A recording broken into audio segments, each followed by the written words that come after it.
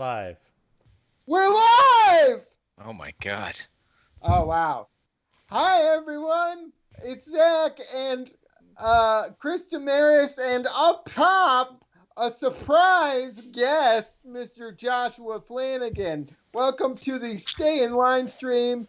For those of you who don't know, it's a stream where we try to entertain you or at least distract you while you're in line at the polls. If right now across America, the polls are starting to close, and yet there are unprecedented lines. So while you wait, we're gonna keep things moving. How are things going with you guys? Well, I got a root beer, so pretty good. That's nice. How do we tell if people can actually hear and see us? I am checking right now, and I'm gonna assume that they can. Oh, cool. We're just gonna assume. What a system we've got. It's really things are it's really well put together here.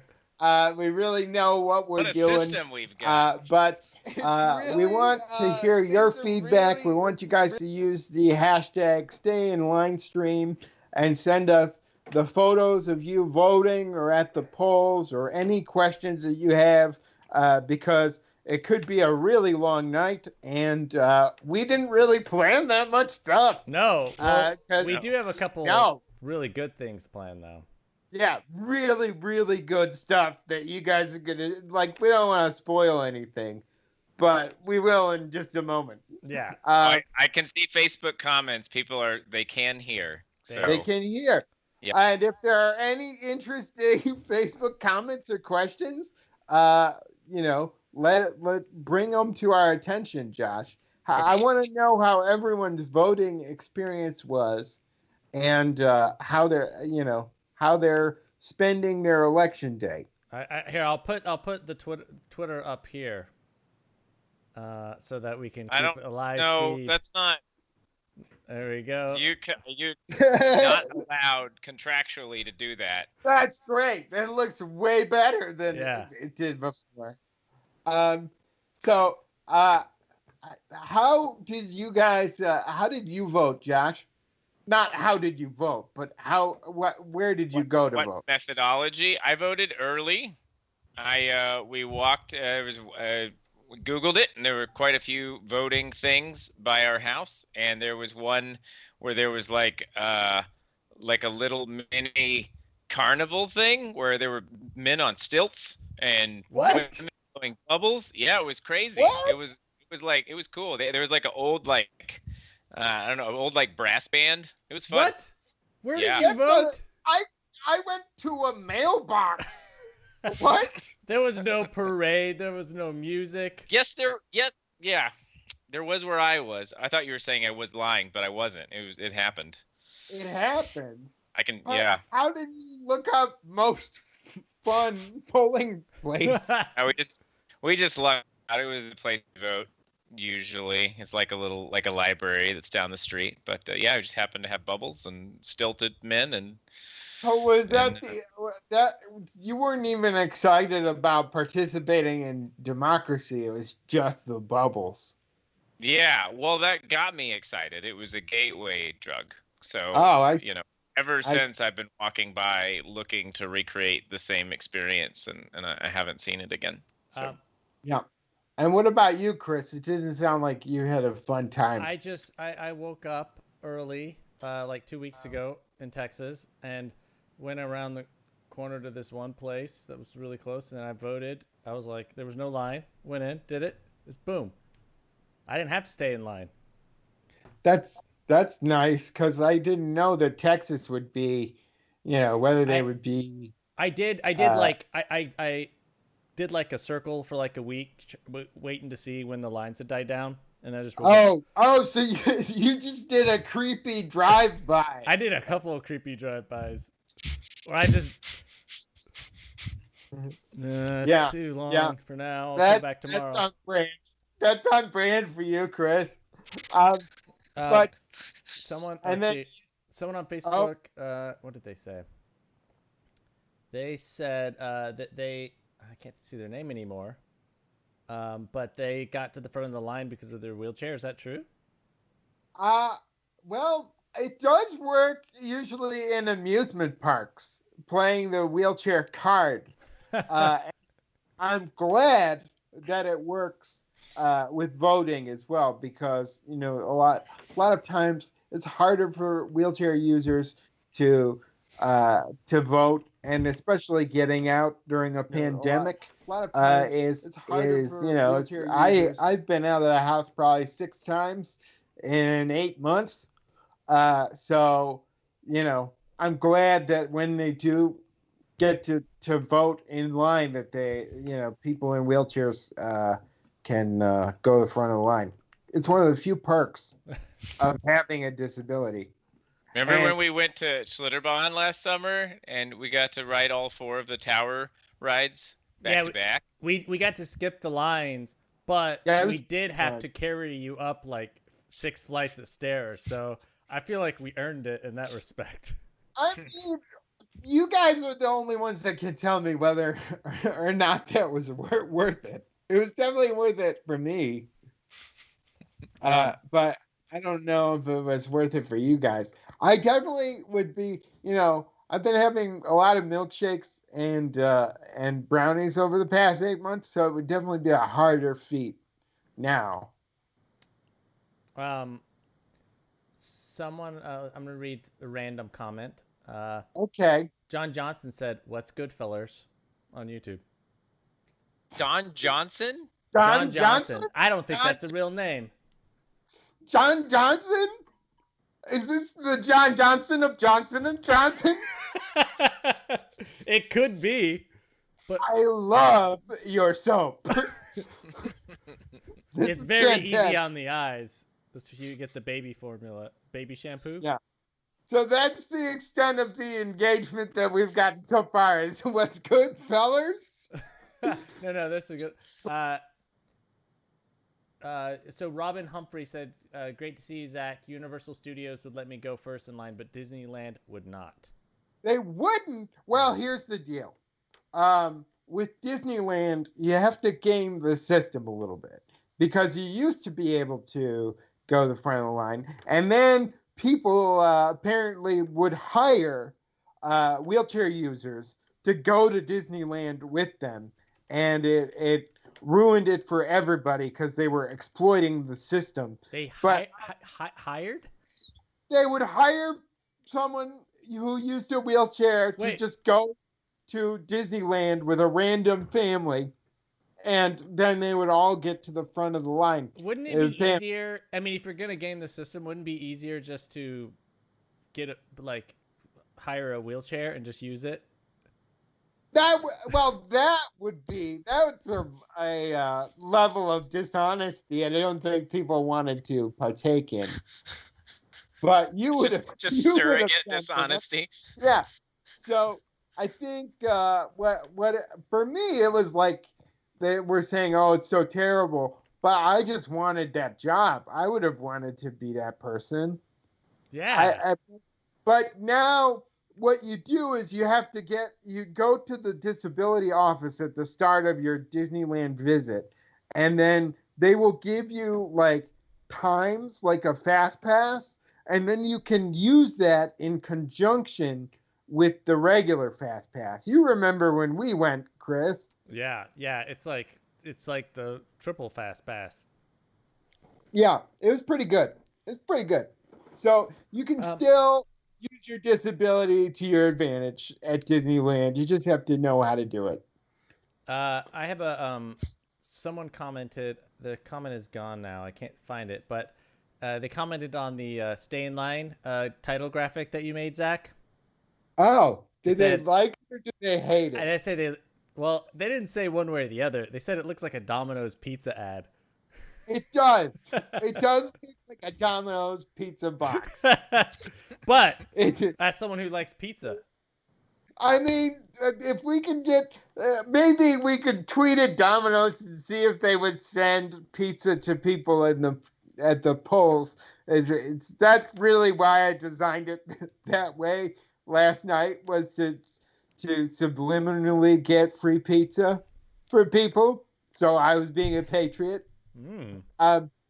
So Is anyone in chat currently in line right now? If you are, say something. Say something. Say something. Say anything. Just yeah. No one's in line. Are we seeing comments? I'm seeing lots of comments. There are lots of comments. Oh, someone says they are online. Deloria is online, so. Oh, that's cool. Well, stay in the line. Stay online. Stay in the line. Chris, I'm just looking at because I have chat open from my iPhone on my computer, and the last thing you sent me of note was a giant picture of you with a broken tooth. And so I'm just staring at that. I don't know if we can pull up the picture of your broken tooth. Yeah, I can do that. Oh, did I just create more work for you? No, just give me a second. I'm on our end. I'm juggling. Chris is being a very hands-on producer right now. You see, like you can't normally do 3 videos at once, and Chris not only got 3 videos at once, but he also put them in little windows. Picture frames. Yep. Watch this. Now Josh is gone. Oh, thank God. I don't like this. Now look, Josh is gone with Twitter. Oh, okay. Nice. I don't. It ain't root beer. Hey, I'm Jake. Says it ain't root beer. Here's how I'm coping. Stay in line stream. No line here in Vermont. Much love to y'all. Well, thank it's on Chris's Twitter. Chris, this is on your Twitter? No, this is if you use the hashtag stay in line stream, it shows stay up. in line stream. It just shows up. Hold on. Wait a minute. But the actual video, oh, there it is. This is your time if you have ever been interested in Chris, myself, or Josh, which is highly unlikely. This is the time to ask us anything you've ever wanted to know, because we will answer with complete honesty. Did I just volunteer everyone for that? Yep. And I'm resizing this video. What? Put me back on the screen, Chris. There you go. That's better. All right, Will. Josh gets his screen time. It's in my Warner contract. Let's make him smaller at least. This should be a little bit smaller than everybody else. That's fair. I'm move my camera so that it's. Oh, there we go. That's good. That's what I want. How small should I make Josh? As small as he feels when we do this to him. Help me! Help me! Wow. All right. Well. So, guys, we have something. Should we get into our first and probably last activity of the night? I think so. So, if you don't know anything about Josh, Chris, and myself, we're all very good friends. But there's one place where our relationships have not gone, and that's we haven't fallen in love yet. And so we're going to take the New York Times famous quiz, 36 questions to fall in love. And we'll see if we all fall in love with each other. But I think what would be actually more interesting is to put out a poll and see if anyone watching right now, from the way that we answer these 36 questions, who gets fallen in love with the most? Josh, can you rephrase that? What? Because I don't. Sense? Who gets fallen in love with them? I think so. We're all going to answer questions, and then based on our answers, the viewers, via the magic technology of a survey, as I understand it, Yeah. will then choose who they are in fact most in love with. Yeah. So you'll get to know us better, and then you get to decide whether or not you're in love with one of us or all of three us. of us. You could, yeah. It is possible Yeah. to love us all. Yeah. Because this is like 2020, you know, it's like free love and Yeah. no judgment. What? So 2020 summer 2020 summer of free love. That's where we're in right now. Hold on, So I'm posting on Instagram oh, okay. our links to come watch. Oh, nice. So Josh, do you want to read the questions? Okay. Wait, how do I? Oh, I don't have them prepped. Just Are they search somewhere? 36 questions to how to fall in love. Wow, we're really Yep. ready. This is live. We're all It's It's the ready New to York go. Times. It's the New York Times. Okay. What if I don't have? What if they try and? What if they They're try and not get gonna me? try and make you subscribe to the. They always do. No, they won't. I promise. I'm always 5 articles over. I've done this so many times. Okay, Josh here is we go. still tiny. He's still small. So small. Make me bigger. Not yet. You have to earn it. And you like split the difference. Give me a little. Okay. As you I'm gonna grow like your Grinch heart, You go, Chris. Okay, I have the questions. Are you ready? Uh-huh. You say something we don't like, you go back down to the small size. Here we go. Question 1. If you could invite anyone in the world to dinner, who would it be? Anyone in the world. Anyone in the world. Yeah, that's It's a pretty standard question that we should all have an answer to, right? it no.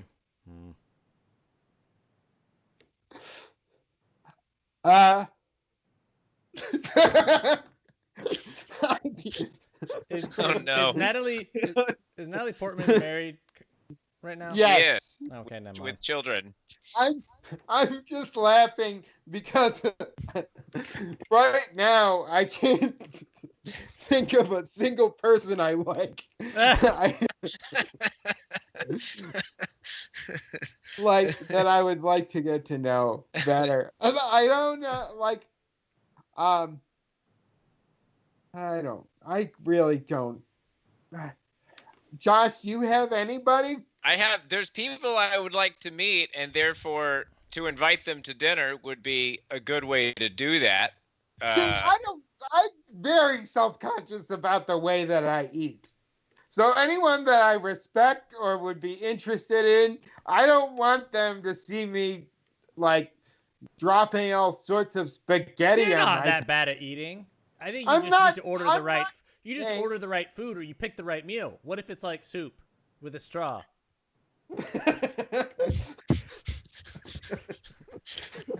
That's the impression that I'm going to be making on this person that I've been dying to go to dinner with. Yeah.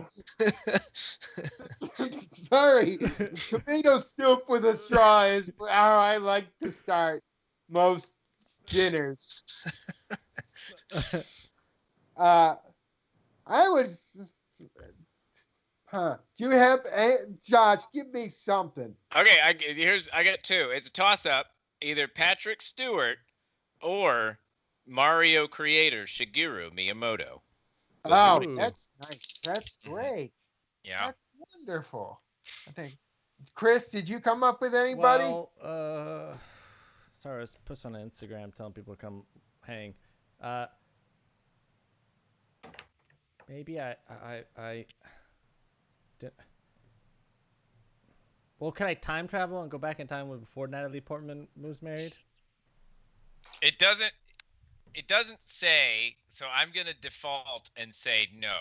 No. Like, I'm going to say it has doesn't to be say living contemporary. or dead. It's got to be somebody alive, and it's got to be the version of themselves and their marital status right now.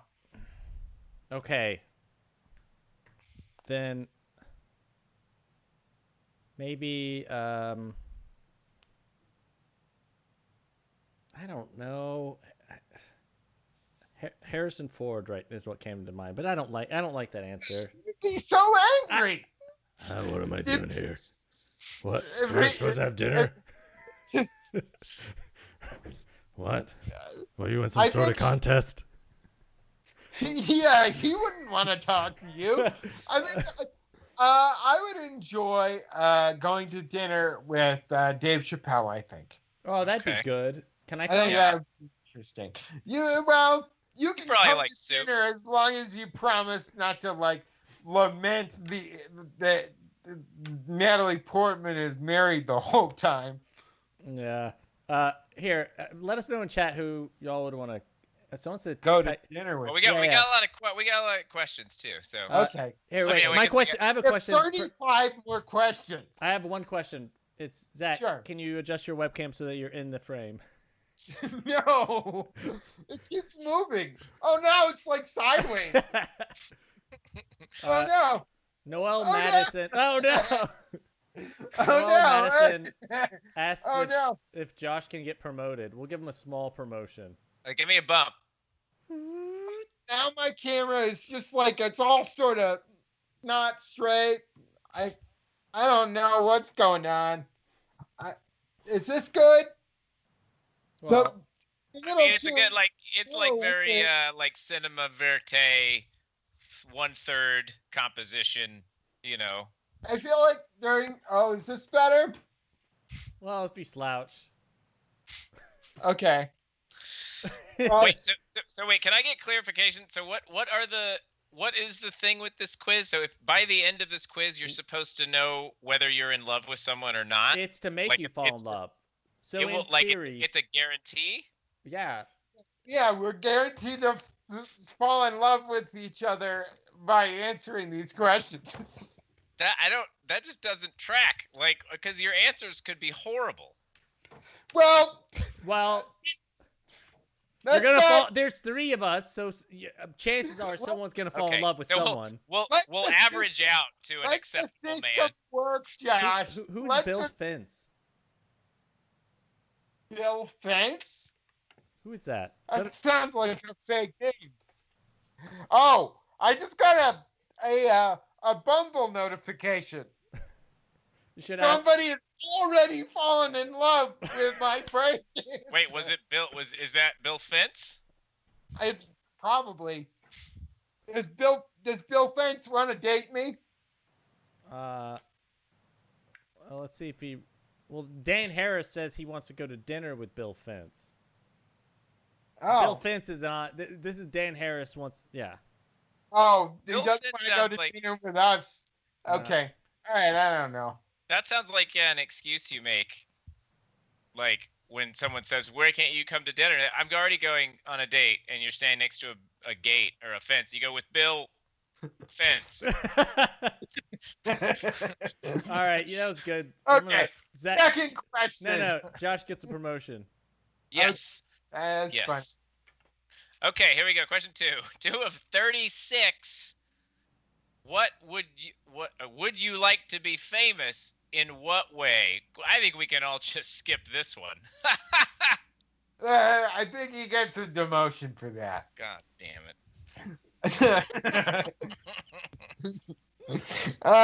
Well, here's the deal. Uh-huh.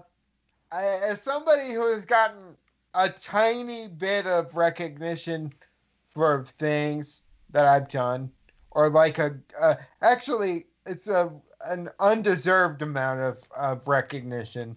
I would say that, yeah, it's good. It's nice. It's all like I am at the level of people like saying hi to me on the street. That is just enough and nice. I wouldn't want, but having like a Beyonce level of fame. I mean, I'd enjoy the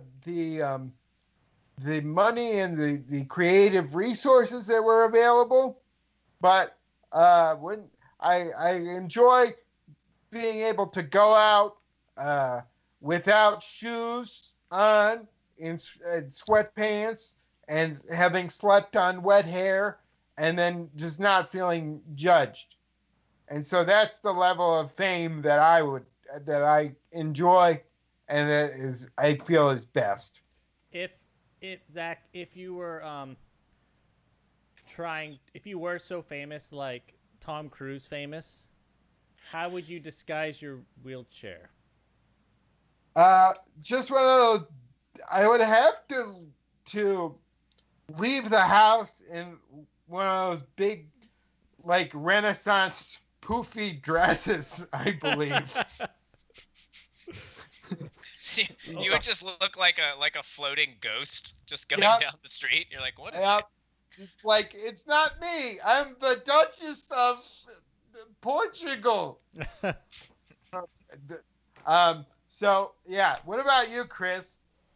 I think you described it well, where it's like it's nice to be able to say hi to people and get to know people, but also not to the level where you have to wear flow-feet dresses.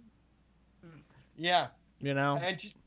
And Josh, as the local nobody, what would your preferred level of fame be? Yeah, like I wouldn't want to be mobbed. I wouldn't want to have to lock down the J.C. Penney's every time I wanted to shop. No one wants that.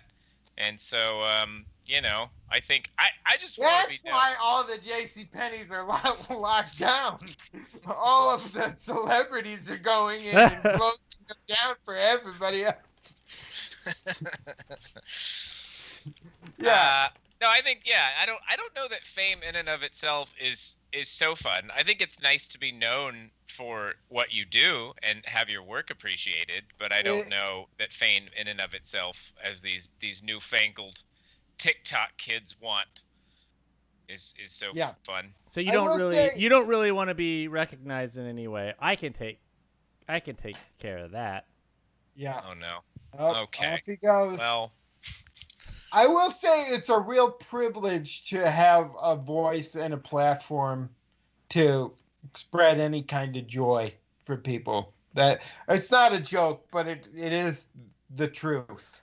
It's a really fortunate position to be in because so many people work their whole lives and they don't get the type of recognition that we all have enjoyed. So.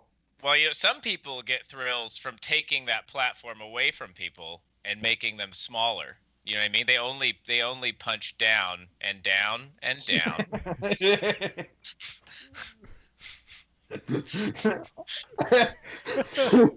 This is like when they did those, released that Ant-Man size trailer too. Yeah. Somebody's watching this on a sick 80-inch 4K TV and they can see me just fine. So. Oh, then I'll take care of that. Oh shit! It's so small. It's hard to even grab. You can't make it big now.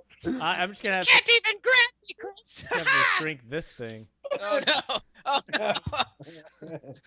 I've been inceptioned. I like how we're using a ton of bandwidth to project a tiny little version of Josh. Now we've got room for other people to join the stream. Okay, so we have so far answered 2 of 36 questions. This might take us through all of the last person in line. Well, we have other activities. We do. We got some other stuff to get to. I don't know what it is. Okay, but... we got to do a speed run of these last 34 questions. Okay, we're in the ready? final 34. Okay, here we'll do a quick round. Maybe we'll do the next few fast and we'll slow down. Okay. Before making a telephone call, do you ever rehearse what you are going to say and why? All the time. But I think because I always want to come off as really cool when I start a conversation, and I never do. But literally, my friend Jess, once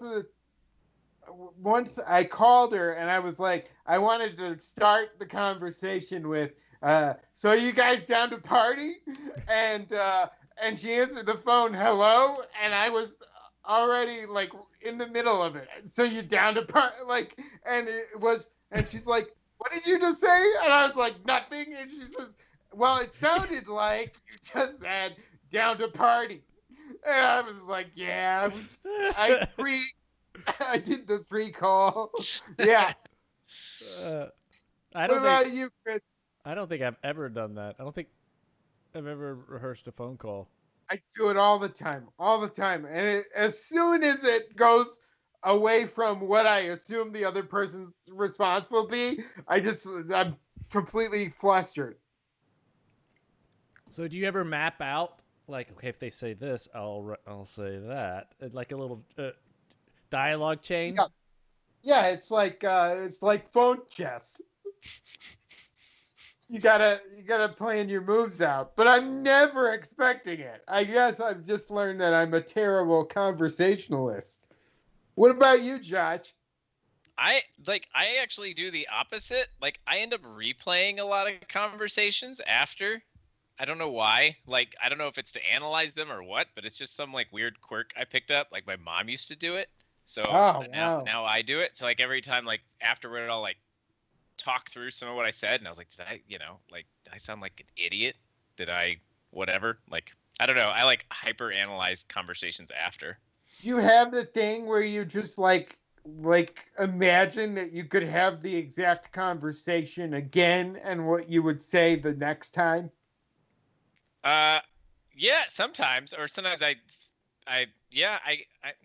not as sad, not as often to make that sound as sad as it potentially could, where I'm like, yeah, like I live my dreams, and I told Chris off, and he's sorry he messed with me, and then you walk back in and Chris just punches me, or something again. Yeah.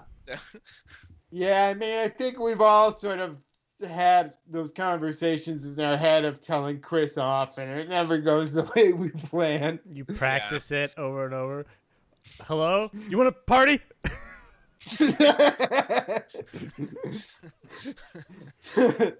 All right, Boo, you ready? Okay, question next 4? question. All right, question 4. Here we go. What would constitute a perfect day for you? And for some reason, perfect is in quotes. Perfect day. I think perfect day. My bar for what a perfect day is has drastically gone down since this pandemic. It's not a perfect day in a pandemic. It's a perfect day. Okay. Let's see. I think the perfect morning starts with, Chris walks into my bedroom and sees me with an unmarried Natalie Portman. Oh no! Oh, sorry, Chris. No. And then, do you say, "Are you down to party"? I say, no.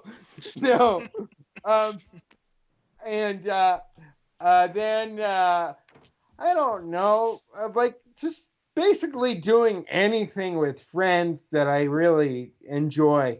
Can I rephrase this question or like ask I'd be curious. Have you ever lived a day that you felt like was the perfect day and you went like, yes, that was it? Yeah, I have. I've lived several of those days, thankfully. Like, I honestly thought that Schlitterbahn, as you mentioned, was pretty close to a perfect day. That was a good day. Because that was a good day. Because you came to San Antonio. I had just done a speaking engagement. We went out for Mexican food. Then we, the next morning, we just went to Schlitterbahn, where we had drinks on at a water park. And the little Gatorade bottles. Yeah. Oh yeah, Gatorade bottles full of booze. I don't know.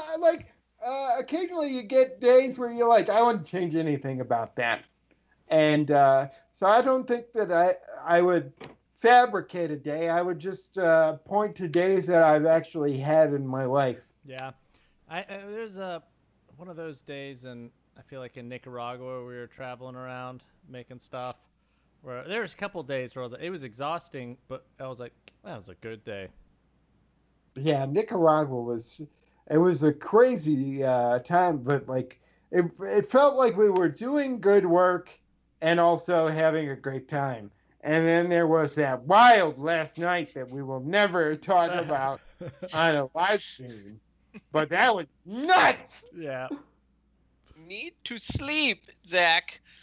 No, we can't get too far into that. I know.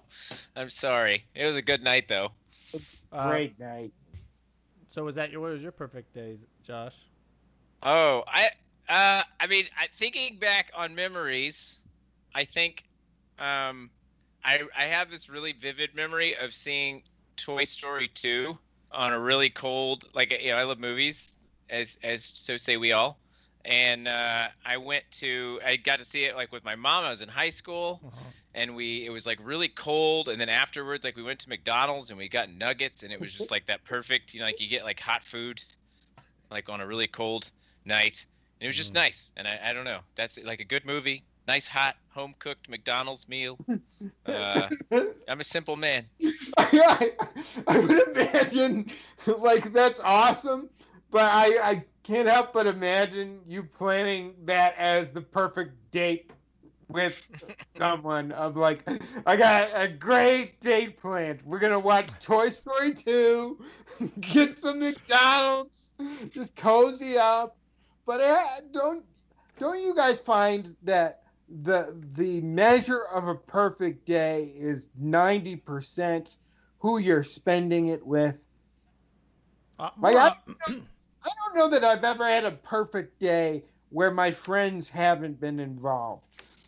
Like a perfect solitude day. I feel like I've had some while traveling. Yeah, I'd say the same. Where how often but you meet new people. Yeah. Know? And because it's like sometimes if you travel by yourself, it's fun to not know where you're going to end up. Yeah. So just to remind people, what do you say if you're in line and they tell you that the line is closing? You say, "Give me a provisional ballot with a receipt as required by law," because they cannot throw you out of line. If you are in line before the polls close, they have to let you vote. So you can say that once again. Give me a provisional ballot with a receipt as required by law. Have we found, is anyone still in line? Did anyone comment? I'm gonna check Twitter really quick and see if Yes, I will also check Twitter. we get a lot of people stay in line stream. I'm eating fruit snacks. Oh! So Susafu is eating fruit snacks. Oh, that's great to know. Are they eating fruit snacks in line, or is it just at home? I don't know. We don't know. It's hard to know anything these days. Okay, next question. Yeah. Next question. This is question number 5. Only 5? Yeah. Damn. We gotta go faster. It's harder with 3 of us. I know. A lot more it's love. A lot of love. I'm not in love with any of you yet, but we Here got we a go. long way to go. When did you last sing to yourself or to someone else? Fast answers. I sang to myself today. I can't get the theme from Last of the Mohicans out of my head. I just keep doing Last of the Mohicans. I sang to myself while making lunch. What did you sing? I kind of an original, I think. Feel like making lunch. I mean, I'll sing about what I'm doing. Yeah. What about you, Josh? I know at some point today I was singing Somewhere Over the Rainbow, but the Hawaiian version. With the ukulele. Yeah. Did I don't you know how play it? No. Oh, In my head, that was the one. Cool. That's nice. Okay, next question. Here we go. Move it on. Question 6. Rapid fire. This is a long one. If you were able to live to the age of 90 and retain either the mind or body of a 30-year-old for the last 60 years of your life, which would you want? So if you could hold on to your 30-year-old mind or body, which one? This is an easy one for me. Like my 30-year-old body still garbage. So mind 100%. Like I feel like having your mind is really important. Wait, how long did you live for? You live so basically from 30 on till 90 for the last 60 years of your life. You can either keep your 30-year-old body or your 30-year-old mind. Hold on. Does that mean that you're not able to import the wisdom you get with the 60 years? Yeah, see, that's what I don't get. And I don't know that I was inherently any sharp. I mean, I don't know. It's a weird, because I think I'm 36, and I feel like I'm smarter now, and I would rather have the brain I have right now than I would have 6 years ago. So, yeah. So I don't know. It's a confusing question. Yeah. Yeah. I do know that 30-year-old Josh was fat Josh. So, I'm not so sure about that. Yeah, 30-year-old Josh was a little bit chubbier, but also pre-diabetes. Oh, you're right. Like, So you had a chance to change things. Well, I wouldn't. I would be locked If into you that could change body. your fate, would you? Sorry. I had to do it. It's from Brave for anyone who doesn't know. Viewing, all 50 people watching. Yeah. All right, Chris, did you answer? I think I would say I'm gonna go mind also. Yeah. Chris, what about you? Well, I'm just gonna go body now, just to be a contrarian. So you would want to be a 90-year-old man. It doesn't say what 90 represents, though, because some 90-year-olds are very sharp. I know. Right. You could be like a Dick Van Dyke 90. But I feel I feel like your body maybe degrades faster than your mind.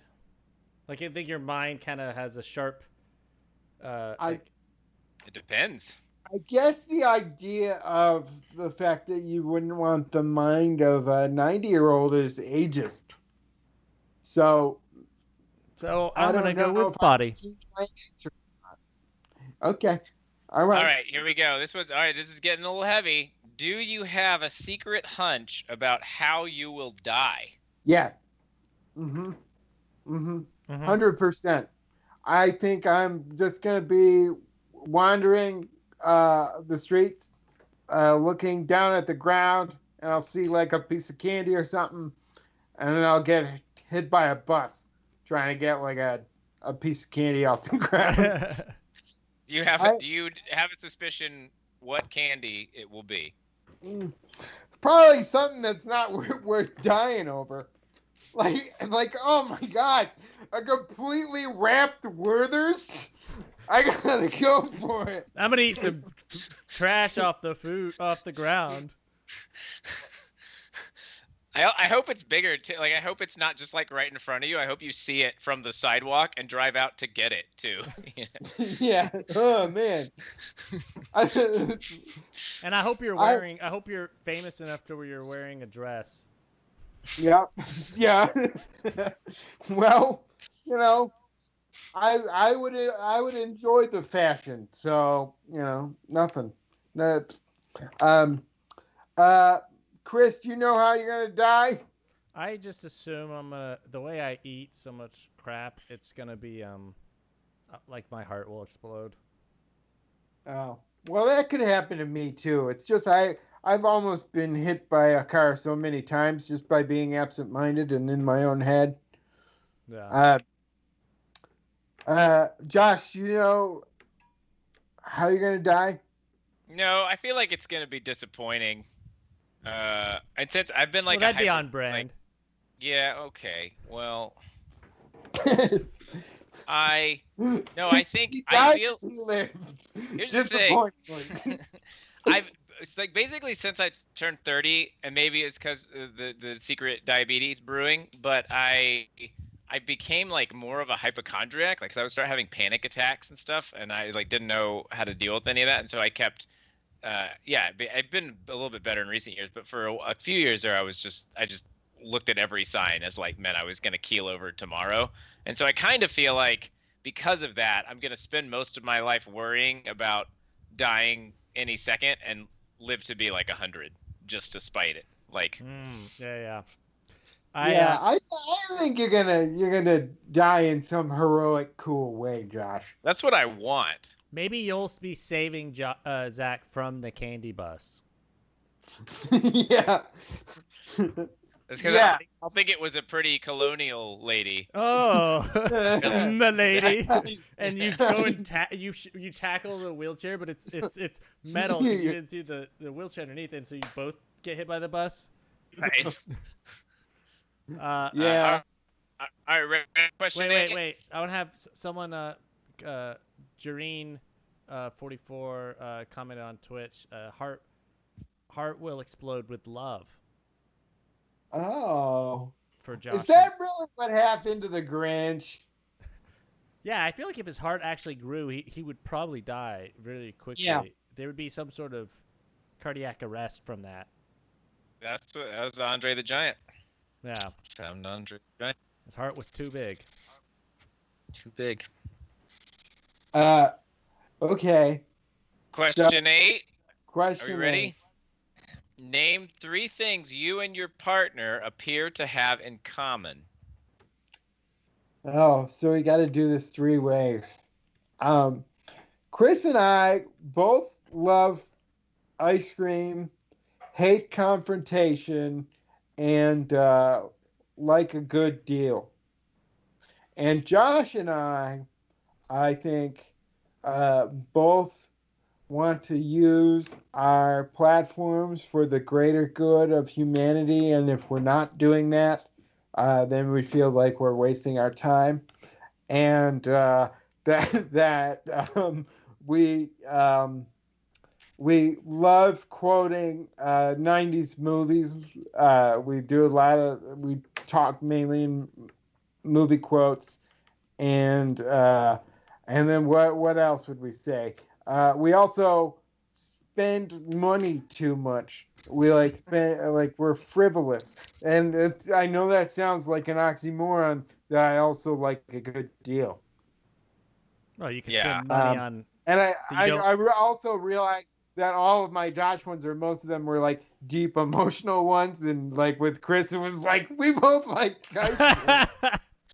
I'm gonna flip it. I'm gonna do the light ones with you, Zach, because you and I have like the weirdestly similar like food preferences. Like we both love root beer.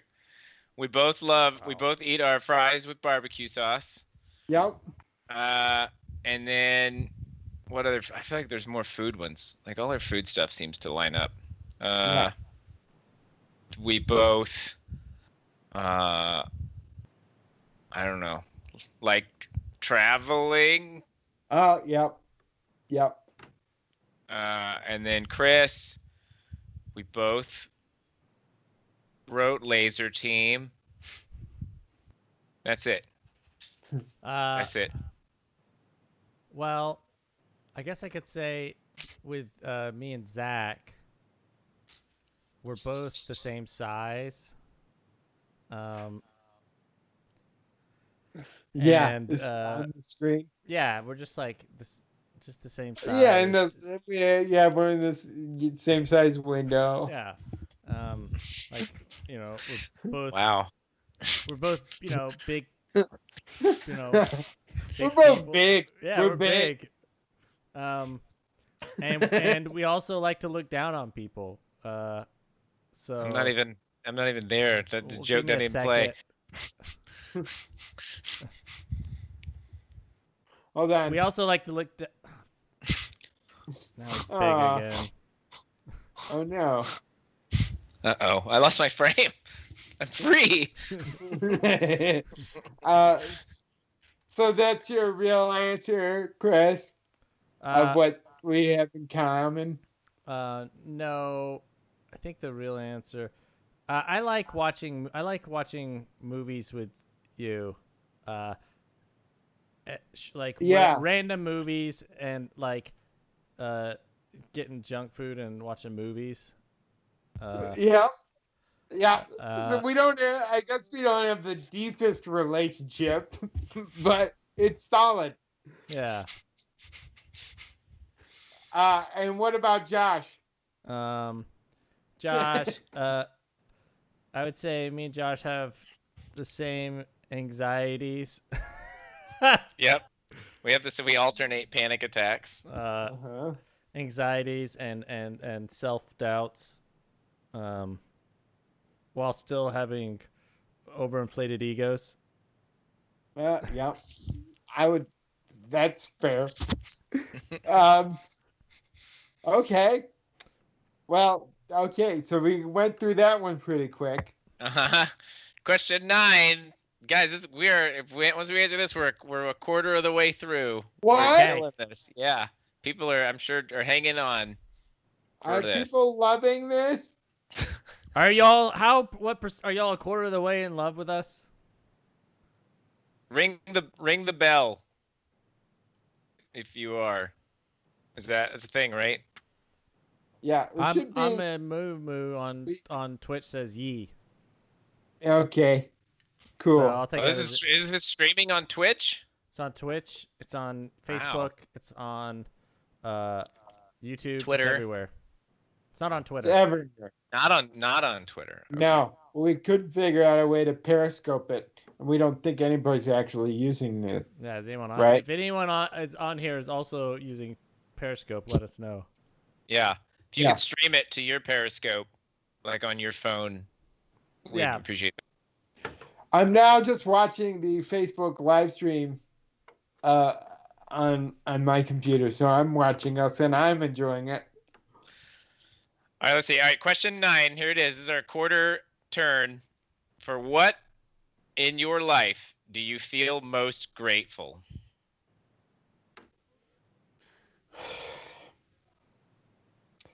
That's a good question. My health, being like relatively healthy. Oh, it's easy for the guy without diabetes to say. Yeah, without cerebral palsy. Yeah, Oh, wow. Chris. Real Oh! age. Make yourself small.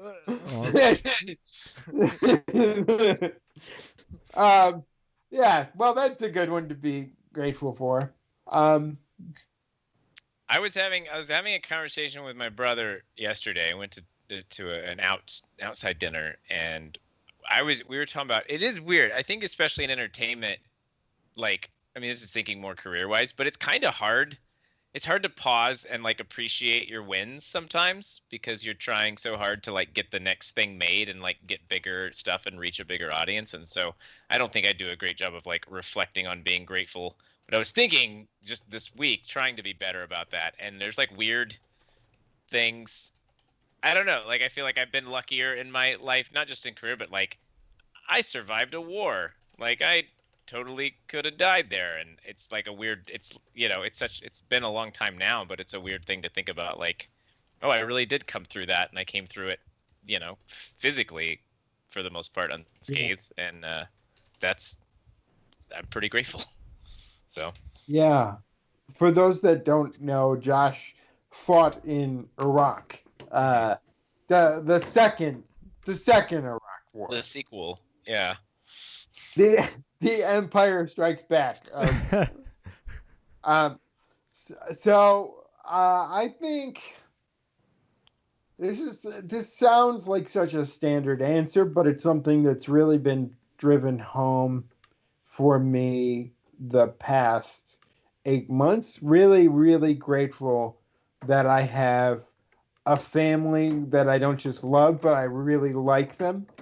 And we are always laughing and stuff like that, because I know a lot of people love their family, but find them harder to be around for extended periods of time. And that's not my family. I enjoy every member of my family, and I'm just grateful for them. And I'm also really grateful. This is a twofer. I'm also really grateful that I'm alive in this time, and that we have so much technology that allows us to communicate and express ourselves. Because if I was born with, CP in any other era, I wouldn't necessarily have any of the career options that I have, and I don't know what I'd be doing. So, Yeah. Chris, what about you? What are you grateful for? Already answered. Oh, what did you say? I said health. Health. Yeah, I didn't like that. All right, Yeah. I'll answer That again. felt like, All right, I'll that felt- answer again. that felt like a dig. I'm grateful that I have had, I don't know, I guess I've had so many people to support me in my life, between family and friends, and then people on the internet, friends on the internet, just so many people to help support me. Yeah. And my health. No! Boo! Okay. All right, next question. Question 10. Question 10. Here we go. Sorry, I was glancing at the polls because Texas numbers are coming in. All right. Do you want to know? Should I tell you, or do you? Oh, that's okay. That's okay. Let's continue with the quiz. Yeah, we're not in love Okay. yet. We're doing 36 Okay. questions that, All right. that lead Okay. to love, and we're Okay. only. Here we go. If you could change anything about the way you were raised, what would it be? I know the answer to this. This touches on something that Zach said earlier about us, and that's like, I'm terrible with finances, and it's because both my parents were terrible with money, and I wish I had learned. I mean, I've been trying to learn as an adult because it's a deficit I'm aware of. So I've been, and Well, I've that's been able a financial term. Yeah, you see that? I've been able to use bigger words, and no, it is tough because it's your instincts on money are like all off, and I grew up.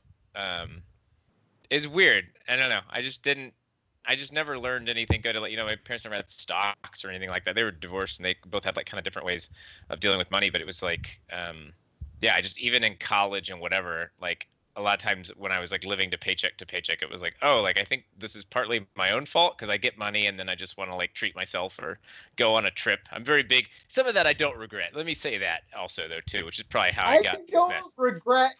I don't regret experiences. Right. That Like, I love. I would do, like in college or whatever, when I was, or right after when I was much more broke, like if we were going to do a trip, I would just buy the plane ticket, not having enough money for a hotel or any of that, book. Just, in this flight's not for 6 months. I'll figure this out by the time I get there. And I always did. I don't have a 401k, but I've been to Sweden. Yeah. Chris, what about you? What was the question again? I was checking the. What would you change about your upbringing? About my upbringing. One thing. How you were raised. Yeah. What would I change about my?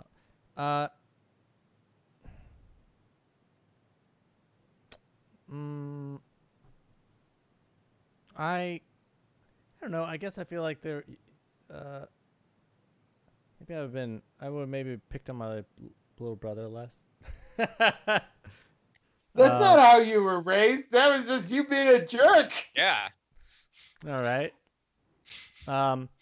Then I would have had my family travel more outside of the country, because I think that traveling outside the country gives you a lot of perspective that you don't necessarily get when you're in one small place. Yeah. And yeah. Oh, that's good. I think, let's see. For me, I guess I would have.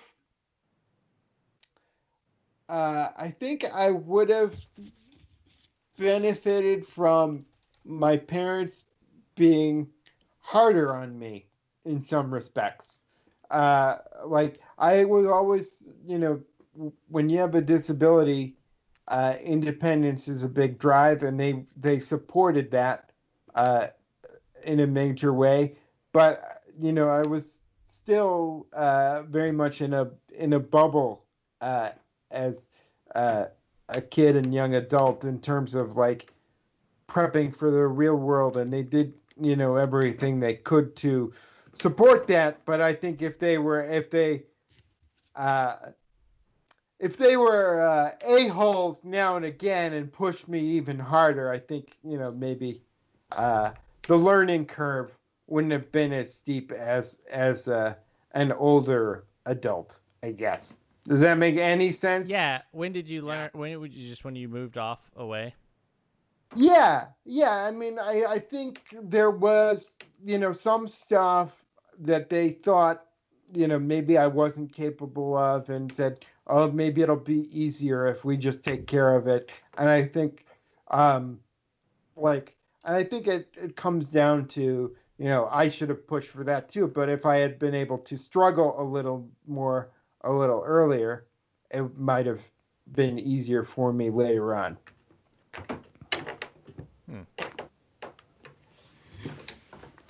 So, yeah. Question 11. Question 11, double digits. Oh God, don't do this really. Take 4 minutes and tell your partner your life story in as much detail as possible. Oh no. I don't know how to do that. I just, what if I just take them through the process of purchasing if at birth you don't succeed? Like, I don't know how to do a life story well, I already know your life anyway. Yeah, we already know each other's Are you not in love with that version of it that you've heard? No, it's good. It's fine. Okay. I think the book was better. Yeah. Yeah, the book's always better. I would agree. I mean, we've known each other because you guys met in 2005? Yes. And I feel like we met soon, like 2006, maybe in the spring. Yeah, and we didn't really meet you. We just borrowed your stuff. Yeah. Josh was because you were so bad with money, you always had the best equipment. Yeah, I saved it. That was my Iraq money. I had my Iraq money, and I got out, and I bought a nice camera. It was like one of the few cameras that could shoot 24, or it was technically simulated 24 frames a second, so it looked like a movie. Back then, all the other like cheaper digital cameras shot 30 and looked like garbage. The Sony F7. FX1. Right? Close. FX1. Right. Yeah. And I got a nice Mac. I didn't know anything about Macs, but I got one. And before they were everywhere, it felt real cool. Yeah. And and then you guys borrowed it and broke it, and it's fine. You cracked it at a good time though, because it was right when being bad at money, I was short on my rent, and y'all cracked it at like the perfect time. Yeah, and then we all chipped in to just get. We didn't even say how much is this damage worth. We just laid out $500 on a table and said, "Take as much as you think you need." And right? I took 400. I left 100. I said, I am generous. And I took only 400 because that's what I needed to make my rent. I didn't know it was for rent. You told me nobody did. It was just perfect. That's awesome. And the person who broke the camera, actually, our friend Aaron, is he did not contribute to the fund. I know. You remember that, Chris? And that's why he's not on the live stream tonight.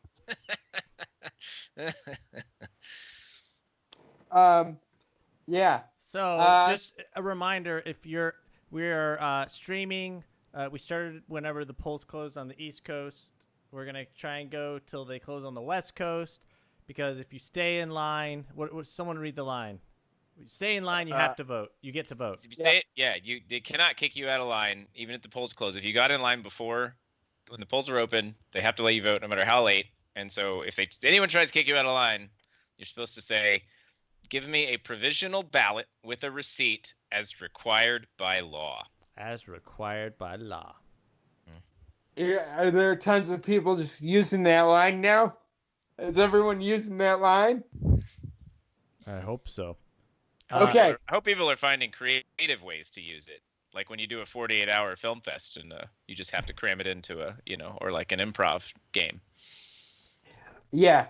I wish that there was a poll open now so that I could go and use that line because I really want to use it. Yeah. I wish someone would try and kick me out of line. Yeah, try kicking me out of line. You're like, sir, you're in line for snow cones.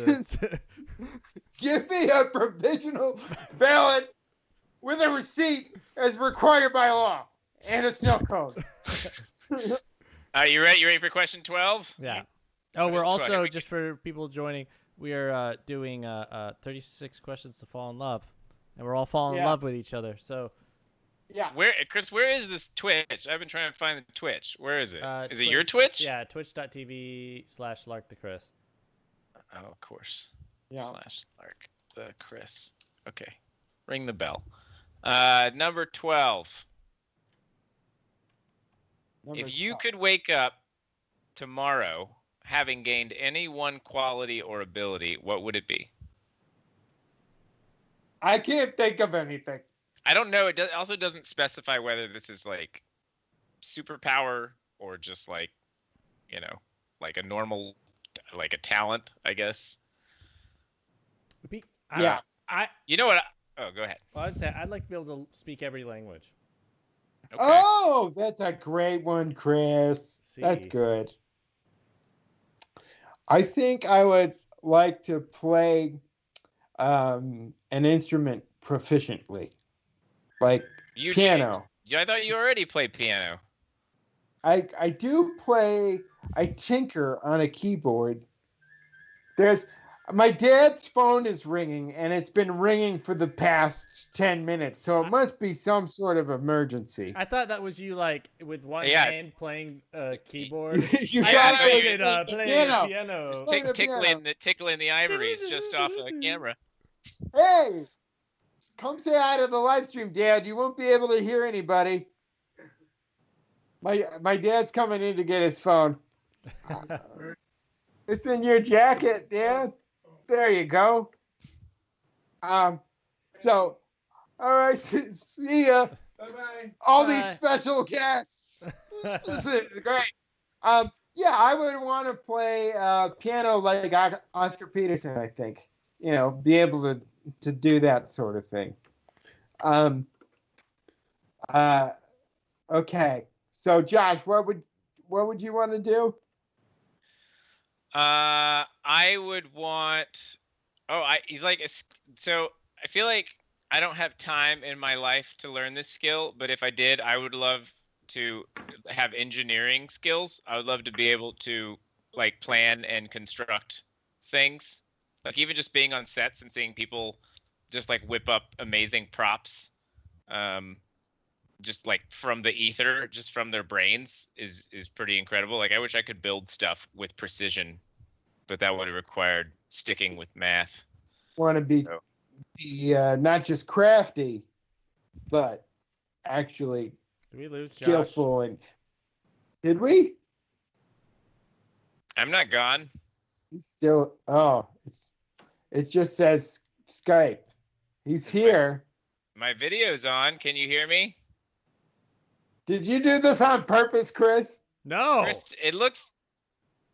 Let me try resetting. Hold on. It looks like you did it on purpose. Turn my video off. Turn my video on. No, I can see my video fine. I see Josh in the normal Skype. Oh, there he is. Okay. There he is. Josh is back. Josh is back. That was close. Josh is back. All right. Josh is back. What's our next All right. question? Let's blast through some. Let's blast. All right, here we go. We've been saying that since the very beginning. I know. I'm gonna keep us on track. I'm gonna get us to 20 at least, and then we can slow down again. Here we go. Let's do it. 13. If a crystal ball could tell you the truth about yourself, your life, the future, or anything else, what would you want to know? No, nothing. All right, Chris. Nothing. Wait, maybe some stocks. That's about it. I would also want to know about Chris's stocks. Just personal gain. That's all you guys would want to know. Well, I don't want to know like intimate. I don't want to be like, oh, this is the person I kill. Right. Like, you want it to be a surprise, a crime of passion. Yeah. This isn't Minority Report. Let's see. Yeah. All right, here we go. Question 14. Is there something that you've dreamed of doing for a long time, and why haven't you done it? Zach. I've dreamed. I don't know. I mean, I've gotten to realize a lot of my dreams. So no, I mean. Well, I'll give you one for both of us. You and I are supposed to go to Antarctica at some point, but right now we're just trying to figure out how to make someone else pay for it. Yeah. Yeah, and how I cannot be cold. There's few things in life that I like less than cold weather. Yeah, And so that's another thing we have in common, Zach. So here's the deal with Antarctica, Josh. I want to have gone. I don't want to go. Okay. So I will celebrate the trip after we're done. Yeah. Um, Chris, you got anything really quick, rapid fire before we move on? Dreamed of doing, but and why haven't you done it? Make a movie. Why haven't you done it, Chris? What's wrong with you? That's expensive. I guess it's kind of similar to the Antarctic one. I've been trying to get someone else to pay for it. Okay. We James and Elise, our friends, are asking how they join our live stream. Would they like to join? They would like to join. So tell them how to join. Whether it's in a text. I don't know if they're watching right now. I will add them. One moment. Do we have Windows, or are we just gonna have to lose Josh? No, we got Windows. We got Windows. Okay. You made. Is it a 4-window setup? Oh my God, this is. Oh, I got it. We got it. Here, y'all banter. Okay. Okay.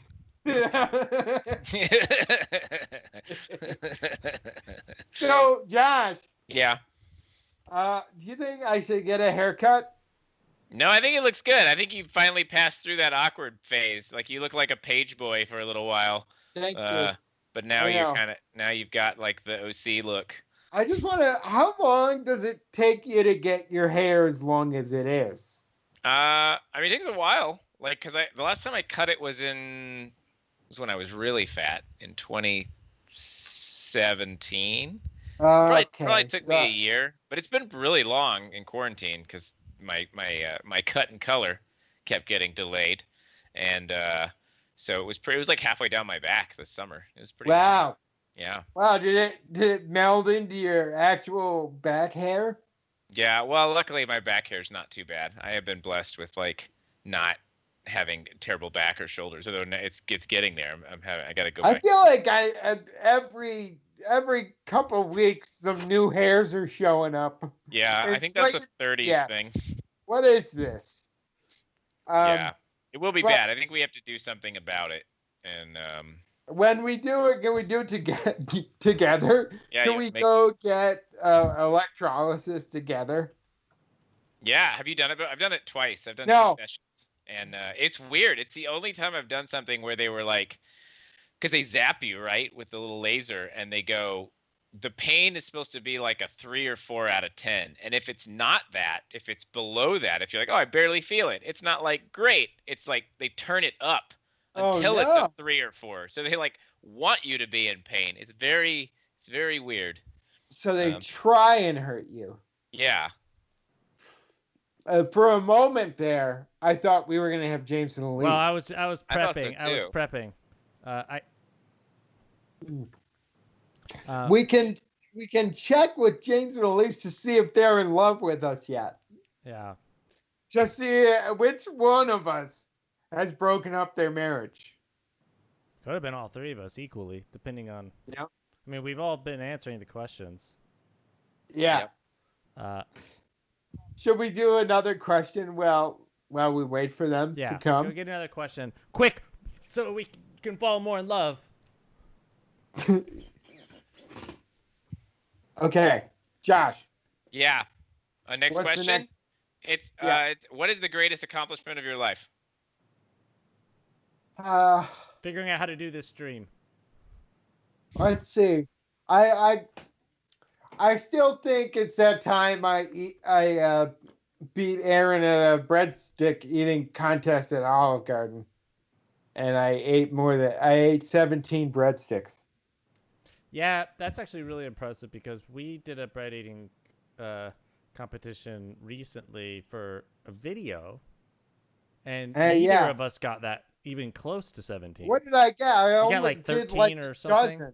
Yeah, 13. Couldn't even get to that record. And I thought it was a lot hard. It was a lot harder than I thought it was going to be, and I can't imagine getting all the way up to 18 or whatever. Yep. 17. Yeah, especially not just for fun. You weren't even filming it. It wasn't even for content. Yeah, Just did it. just for fun. Yeah. What about you, Josh? It was 1995. Seguin chapter, Blockbuster World Video Game Championship. And second to last day of the competition, Donkey Kong Country 1 speed run. And you only get 3 tries. I'd already tried 1 try earlier in the week. I came back to use my last 2 back-to-back. Did the first one, totally failed. Just fell off a cliff early, couldn't make back the time, couldn't get enough bananas.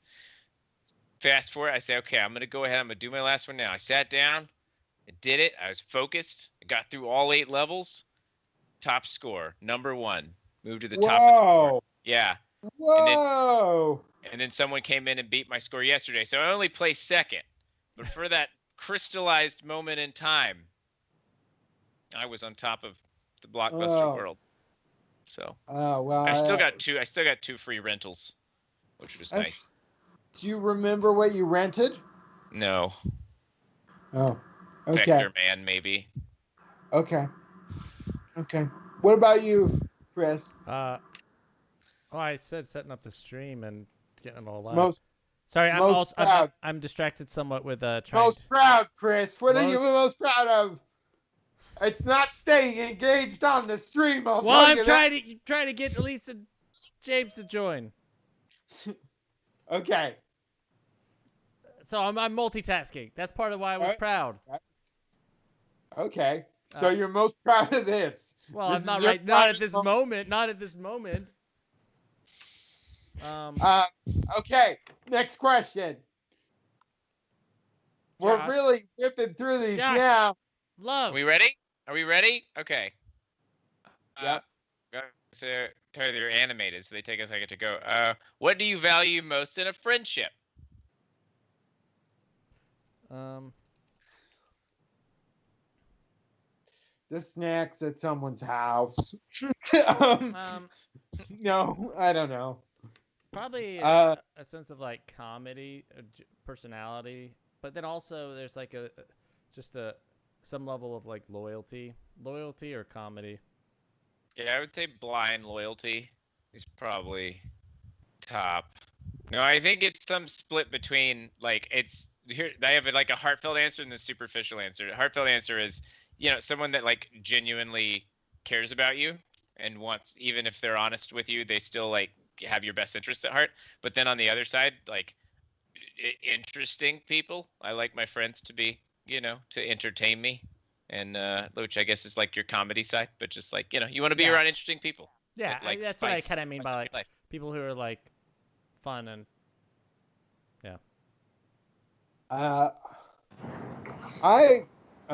do we have?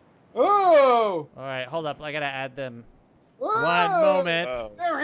They're here. One moment. Change the Tetris block. Change the Tetris block to the other block. Jason and Elise are almost here. I see them. This is just like in Howard the Duck when the monsters haven't arrived yet, but you see them in the tunnel. Hold on. I wanted to figure out how to end call before Josh could finish that sentence. Josh, did you get a haircut? No. Raising hand. See my hair? It's behind my headphones. Oh, it just there we go. Shorter. Collarbone. There you go. Oh, look, I think that's good. I think that's good for the camera. That's good. Are you is your camera anamorphic? What's going on? Yeah, we always shooting 16 by 9. And we are animals. I know, I sing that on Twitter every time. You're like the ferret or whatever. Zach, Chris, what a voting day special. This has been so much fun. I don't know where the camera's going. Ah! Okay, well, that's as good as Why did it change? Josh doesn't like that we're here. Because all the spotlights being stolen. So how's I'm gonna make your it small election again. day been, guys? I'd like to hear from Josh first, actually. Maybe they already covered that. Maybe they already Well, covered that. I just How much Well- have you been watching? We've been trying to fall in love. I just feel like Josh, this is his time. Okay. Yeah. Oh, he's busy. He's doing a different stream. Look at What's he Josh's doing? chair. So complex. It's got like the headrest and stuff. Today's been all right. Today's been all right. Speak for yourself. That was such Also an bad. honest answer. No pizzazz for the sake of the stream, and I appreciate it. It's 5:30. It's 5:30 on the West Coast, so I don't know what kind of day I'm having. Honestly. So, Yeah. is it really only 5:30? West Coast correspondence. Yeah, here we are. Hey, have you guys had dinner yet? The votes are in at Disneyland. I had my first dinner, which was 2 pieces of fried chicken. Oh, nice! Did you make it yourself, or did you get it from somewhere? I got it from Honey's Kettle. Best fried chicken in LA. Culver Put City. banana in it. I I will know, be- Honey Kettle. I will be eating more food later, more the second dinner. That's exciting. Have you watched any of the live stream leading up to this point? No, Say yes, and then try and like cover when they ask you questions about the intimate details of what took place. Yeah, we caught some. Oh yeah, the whole thing. It's been great. It's been a blast. What was your favorite question that we asked each other? I mean, I think some of my favorite questions have happened only in the last few minutes since we showed up. I mean, not to diminish the rest of the live stream, but like the question about how our day has been was like really good. If we're gonna diminish anything, it should be Josh. Hey, you guys! Yeah. There's an echo on Facebook since we joined. Oh no! Yes, so nice. You want to hear him twice? That's Oh, what I always say when there's an echo. I'm sorry, guys. We don't know how to. I think How I do fixed we it. fix I think I that? fixed it. You fixed it already? I think so. Thank you, Oh, cool. Jillian. Thanks for letting us know. Our behind-the-scenes producer, Jillian Grassi, is letting us know about all the technical issues. So you've liked all. Which one of us are you in love with? That's what I want to know. Is he talking to the audience or us? No, I want to talk to you, James and Elise Willems. I have a question. Hold on. I'm going to raise my hand in Skype. Okay, Hand up. sure. Go on. You're Laura's hand.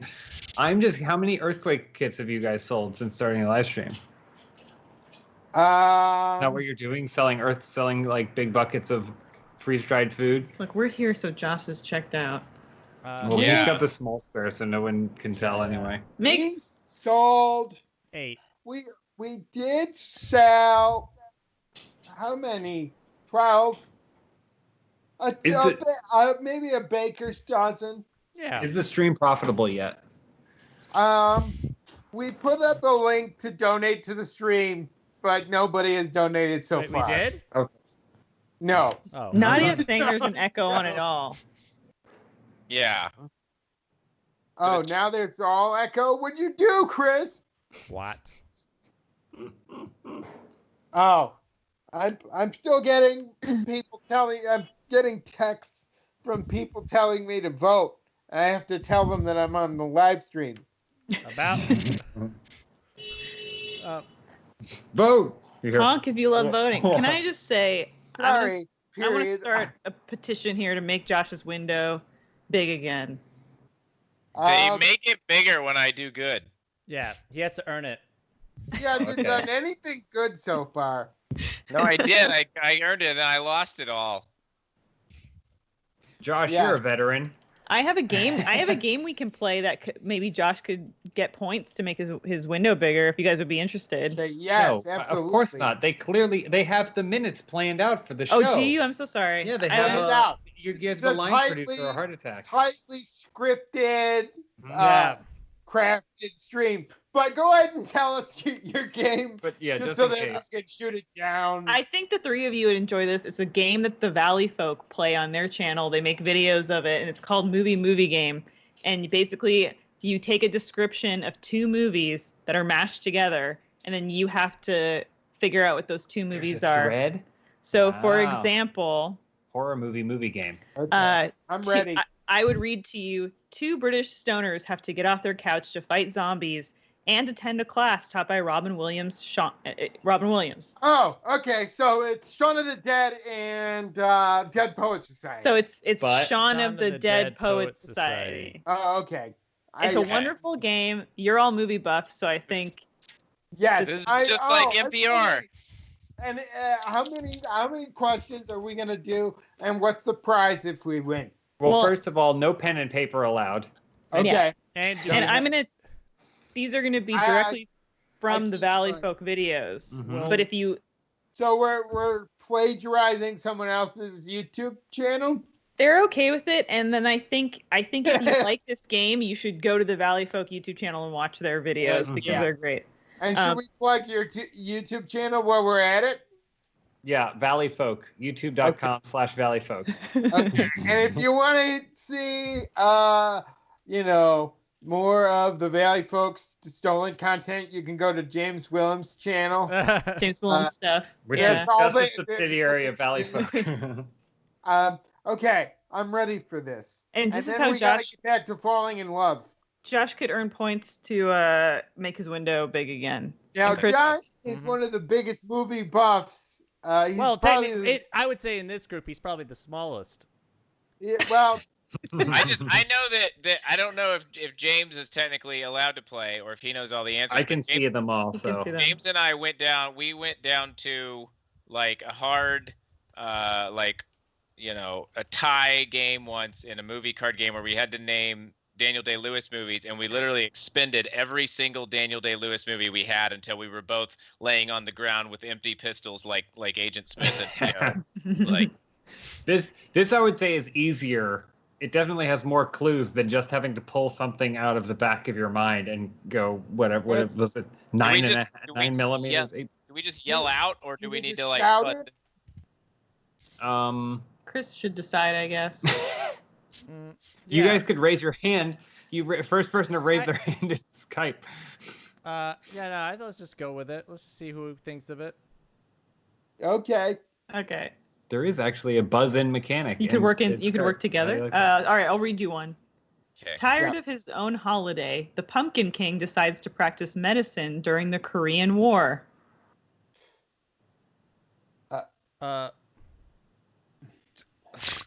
Hold The on. Pumpkin King. The best Hold on, part is hold you on. always get like half of it, and then you're Yeah, like, "What I the tried fuck?" to get the second half of it. Yeah, the second half is decides to practice medicine during the Joe, Korean it- War. Come on, Joe is Is not. that- He never is that just mash? gives it away. The pumpkin mash. Oh, No. so Nightmare Before. Mash. Chris Smash. See, all the whole thing. Yeah. Now the whole thing. Nightmare Before Chris Smash. There you Oh. go. Josh's window. Let's get that window a little bit bigger. Get it a little bigger. A little bit bigger. Okay. All right. All guys. right. Want me to? Yeah, you can Alright. do. You do. Okay. one. Hold on. I wanna missed. I find a missed good- one from the top. So if Yeah. you want to do. Oh, that's a good one. Okay. Old school monster from swampy depths goes on an underground adventure with his best buds to find rich stuff so he can save his house from developers. Creature, Creature from, from the the Black Lagoonies. Okay. Nice job. I think everybody gets a point. Josh's window gets a little bit A bigger. little bigger. Wow. That was X All Prime. right. Ooh, I wonder if they'll get this one. I think they'll get the first half. Might have a tough time with the 2nd one. A murderous machete-wielding killer terrorizes promiscuous camp counselors before magically turning into an adult woman who swiftly finds that being grown up isn't as easy as it Friday seems. of the 13 and 30. Going on 30. Right? So what? Something. Freaky. No, is it Friday It's the Freaky Friday Friday the the 13th? Going on 30. Going on 30, right? Hold on. Is this an official one? Because this breaks the rules of the game. Yeah, because you Friday can't. the 13th for going on 30. Doesn't I don't work. know what to say. I don't know what to say. This one's kicked. That's Is a this sham. official? It's a sham. No one gets points. Josh That's gets a sham. smaller. Yeah, don't make You it. can't Don't make make me Josh any smaller. bigger. I can't go backwards. Just don't make him bigger. All right. You can go backwards. The curator of the Bates Motel goes on a musical journey to the afterlife to discover the secrets of his Mexican heritage. Psychoco.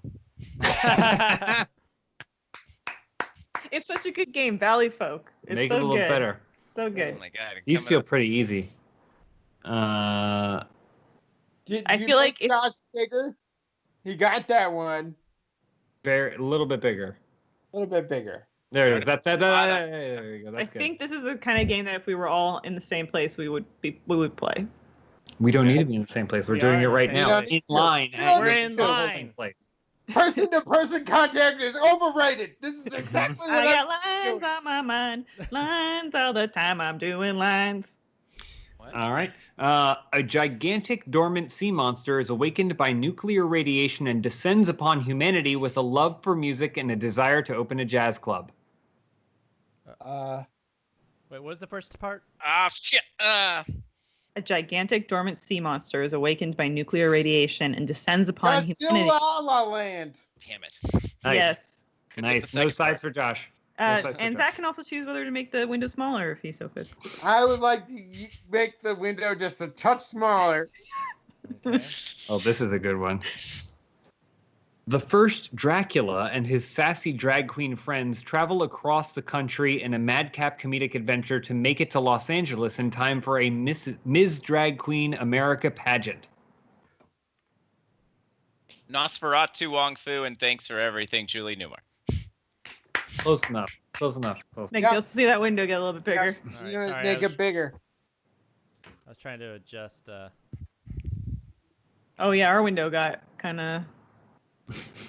Too many layers. You got to lock the layers that are good, Chris. You got to lock them. I mean, Chris is doing a hell of a job. You're doing a great job. All right. All Whereas right. Josh is just sitting over there lazily getting small. Josh, do you have a task in the stream? Do I have a task? Midstream? Do you have a They task? brought me on as under a talent contract. My Warner Ooh. contract. He was supposed to recruit Wow. talent, and he failed. But thankfully, It was actually- thankfully you two were available. We had to go Well- outside of our talent manager. It was actually, it said talent contact, as in his role was to contact the talent, Mhm. Yeah. but he read it wrong. I've been texting Jake Busey all day, but he won't call me back. So. Well, He's Tom, probably in if line. if you get Busey here, I will give you 3 minutes of uninterrupted full screen Josh. If you get a Busey, any Busey on the stream, you know, so see what you can do. Okay, are there more of these? Yeah, we got a lot more. What are All the, right. what's the score? I think Josh is in the lead, and I don't like it. Yeah, Josh has one. Well, no, actually, yeah, I think Josh has one more than you, Zach. 'Cause Okay. You beat him once, but I think he's won twice. All right. In this found footage classic, New York is terrorized by a mysterious monster who just wants to play catch with his dead dad one last Cloverfield time. of Dreams. Yeah, Damn it! I knew that one. I got. I would have tied with Josh for that one. No. Hold on. Those are all horror movies. Let's jump around. Let's jump genre a little bit. Yeah, let's jump to election movies. Did I get bigger? Sure Chris they made me have bigger. I won. He didn't make you bigger. He's got to make you bigger still. Mm-hmm. Okay. Okay. I got it. So Do I, technically, do I, Josh should be able to overtake the rest of the stream if he gets enough right. That's true. Well, I'll say yeah. this. I feel as though Joe, who writes these, has only gotten better by bearing the lead. Some of these definitely seem easier, but it's okay. An old man goes to court to prove that he is in fact Santa Claus and immediately gets his ass kicked by Raul Julia. Miracle on 34th Street Fighter. Very nice. Oh. Very nice. Chris loves it. I forgot the plot of that movie. I was like, is that the Santa Claus? Like, what movie is I know. that? I forgot Miracle on 31st Street was a thing. I mean, there are lots more. We could take a break from these to talk No, about this is good. finding I think love. no, I need Well- to get my size back. Yeah. Here's the All right. deal. Well, I think if anyone should know this, size isn't everything, Josh. It's you. Yeah. Unless Well, it's your penis head. James, there are Sorry. kids at the polls. James. Oh, watching sorry. this. I forgot. I forgot we're, all of we're our. streaming this on Facebook to families. This is a Right. family-friendly Family's stream. waiting in I think There are we got kids on. I waiting think in we line got to on vote. Disney Plus too. Election Oh, night they- after dark. I didn't even know that they did live stream. Yeah, the polls are closed. All right, here we go. One more, and then we can take a break. Matthew McConaughey, best he can make a pretty.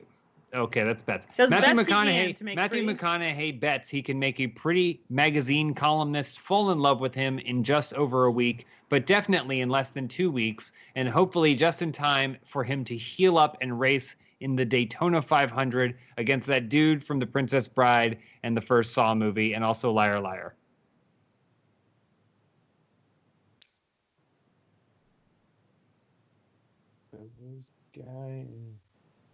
Matthew I McConaughey. I've got the first half. I don't know what the fuck the second Yeah, half is. I don't know that Carrie You always. You You do. You do. You do. How to Lose a Guy in 10 Days of Thunder. There it is. Oh, Make that window bigger. Make that bigger window Josh, bigger. bigger Josh. Bigger Josh. He's I was getting like, pretty what's a big. race? What's a race car movie that starts with the word 10? I've Does- never Driven. seen Days of Right? Thunder. Is You've that never what seen we should Days of do Thunder? next on the stream? Just You watch watched it. Days of Thunder? I'll watch Days of Thunder with you. We should watch a movie this weekend. Yes. Let's watch Days of Thunder. Yes. It's awesome. Absolutely. He loves racing so much that even when he goes to the hospital and he's in a wheelchair, he has to race. I've felt that urge. It's How does he? like, How does he do that? yeah, it's the story about someone who still drives a race car in a wheelchair. No. He just Oh. gets into an accident, and so that It's a temporary thing. he's Oh. he Yeah, is just Spoiler. mine too. in the mine hospital too. for a little bit. Temporary CP, Yeah. intermittent, like President Bartlett on The West Wing. It's a relapsing course of CP. So, do you guys are you guys familiar with the New York Times 36 questions to fall in love quiz? No. No, I'm not. But Well, if there's anyone that I trust to help me fall in love, it would be the New York Times. Well, are we halfway through it? We're on question 17 of 36. We're almost halfway. Well, we We're could go trying to. to We We're could go trying to. to figure out if we fall in love with each other, but so far I don't like these guys any more than No, when we if started. anything, less. Is the idea that the quiz helps you fall in love with someone, or that it? I think it contractually obligates you to be in love. Oh, okay. It's an arranged. It arranges the marriage. Yeah. Yeah. So if you go to 35, the last chance to get out of a marriage is to bail on the 36th question. Yeah. Gotcha. So There's a lot of love in this Skype call. Yeah. I think there's a general appreciation. I don't know if I'd call it love. Well, it's Like- 'cause we haven't finished the. You haven't Oh, finished okay. the whole Sorry, thing. we haven't finished, so we don't know. Yeah. So We should. Do Okay. you want to? Should we go to the? Well, I'm gonna go to a different four shot. okay. Well, this Oh. has got Twitter. Oh, Ooh, wow. Wow. Hold up. Should we see what anybody's saying? Well, I was thinking we could. Let me just turn off some other stuff. You guys can keep doing your love quiz. No. Where did Josh and Oh, they're where coming. did- They're coming. I Let's gotta add them. Okay. Yeah, we're coming.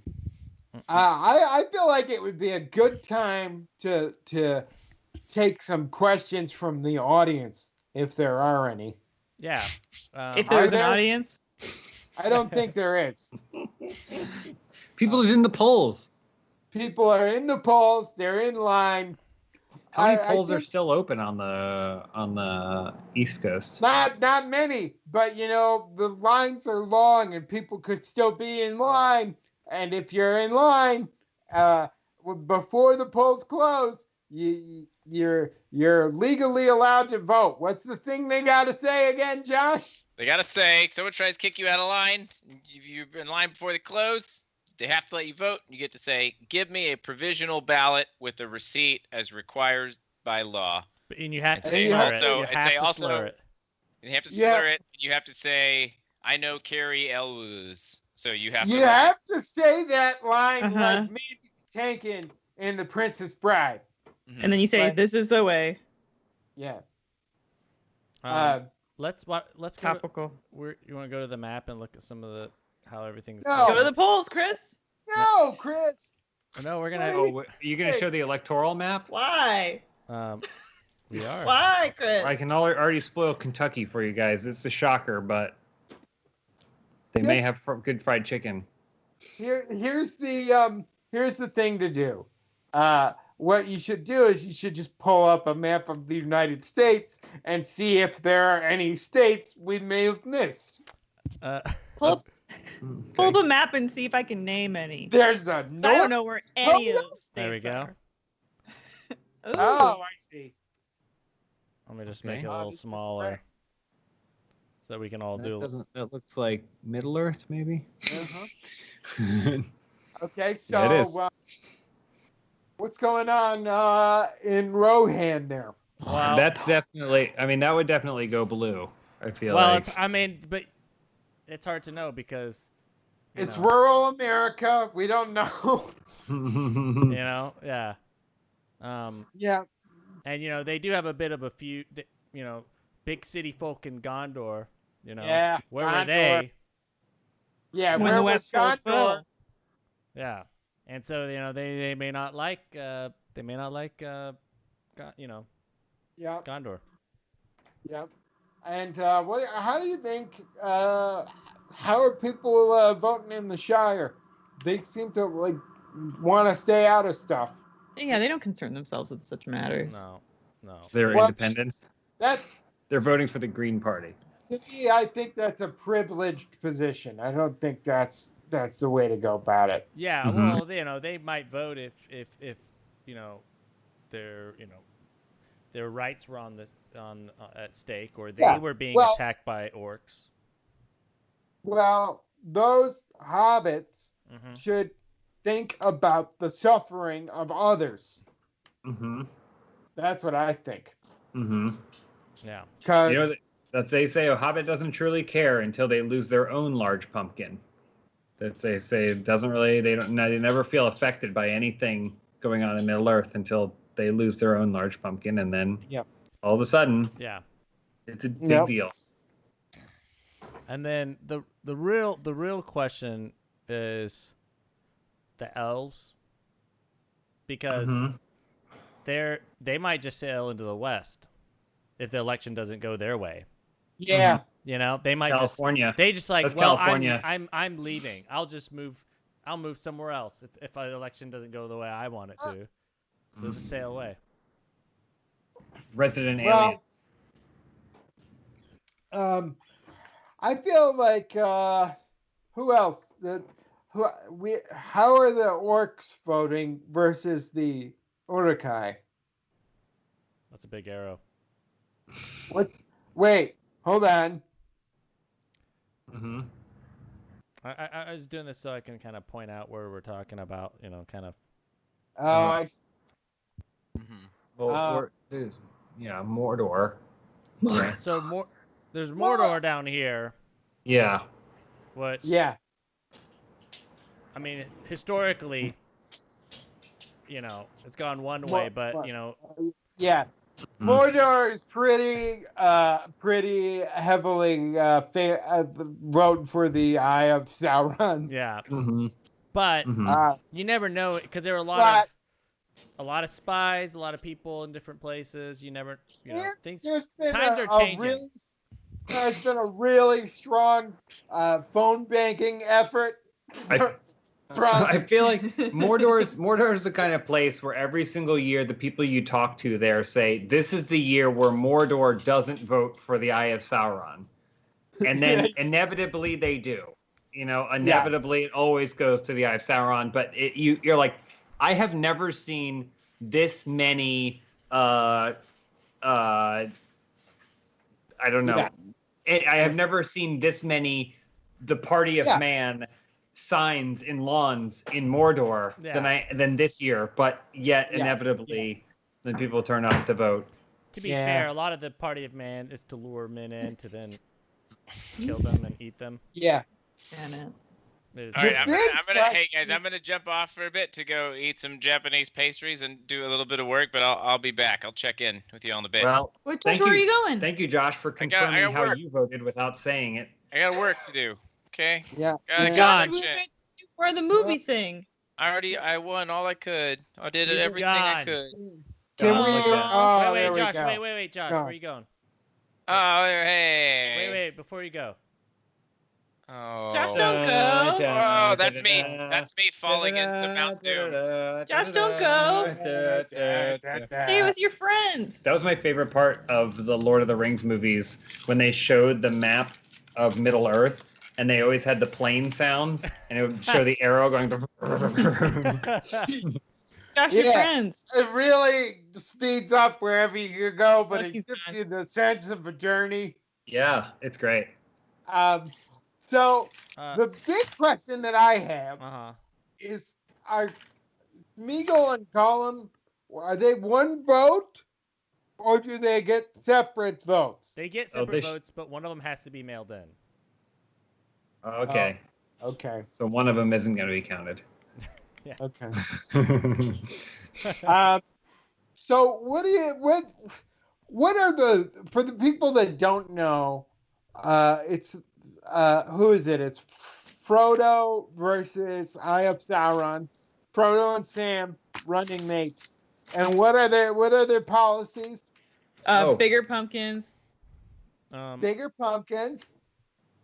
But is it Frodo and Sam are running against the Eye of Sauron? I feel like it'd be Aragorn running it. Aragorn, but people wanted it to be Gandalf. They wanted it to be Gandalf. Yeah. But they were like, Gandalf is kind of a niche candidate, right? Like, we don't want Gandalf. And so, ultimately, it went to Aragorn. The safe choice. Yeah. You know? And Boromir really thought he had it in the primaries and then just like, But he got, he got caught. He won Iowa. And he thought that was it, but it didn't matter, turns out. Won the Iowa caucus of Middle Earth. Where's Iowa? I think it's, let me see. Show me with the pink arrow where Iowa would be. Oh. Yeah. Looking at the map, I would say Iowa is somewhere like here. Okay, all right. Yeah. Roughly. In the couldn't bother to be drawn part of the map. Yeah, maybe just past here where I just I ran out of paper. I always love that aspect in fantasy novels or fantasy world building where they realize how much imagination it takes to build a whole world, like an actual planet-sized world. So ultimately, every map looks like the Middle Earth one, where it's like, ha, and then there's other stuff. Like, there's always the part where like, and then the other stuff. Or like the Deadlands, you know? Yeah. And I think we would be remiss if we didn't mention Treebeard. Of course, initially was just going to sit this one out and not vote. And then, Merry and Pippin really persuaded. They really got out the vote. They got out the vote in a way that was big. Mm-hmm. Yeah, big. Got all the Ents. And the Ent population is, that could swing the whole thing. Yeah, well, because it's kind of like the Ents are kind of like electoral college where they kind of represent a lot more. Like they're just the representatives. But they got the whole forest. They get second votes. Yeah. Yeah. Merry and Pippin, not the Ents. Mm-hmm. Oh, okay. Second votes. Yep. Well, that's voter fraud. So some of those votes will be thrown out. I'm Yeah. not trying to lean out of frame. There's just a dog between us. He really wants his dinner. I'm gonna get his dinner. Ready. We could go to our political correspondence. Yeah, go to the political correspondence. See what Benson has to say. Oh. How do you feel about this contentious? Hold on, it's Gerald Frozen Josh there. Benson? Frozen Josh is delicious in the summer. Gina. He's like, lots of confused people, nervous faces. That's about all I see. Also, what's a president? I don't know what's going on. Why do you have these constructs? I just sleep all day. Look at What Booger. Our number one Booger? political correspondent here. Oh wow, look at him, man in the street.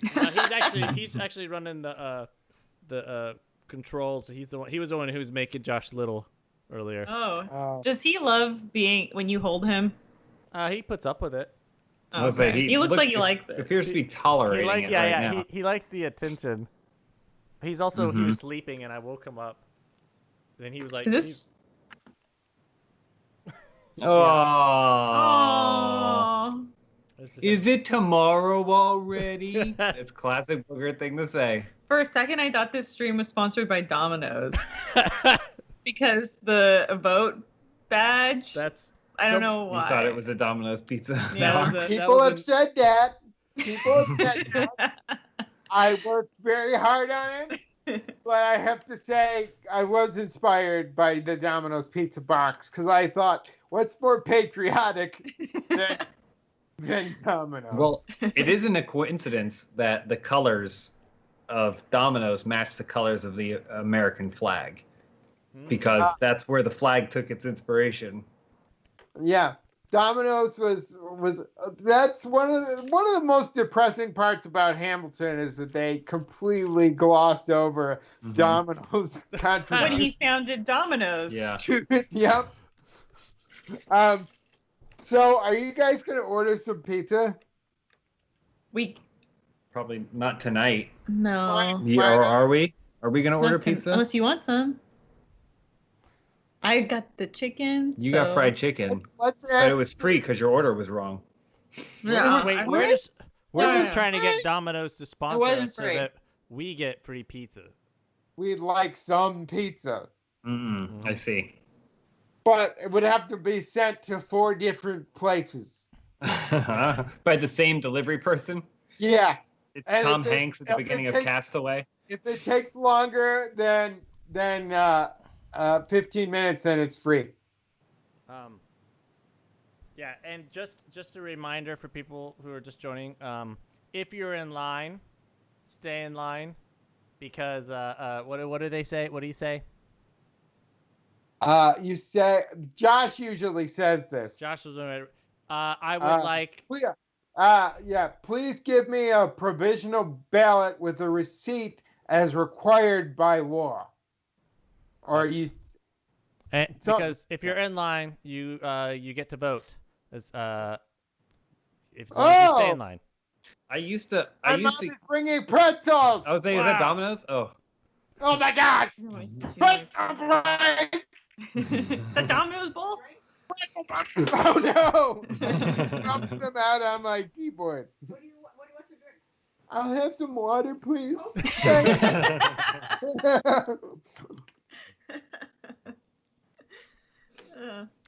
is when my ASMR video starts. It's been a while since I've gone to just like a regular vote in person kind of deal. No, I was going to follow it up with a complaint because I used to like going and getting the receipt. You vote and then they go, all right, and they tear off a little receipt with a barcode on it and hand it back to you. But the thing is, it doesn't matter because if your candidate doesn't win, it's not like you get your vote back. So that's not. Yeah. So I don't know what the point of the receipt is. Wait, so how are you voting? How do you vote nowadays? I mean, I voted by mail. I voted by dropping off on my mail-in ballot, and then the last time I voted for the primaries was you can basically go online in California and basically do everything online, and then it gives you a QR code.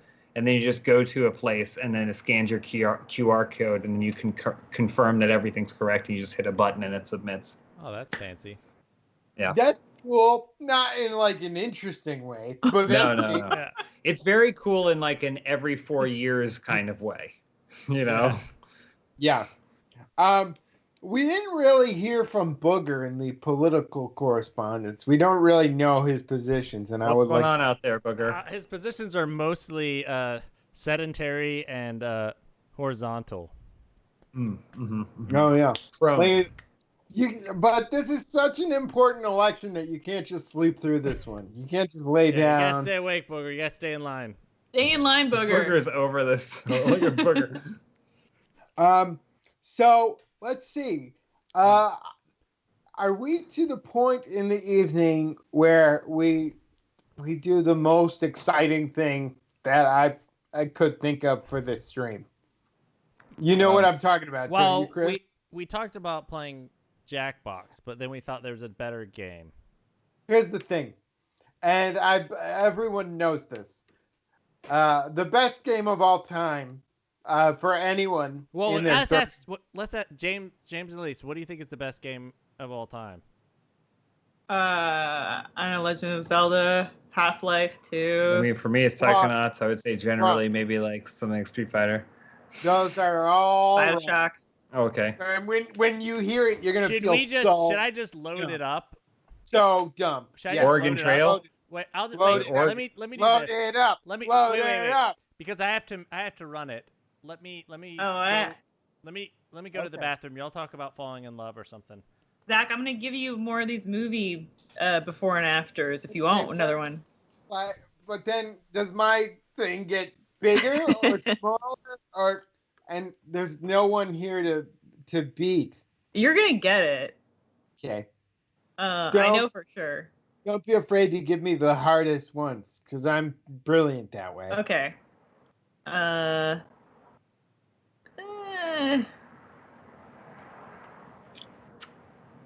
Okay. A young love-struck guitar player falls head over heels for the new girl. No, I don't know how you... I don't think you would get this one from this part. Okay. A well-to-do businessman unexpectedly falls for... Was that I should get that one? No, I feel like there's not enough information in this one that you would get that movie. Young love Oh yeah, there are. I think so. All right, we'll hit it. I'll hit it to you. Okay, go for it. A young love-struck guitar player falls head over heels for the new girl, but to win her affection, he must defeat all her former zombie lovers who are spreading across the globe, threatening to end humanity as we know it. A young love-struck guitar player falls head over heels for the new girl, but to win her affection, he must defeat all her former zombie lovers who are spreading across the globe, threatening to end humanity as we know it. Okay. Scott Pilgrim versus the... It's always the full title, so you can always get the full title. So it'll always be the full title, and then Scott Pilgrim versus the World War Z. There it is. See, and the thing is, the reason I thought you might not get that is because I stopped reading at falls head over heels for the new girl. I didn't realize they put the former zombie lovers part in, and because I was like, if all the information you have is just falls for the new girl and plays guitar, that doesn't feel like enough. Mm-hmm. Yeah. Yeah. All right, here's another one. A well-to-do businessman unexpectedly falls for a beautiful and charming prostitute. Will their love survive society's preconceived notions? Not if a chainsaw-wielding Nicolas Cage has anything to say about it. Okay, I got it. Oh, what is it, Jack? Or what is it, James? Pretty Womandy? Pretty Womandy. It is Pretty Womandy, yeah. That's pretty good. I haven't seen Mandy yet. Is it worth watching? It's weird. It's like super strange, and I'll take that as a no. The movie doesn't actually like start until very far in. Like everyone that says that they love that movie, the things that they love about it don't really start until like pretty deep into the movie. But it's cool. I should watch an hour. Like I should skip the first hour. I'll just go in the bathroom for an hour, and then I'll come out and be like, wow, this is great. It seems like it's maybe the kind of movie that like like start a movie as you're preparing to eat dinner in front of the movie, or like you know that you're like still getting stuff. Start the movie, then get your life in order, then you land on the couch maybe about 35 minutes in. Nice. All right. You got any more of these? Yeah. Okay. I'm gonna get them all really quickly. So be prepared with the next one because I'm gonna be so good at this. A Pakistan-born comedian and grad student who contracts a mysterious illness, falls in love, but gets enlisted by a government task force to aid the escalating war against drugs between the U.S. and Mexico.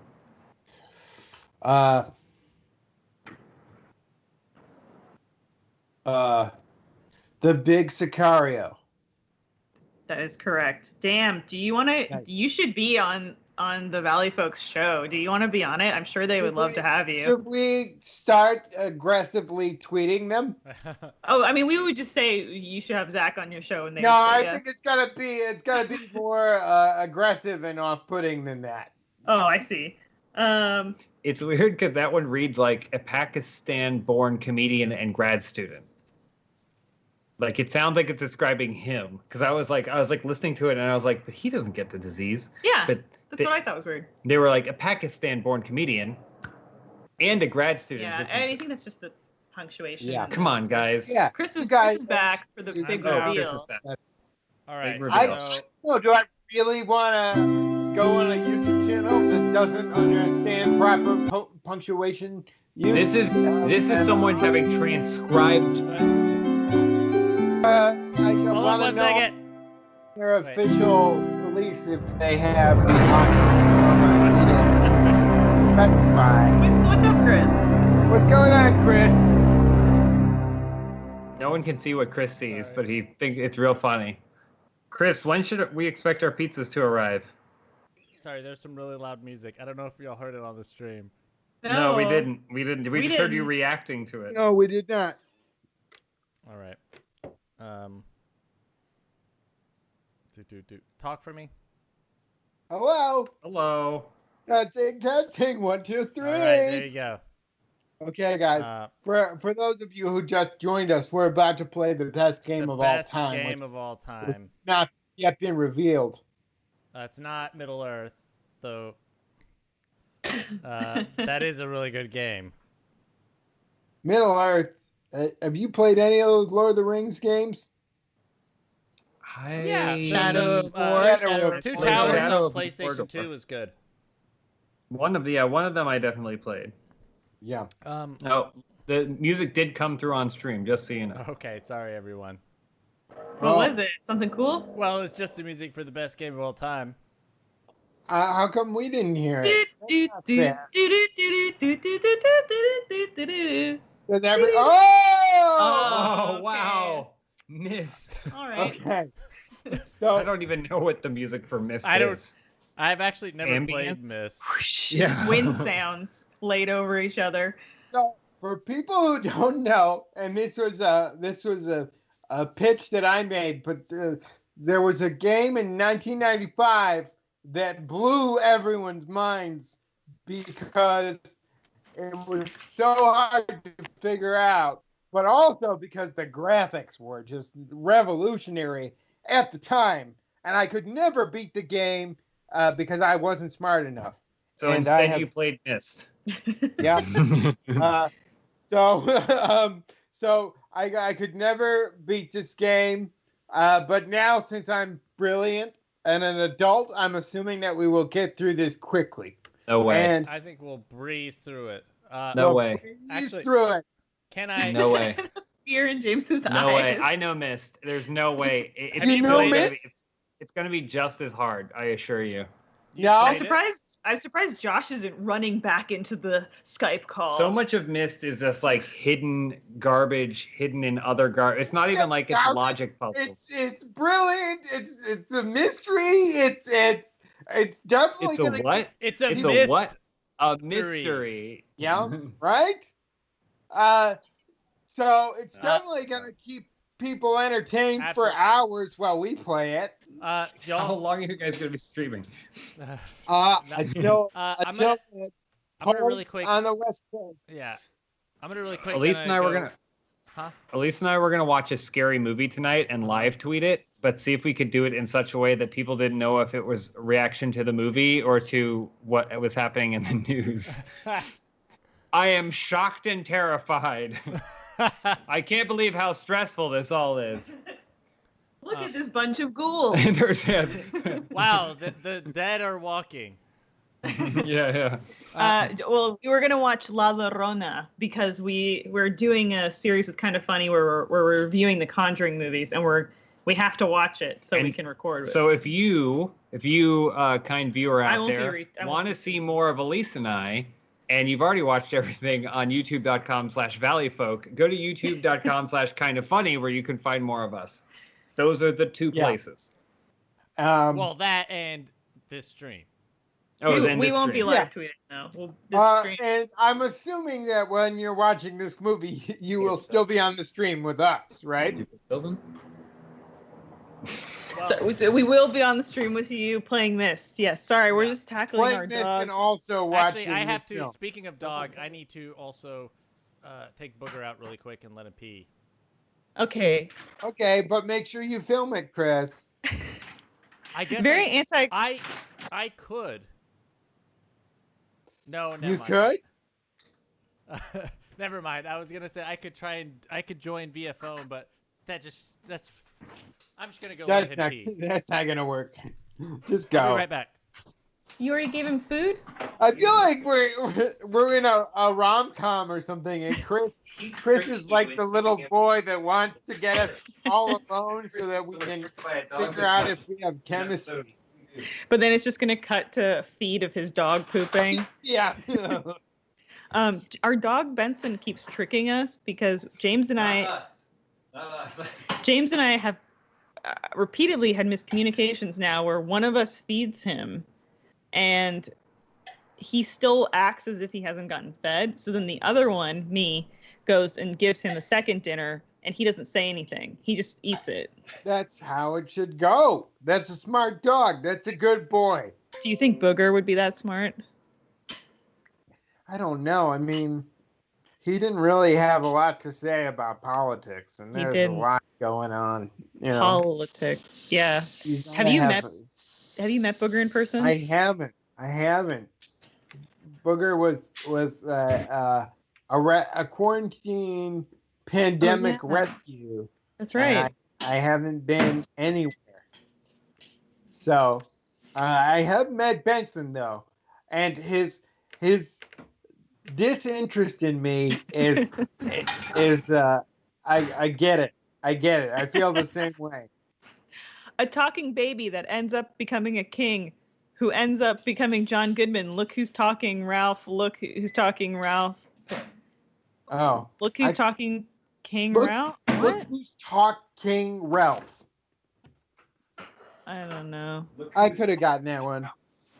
I saw King Ralph in theaters, and it was when I was a little boy, and didn't like it.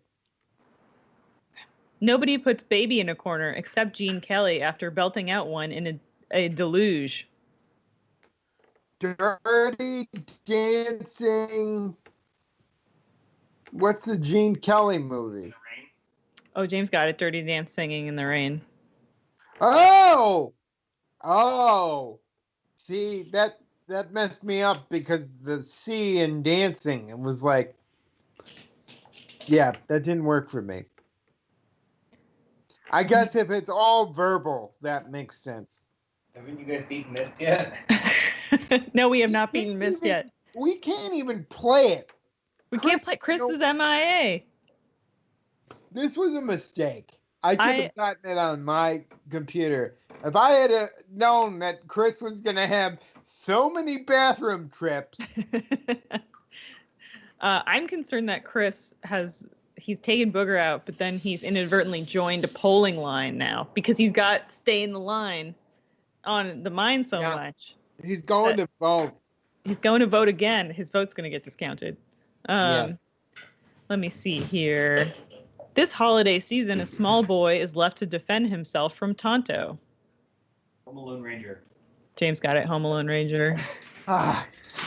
Why is James so much better than me? Here we go. This might be a tougher one for James. A furry mountain-dwelling cynic and his dog leave the safety of their dreary cave to join the British in a naval pursuit of a French privateer during the Napoleonic War. How the Grinch stole. You're onto something. How the Grinch stole it. To join the British in a naval pursuit of a French privateer during the Napoleonic War. I don't know the friend. Do I know the movie? Do I know the second movie? You would if you. I think if you heard it, you go, oh yeah, that movie. Maybe you didn't see it. All right. A furry mountain-dwelling cynic and his dog leave the safety of their dreary cave. I think I'm just going to tell you guys this one because the stream is they're in line. They want high octane stuff. Yeah, they don't want to be. It's already like I feel like we're losing people. Yes. The only other option is looking at someone else in line. For sure. They're in line. They're doing their civic duty. Thank you. It is How the Grinch Stole Chris, Master and Commander. Who is Master and Commander? Ah! Oh, okay. Well, speaking of high octane content, shall we? Oh, Chris is back. Shall we begin, Mist? man. Yes. All right. I'm gonna try and let me know if the music gets weird. Let's do it. We won't be able to hear it. We couldn't hear it last time. Yeah, we couldn't hear it. You have to tell us everything someone says, and you also have to tell us if there's like birds chirping or wind blowing. Yeah. You should do descriptive audio, Chris. You got a narrator for it. What's happening right now? I realized the moment I fell into the fissure that the book would not be destroyed as I love Chris's nervous laugh. It is one of my favorite laughs when Chris, because he's not actually nervous. Well, Chris rolls with punches. it's just the narration is so intense. Okay, you ready? You got to tell us. Yeah, 1-to-1. I don't know what they're saying. It's like something about his apprehension. Whose? Who? The guy, the narrator. There's a book. Okay. What book? There's a book. And now Darn it! Now there's a hootie owl. Okay. There's an owl. See, all right, I'm gonna click the book. Okay. Oh, we're missed. We're bleeding viewers, Chris. Oh no! Okay. What's okay? All I see is black screen. Oh! It still looks pretty good. It looks like state-of-the-art graphics. Is this remaster? Wait. Oh, you just click. You don't walk. No. It's a point and click. There was a game that came out a couple years ago that was a spiritual successor to Myst. I think it's called Obscure or something like that. What about Ribbon? Don't forget Ribbon. Ribbon was the action. Yeah. Jillian says, Chris, your mic is a little quieter than Elise and Zach. Oh. The audience can hear the Myst sound. That's good that the audience can hear it, but what about me? I'm more important. I guess. Okay, give me a second. Well, Can you read that letter to me, Chris? I can't read it myself. All right. Too small. It says, Catherine, I've left for you a message of utmost importance in our forechamber beside the dock. Enter the number of marker switches on this island into the imager to retrieve the message. Well, that's a weird request. Okay, so you gotta go to what are the things? The imager, and you gotta get the things on the side of the dock, Chris. All right. So, all right. Guys, my book arrived. I bought a book on Amazon. What book is it? I hope it's the guide to how to beat Myst. It's the complete life and times of Scrooge McDuck. Part 1 and 2. Whoops. I've had this on my Amazon wish list for a really long time because it's apparently amazing. Like, it's a really good thing. But I had no idea it was 30 pounds. It's so What? big. What? This is like Oh four my texts Hold god! up. I want. attached to one another. Holy cow. Oh wait. Wow. Oh, show me that book again. I missed it. Oh, Chris missed it. Well, MYST. We're dealing with another book, the Book of Mist. For Yeah. a second, Josh just came up. I know. Um, he's gone. He's gone. All right. Thank Well, goodness. here's this like dentist chair. Mist is gone, Chris. Ah, I don't see mist. There it is. I think you just go, you get in that, and you lean back. Maybe there's something up at the ceiling. Remember the movie The Dentist with Corbin Burnson? That's all I'll say. I don't. Oh, okay. Just How do you, Okay. oh, you set the date. Yeah. This game. Today's is, date? What is this game? Is this like Lost? It was one before Lost, and it has better acting, better scripting. I think it's maybe as the, what inspired Lost, but you can't really beat the original. It seems like you did something. I made it. If you're dark. just joining now and you're watching from the line at the polls and they're telling you that those polls are closing down, stay in line and ask them for a provisional ballot and a receipt as required by law, as required by law. and ask Is them it- how many switches are on this island. If anyone in the stream, like watching the stream, has played Myst and knows anything, feel free to chime in. Send us a raven. Because we're going to be here for a while.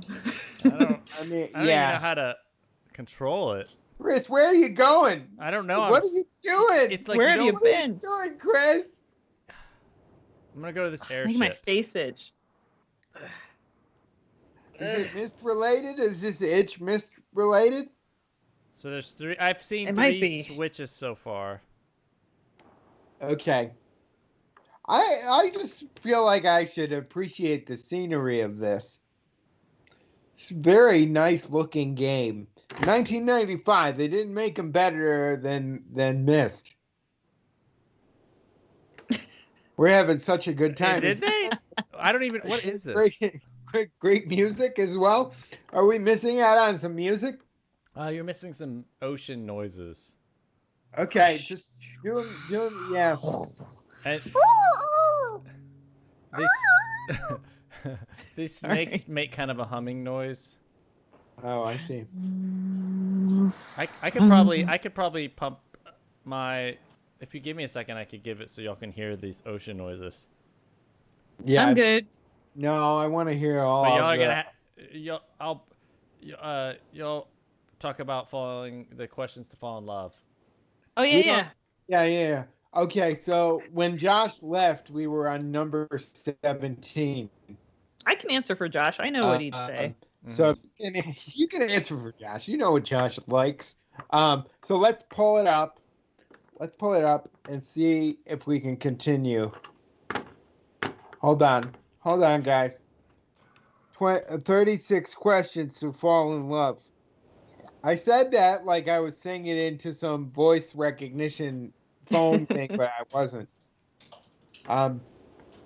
So, did you and James do this early on in your relationship, and did it prove to you that you guys were meant for each other? Do we do the questions? Yeah. No, I've never even heard of this. This is a famous New York Times thing. If you go through all of these, by the end of it, you should be in love with whoever you're talking to. Oh. Well, I guess we'll do them another time, but I can answer for Josh if you want. Okay. Yeah. Okay, so this is number 17. So Josh, what is your most treasured memory? It would be when I was runner-up in the 1996 Seguin chapter Donkey Kong Country championship, blockbuster championship. That's what he actually said. That's what he said. That's what he said for the last question of what is the greatest accomplishment in his life. This is fantastic. Because You're doing a great job, Josh. That's what he always says for everything. My face is so itchy. Why? That's what he says for everything. For everything. I had never even heard of Seguin, Texas until he ad nauseum brings that up. He's so proud of that. Elise is already a better Josh than Josh. Give Josh the square. Make him full size. If I was gonna say if I had to say another one, it would be he did win that script writing competition in college. Why do you know so much about Josh? We're good friends. He's one of my closest friends. I refuse to learn anything more about him. Anyway, I have no accomplishments, so Josh lets me borrow some of his many. And he tells you about them often. Yes. Okay. Okay. So, next Josh question. Okay. Now it's only Elise as Josh taking the quiz. So, what is your most terrible memory? I don't know that we want to. I don't. Yeah. I know what it is. I know what it is also, but it's not. It's not fair to say on the live stream. Okay. But we know what it is, and we can feel the love. Jen Fox 113 and on Twitch suggested that I interview 2 authors, and I could do that right now. Well, technically, I am a self-published author, which means that no one had to approve that, and no one ever does. All you need to be is you authored an amazing book that could have been published, but you said, screw the system. We're going outside. We're getting this out by Halloween. Someone just gave me a 3-star review because the page fell out of the book. Wow. I gotta say that's fair. Well, you should have written stickier pages. He said the book's good so far, but the quality of the pages. I've seen Chris put together some pretty nice pamphlets. Yeah, I could put your I could put your book together real good. I would say make it sticky. Chris is a very accomplished writer. You yourself, Chris, are an extremely accomplished writer. Yeah, why don't you interview yourself about your book, Chris? Okay. Well, not.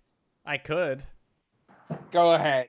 All right, give me a second. I just gotta. Chris.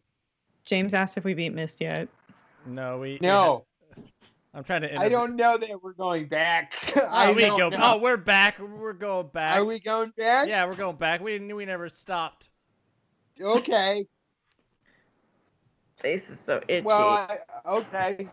Did you get the sound working? No, I can't do it without changing a bunch of stuff. So you just have to imagine it. Okay. And if we weren't live, I could do it. Right. Are we live? Is this live? What Twitch is this on? Lark to Chris. Okay. We're live on Twitch, YouTube, and Facebook. We're both by YouTube and Zach's YouTube. It's live like 6 different places. Pretty cool, huh? Oh, Mr. Holty Cool says, Chris, you're one of the live. few reasons I still watch RT, dude. Thanks. Chris is fan favorite. Minus the other That's thing. wonderful to compliment Chris, but trash his company. It's great. Well, I'll take it. This is a map of something. I think this is the island. This is it. Oh, I can go on YouTube and watch a slightly delayed but get the sound from Mist. I'm checking out and watching us on YouTube now. I think I broke the tower. Kid Buddy Son says the only thing more enjoyable than playing Myst is watching someone else play. I'm not sure I agree with that, but I don't know if I feel like you didn't necessarily read that comment with the sarcasm intended with. So now we're in a big room. It seems like there should be a fireplace there, but there's books, right? There's a book, which I can't really get to. Just one book? Oh, there it Why is. can't you? Oh, there it is. I remember this. Oh, and a little video. I feel like sound would be good for this. It's like static. Yeah, but that's not the end of it, is Oh, it? Hey, Lise, I put the page in that book. Thank you, It Chris. fell out. See, Just like it's as simple as that. Can you ask me, Josh, another love question? Oh, okay. Hold on. So, and just while I'm looking for the question, everyone should, even though it's just past Halloween, everyone should check out A Night in Halloween House by the brilliant and talented Elise Willems. Thank you, Zach. I Wonderful must children's say, book. It's good for any time of year. thank you, Zach. I must say, I can't recommend enough If at Birth You Don't Succeed by Zach Ganner, New York Times bestseller. Not true. Sorry. I misspoke. Honorable mention in the Seguin chapter of the Literary Journal. Okay, I have another Josh question for you. Let's do this. If you knew that in 1 year you would die suddenly, would you change anything about the way you are living? Why? As we know, Josh, had a history of diabetes. So this was a very real possibility for me. And what did I do? I mean, I'm probably in the best shape that I've been in years. Like, James, wouldn't you agree that Josh, am in the best shape I've been in years? Did you see how huge this book is? Oh my gosh, he's lost Scrooge McDuck. Josh Slim but also muscular. Josh is in great shape. Peak physical So condition. that's what Josh really took control of my health. You, Josh, would not change anything if you were going to die in a year. You remember that time I gave you one of your insulin shots? James gave Josh insulin once. Gave you insulin once. Me, Josh. I would also travel more. Wait, Yeah. you, Josh, travel more? If I knew that I had a year to more. live. Josh, you're on vacation all the time. You're on vacation every week. Some say it's not enough. Yeah. I think that is what Josh's answer would be, but it's also obnoxious because whenever I talk to Josh, he's always getting back or going somewhere. I can confirm. So this library is mostly just full of weird artistic vaginas. These inside jokes mean nothing to anyone. Wow! Whoa! What are those books? I think they're vaginas. It's pronounced veranda. Or maybe You an guys Irish Sauron. Does Myst feel easy now that you guys are playing it as adults? I feel hard because I can't really hear it. If I heard it. You're not missing much. I would say it's just as boring. Yeah, that's about right. Oh, people want the Myst sound, Chris. I think you muted it.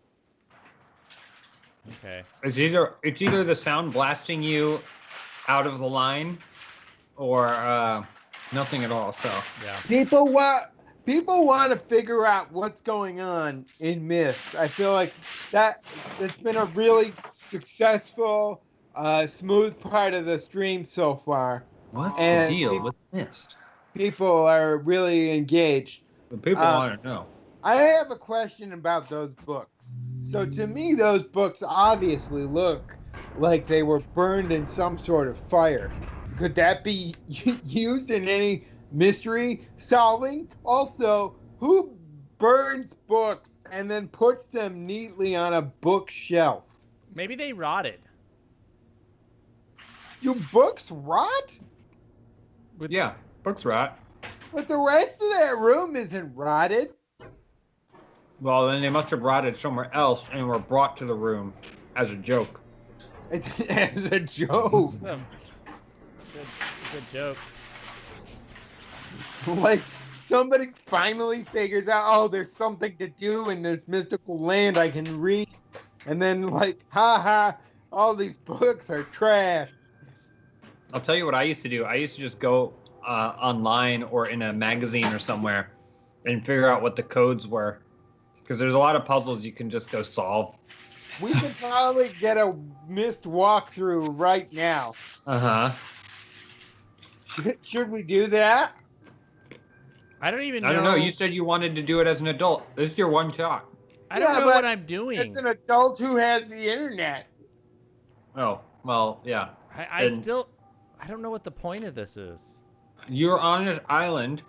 Like Lost. It's just like Lost. Yeah. Nothing makes sense. Miscopied Lost. Should we look up how to cheat in Myst? I just really want to know what happens. Well, hold on. Where did you start? Somewhere is like a submarine, and I know that there's a trolley. You're in an elevator. Not that far. We just started. We are probably literally 2 minutes into the game, even though we've been playing for an hour and a half. Okay, this is my favorite part. Zach, picture you're falling. Either you're falling out of your chair, your camera's falling off your desk. Maybe both. Yep. We need them to fall in the same direction, so that way Jack ends up on the floor and the camera ends up on the floor at the same rate, and we don't notice. How's this? I'm gonna make you small if you. No. There, that's good. That's good. Okay. So that's Mist Island.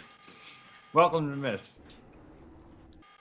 Okay. Rotate the tower towards the rocket ship. Oh, right, because you need to get on the rocket ship and take off. Is that how we were trying to leave? Yeah, I think so. So are we stuck on this island? Is that what it is? Yeah. All we need to do is leave? Yeah. It is just like Lost. That's it? That's all we need to do is leave the island? Yeah, but I mean, you're dealing with know that? You're dealing with an island architect who also would put dirty old books in the bookshelf. Is that him? Oh, Rick Astley. Oh, there he is. There he is. So, the whole point of the game is to leave Mist. I mean, I think so you're supposed to, in the process of trying to leave Mist, uncover the secrets of the island. Okay. Well, I don't feel like we can leave this stream until we beat the game. Uh-huh. So we should do it quickly. I was say, how long are the lines at the polls? Yeah. Okay, so it's 9:45 where we are. It's 6:45 where you are, James. Yes. If we can't beat the game by the time the last person leaves the line, I feel like that has to change. We have to continue the stream. Doesn't matter if the election is over. This is the new goal of the stream. It's just to beat Mist. Mm-hmm. Well, what am I supposed to be doing, Zach? I don't know. I thought you would know. I like video. Nobody knows. Oh, okay, you're outside. That's good. There's a basement. Is that the trolley station? No, that's just another secret passage of Mist. So you go into different rooms, and there's different puzzles in the rooms. That's Mist. Now you're playing Mist. So you need to get the voltage right which you'll probably figure out by reading some sort of moldy book somewhere. That's Myst. That's how you play Myst. Someone tell me, and if someone tell me what in chat, what is this puzzle? Yeah, go and see the YouTube comments. If anybody wants to scour the comments and text me all of the answers to Myst, that was really the ploy behind this stream to start with. Did you find the book? Found a book, but now it's just a confusing mess. It's a great metaphor for 2020, this game.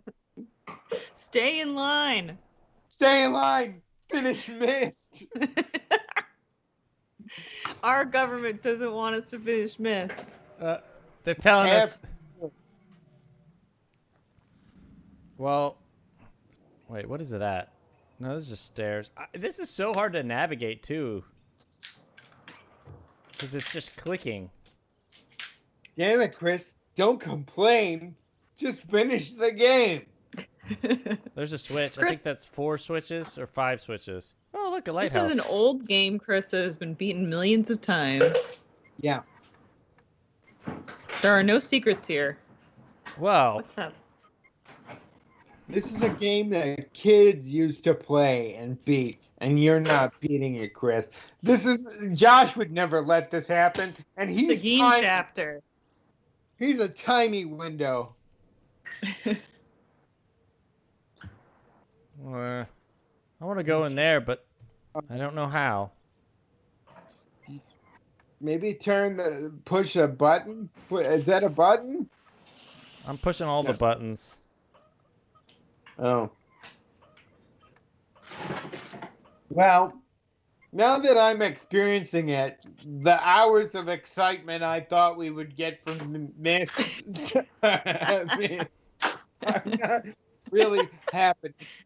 Do you have a backup after Myst? No. We went all in on Myst. We went all in on Myst. Yeah. That's what you should always do. When Myst is on the table, you go all in. Yeah. How are people in the chat? Are they loving this content?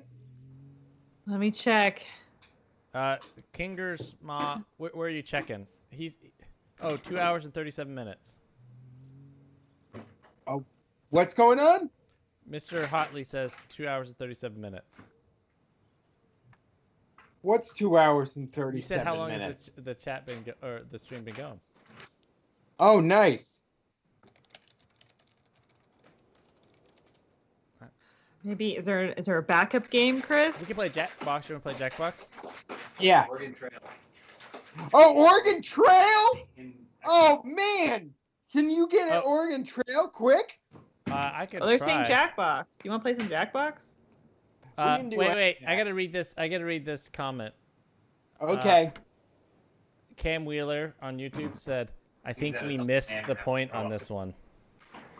Oh, that's great. Owned with a pun. I love that. It's just okay. So on Facebook, we've lost a lot of people just with Myst.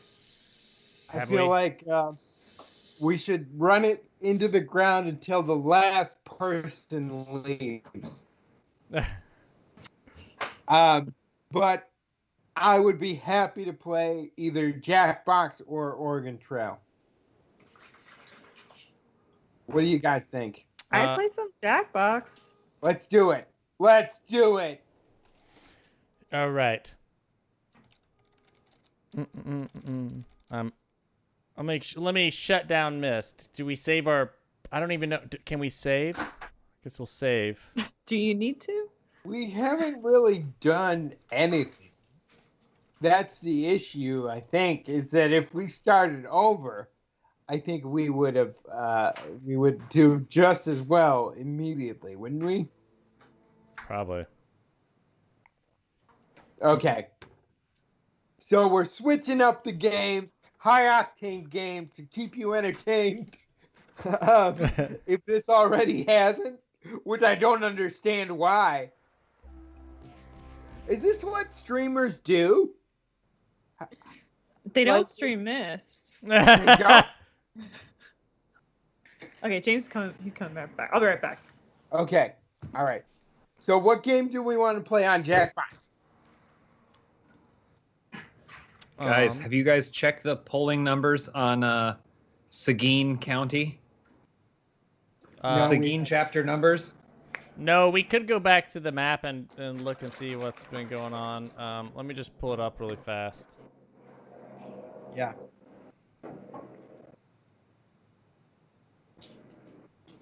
Okay, so far, it looks like. I mean, the real question is the Sea of Rune, because what is that? That's always up in the air. That's a swing sea, as they call it. Yeah, like what is the Sea of, like what is it? I honestly don't even know what it is. Yeah. I don't know that we've ever been exposed to the people of the Sea of Rhone. Mm-hmm. Have we? I'm gonna Google it. But then of course, there's also like let's see here. Let's look. I mean, is it lean in?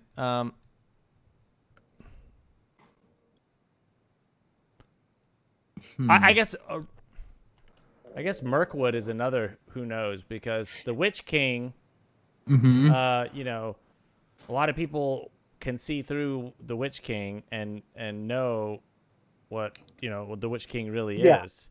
But there's a lot of people are buying into the Witch King's conspiracy theories, and I think that you don't want to discount them. You can't count them out. Well, in the Third Age, 1944, an army of Wainwriters gathered on the southern shores of the Sea of Rune before launching an assault on Gondor that left King Ondohir dead. Yeah, they're still sore about that. Yeah. I remember when that happened, and they were like, "Oh, well, the political demographic of the Sea of Rune has changed for the next 3 generations." Mm-hmm. Are we playing Jackbox? Oh, we're going over We're kind of just running this bit into the ground first, and then we'll. Yeah. Man, where's the Lonely Mountain? I can't. First of all, it's an island. This is funny, Chris, because the initial pitch for this stream was just you and me watching Lord of the Rings and talking through it, and then we realized we couldn't do it legally. Well, if I recall, the pitch that I then later heard was a full playthrough of Myst. Mm-hmm. Yeah, which we've just experienced. We did it. You were gone. You stepped away, and We while beat you were it. gone, we finished it. We got on that rocket ship, and we got out. We blasted off to space. James is Googling how to beat Myst. Myst complete walkthrough. Someone here has beaten it in 6 minutes and 43 seconds. James, the rapper. Yo. No, the rapper on the stream. It's loud. It's not. This is not for me. This is from. Is it louder than Zach's pretzels?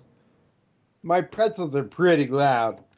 It's a bad food to be eating on a live stream.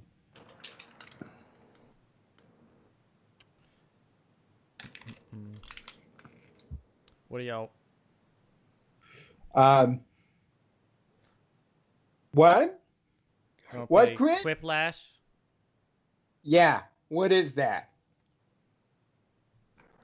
Whiplash is just type in funny, nonsensical stuff. Right? Oh yeah, Zach, you would excel at this. Oh, okay. There are time limits on everything, though. Okay. So you gotta be quick. I get that's especially with my fingers. I'm really quick. You might want to use your phone, maybe. How do I do that?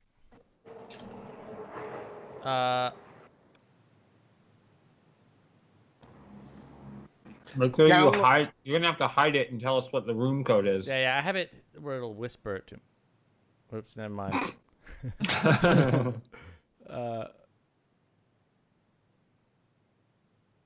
All right, I'm gonna hide it, and then I'm gonna tell you the room code. Hold on. I gotta download this on my phone. No, you No, have to just download go to a browser. Okay.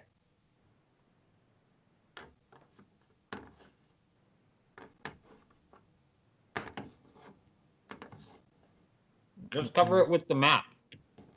Oh, that's a good idea.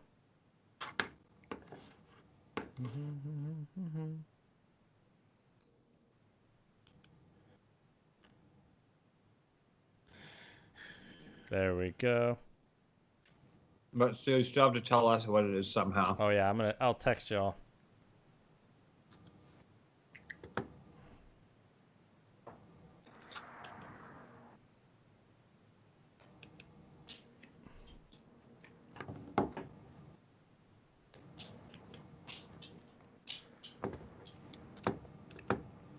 Okay, I'm texting y'all the code. Okay. I have Chris's number blocked. This could be disastrous. I'll forward it to you. Thank you. Sometimes when I play Jackbox, I'm worried that I'm gonna end up in a. I'm gonna end up and put in the wrong code, and then end up in a room with a bunch of strangers who are also playing and not realize it.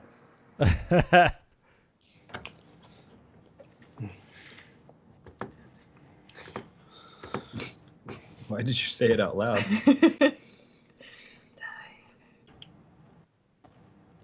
All right, everyone is in. Oh yeah. Are you gonna stream the Jackbox, Chris? Yeah, but he had to cover the room code. Oh, I see. Hence the Oh, map. because All right, I wasn't paying attention. People to enjoy it with us. Is that why? Pretty much. Jillian should join. Well, they can play and they can join the audience now. And they can vote.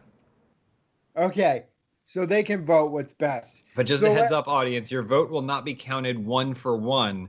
Your vote will be counted towards a group of votes that will be worth a series of points that will then be allocated. You got food all Yeah. over. Do I? Democracy.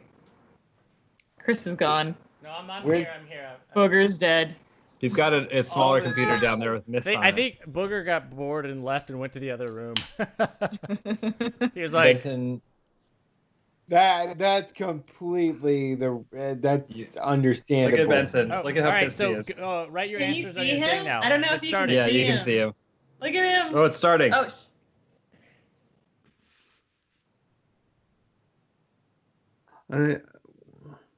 What? Oh, Go do on I your just answer anything? Yeah.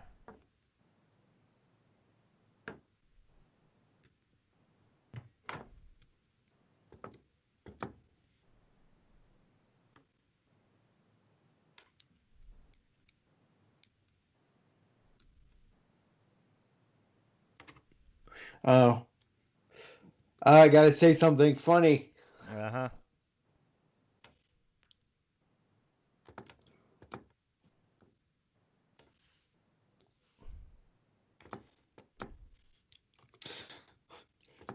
I feel like this is the easiest way for people to discover that we aren't funny. I Yeah, I know. know. It just puts it all out there.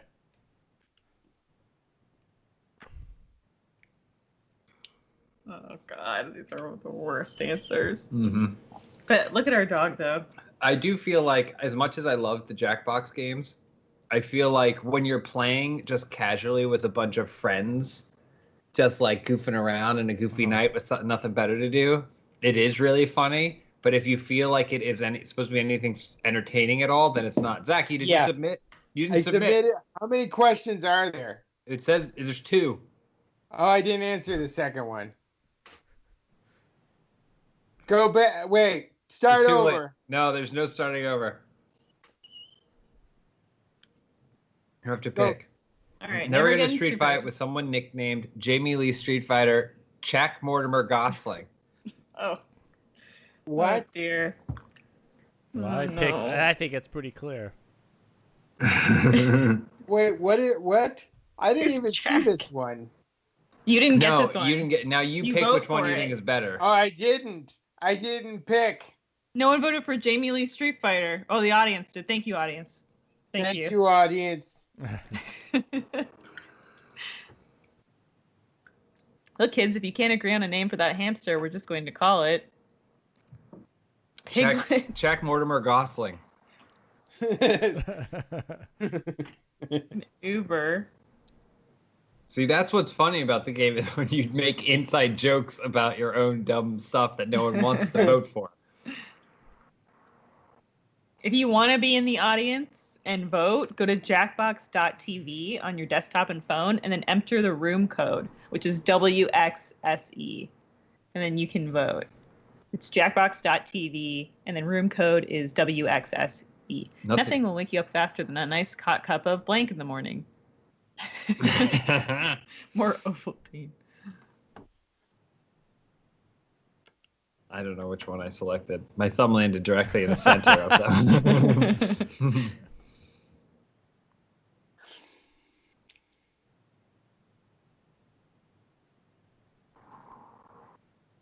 Popular vote is rat milk. It always is. Rat milk. People love rat milk. Can't go wrong with rat milk. Classic.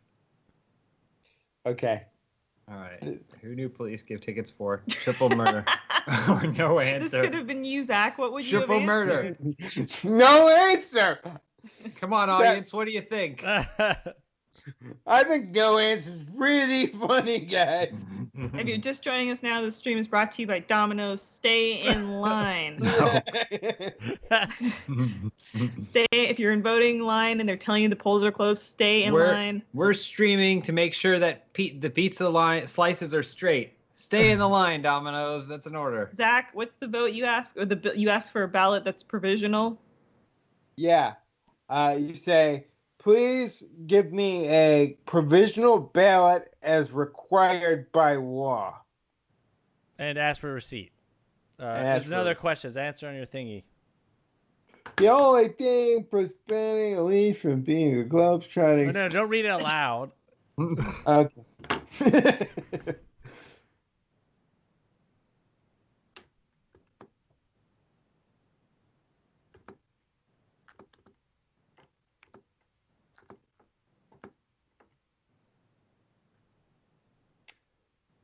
I don't think that's how you spell that.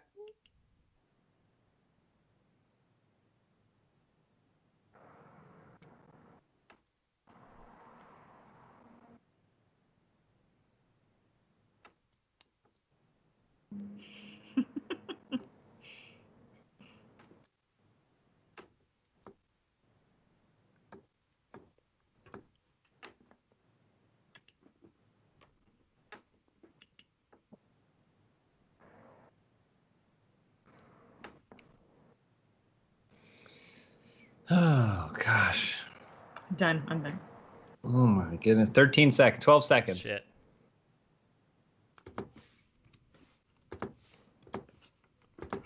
Five seconds. Ah! I didn't finish. Did you get it in? Oh, no. I didn't.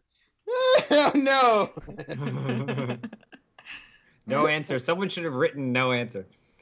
Oh, the only thing preventing Elise from being a globetrotting secret agent. I mean, we know what the answer is.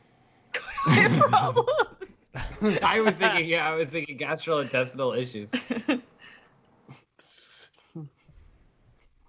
You gotta vote for the correct. One's maybe more clever than the other. I gotta vote for the right answer. Yeah. One's maybe a bit more clever than the other, okay? 'Cause how can you globe trot if you don't think it's a globe? All right, maybe Yeah, that's no, we all got it. We understood it, but it was wrong. You see, when there's a right answer, you pick the right one. the most important lesson in a social media class for senior citizens. Diseased book. Don't vote, no need.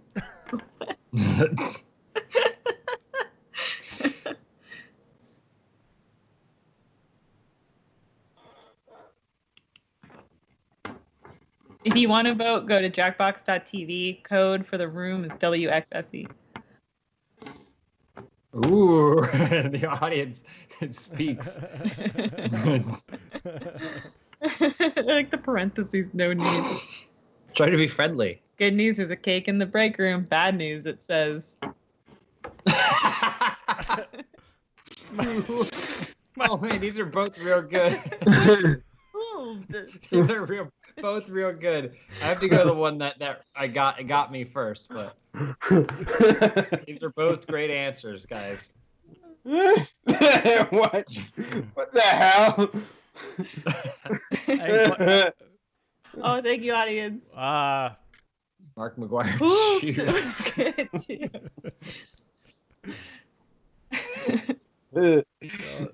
College degree that will be surprisingly useful in 20 years. Clam Clam it.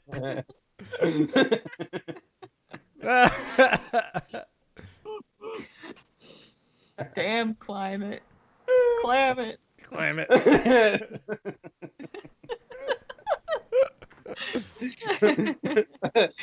Oh man. There's something so funny about a misspelled word. Yeah, I know. It always wins, unfortunately. Oh man. Well, but the thing is, even if it said climate, what is that? Yeah. I don't even know what that means. I don't know. I don't know either, man. Round 3, points are tripled, I think. Or no, we all get the same ones? I don't remember. How those work. Triplash. We all get the same ones. Funnier. Okay.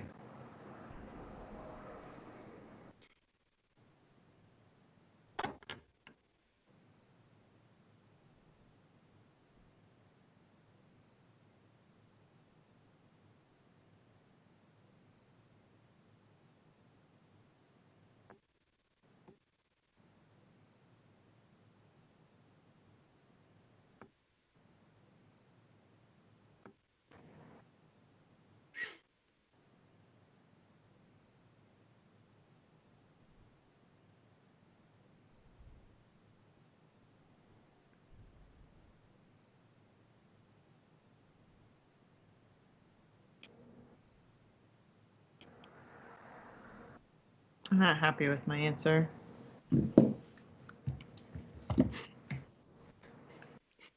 This is I can't type fast enough. I couldn't fit mine into the thing, so I'm doing it over 2 lines. I don't know if it will work. Oh, I don't think that's gonna be okay. This cute dog back here. Mm-hmm. Dog.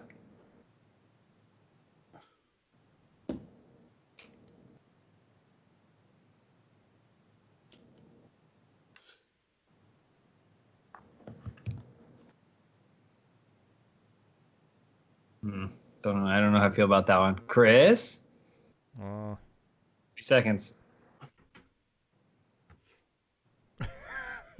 Sorry. I didn't finish. Oh wait. Yeah.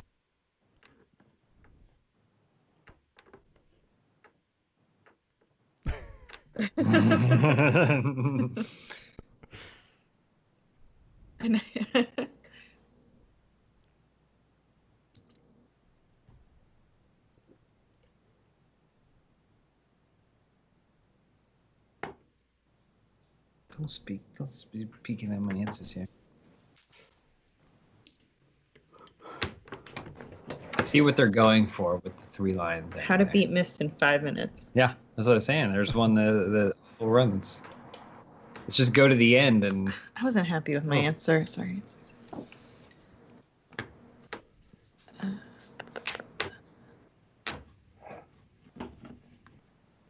3 things the worst couple you know always brings to dinner parties. I knew. Nice. There's gonna be some roast in there. And the thing is, they always go together. Mm-hmm. At least in a tornado of farts.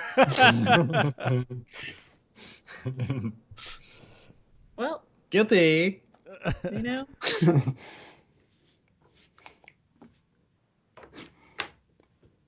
Does it feel like it's about?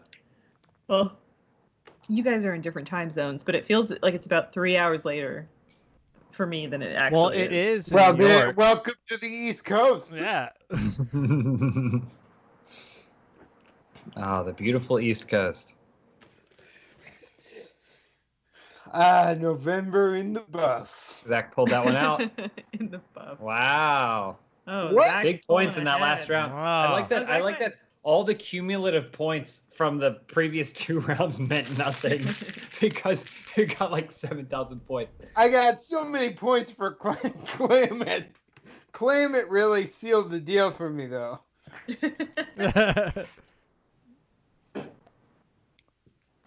This is fun, guys. For It's a me, great game. I don't know if it's fun for the audience, but it's a great time for me. That's what you always hope that your favorite streamers will say. Yeah. I got some poop on my chair or something. What? I don't know what that is. You have poop in your chair and you just sat in it? What? Did you say you have poop in your chair? There's some sort of poopy It's like stain here. chocolate. Some sort of poopy stain. There's no way we could know what it could possibly be. While I queue up the next game and I text you all the room codes, I'm gonna just bring up the map again.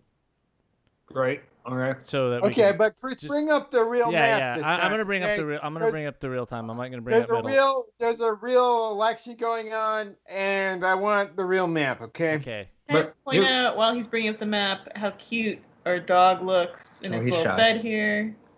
Here's the thing though, the problem with bringing up the map is if this stream is for people who are waiting in line to vote, they may see the map and it may sway their vote, which means you guys would be breaking federal law. Well, it's okay. They need to know. Oh, there it is. All right, so let's see how things are going. How things? Oh. See, like, where's the rest of it? So now, map. Yeah. I'm really surprised to see King's Landing voting this way. But the thing about King's Landing is that despite the fact that it does vote in this election, it does have electoral votes, it doesn't have any representation in the actual government system, which I think is very strange. I mean, it really is surprising that, with an Iron Throne, that you even have votes. I have to applaud them for having at least the semblance of democracy. Seems like whoever gets in there is going to get murdered no matter what. But also surprised that the Ironborn are voting the way they're voting. Historically, that hasn't happened. No, so something's changing, and we knew something would have to give eventually. Oh, I think the next game is ready. Almost. It needs Elise. I thought I was in. It needs me. It needs me. I made a new one, so you have to there. Oh wait, okay, there you go. What? No, everyone's in. So if you're watching at home, you can join the audience if you go to jackbox.tv and use code ATUN. And if you're also in line, stay in line, because if you're in line, you get to vote. If you're in line, you get to vote, and if anybody gives you trouble, then you say, please give me a provisional ballot as required by law, and give me a receipt. And tell him Domino's saying while you're saying it, gesture as though you're going to karate chop. Yep. That's your right as an American. That's everyone's right. Oh shit, we're started. So now we're all answering. Yes.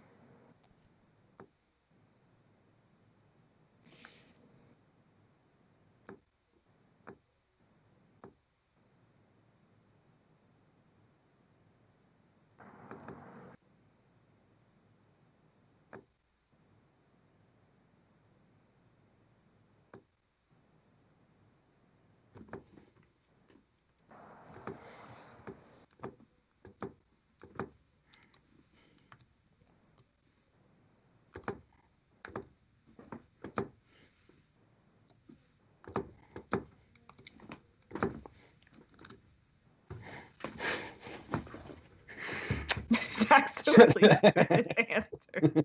How many typos did you put in there? Zach, you're A move your bunch. webcam so you're not falling off the screen. Oh, sorry. I refuse to acknowledge typos. I'll know that there's Zach. Make sure you submit both answers.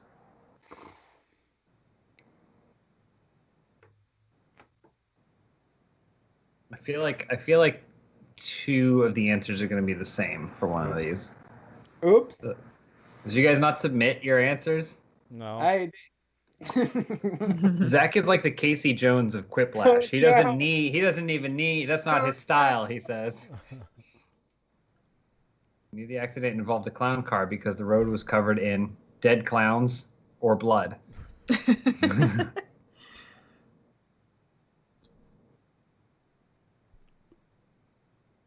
If you want to vote in the game Jackbox, I mean, I hope you're voting in real life, but vote in Jackbox, jackbox.tv, code But if you have ATUN. to choose one, Wow, the audience. that's your decision, I guess. I voted for Chris. The audience went Thank you. for it. So Though. I thought Chris's was the undercut there. This is blood.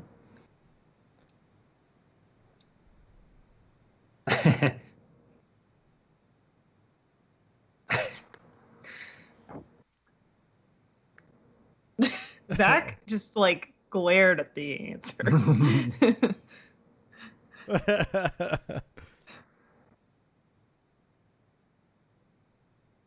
Oh wow. Maybe it's because he knew he was gonna lose. Okay. Big showing for Elise here. None of these rounds matter. It doesn't matter. Oh. NA. Not even NaH. Oh, I thought it was like not applicable, like N/A, not applicable. I like nah. Nah. Well, it's clearly not just running out of time. These two titans of comedy here. Look Mhm. at this. Oh, but the Both audience. times the Oh, audience have very gone for me, close. despite Whoa! Wow. the audience knows comedy. I've always said that. Better than us? I know how to fire up my bass. You're 12 years old and you just got a blank check. What's the first thing you're buying? A subscription to, or a See- Sammy Sosa BB see- card. Go Braves. See, this is one where it's a two-part Go answer. Braves. Go Braves. Whoever wrote this was working with the other person. You know? What? It's The one subscription sentence. to Sammy Sosa. I'm so confused. I didn't vote. I actually just stared at them and didn't vote. Me too. Well, so we should get equal points to that because again, they Sure. were one No, answer. The audience for sure decided on Lisa's. That's fine. That's fine. You try wearing a bad hat and then not getting someone a card that says so. Jungle Again, Book, too. none of this matters. Oh, Zach a little larger, Zach a little smaller. No, I'm gonna Oh. fix Zach's screen so that he fits the frame. No, you leave it how it is. It's a fair representation of me.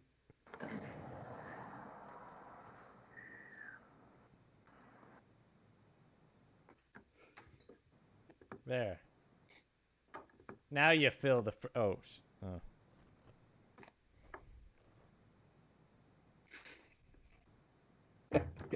Oh shit! Oh no! Oh bad! Oh no! That's terrible.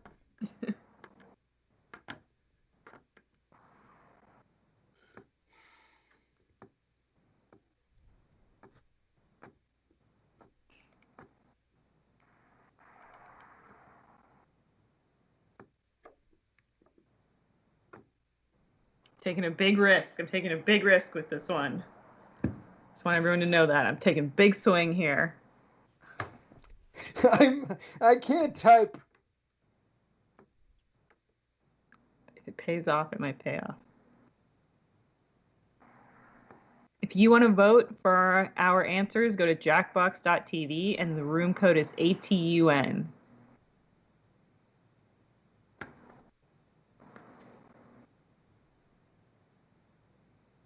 Zach and Chris, 3 seconds. Oh, nice. Right under the wire. That means they're going to be real funny because they spent the maximum amount of time thinking about them. I like to build suspense.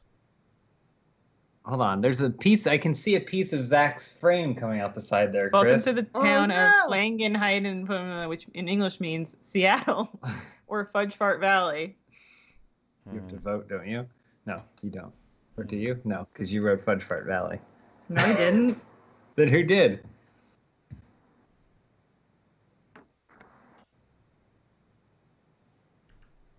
Of course, I wrote Fudge Fart Valley. Oh, wow. Almost perfectly audience is split.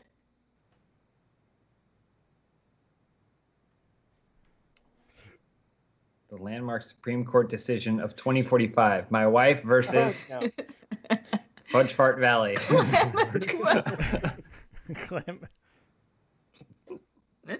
It's a typo within a typo. Can that be intentional? Can it possibly be intentional? No. I can't find my. Wait. I accidentally closed my. Damn it. I lost my window. Oh no. No. You might be able to put the address back in and rejoin. Senior prom theme most often rejected by high schools.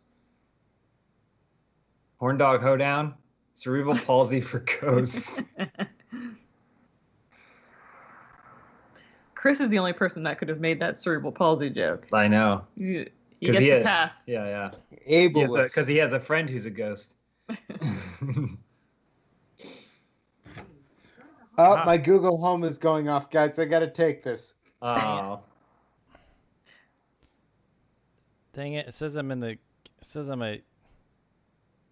Oh, you're in the audience? Emergency room is so stressful. Why can't we just call it Blank.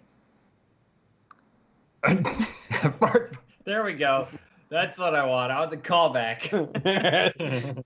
That's what you want. That's what Quiplash is all about. We're not laughing about its inclusion in the prompt necessarily, as we're laughing at. It was a risk. It was a big swing. And I think it may have paid off with the audience big time. Oh, nice. I'm telling you, you appeal to that audience. You win the hearts and minds of the audience. I'm trying. Nothing can stop you. Look, Zach's got a joint. A bullet. But... It's a cough drop, guys. Say no to drugs, except these. I think I might be out because I think I accidentally closed the window. Do you want to start? Okay. No, that means whoever goes against Chris is going to win because they're going to get all those points.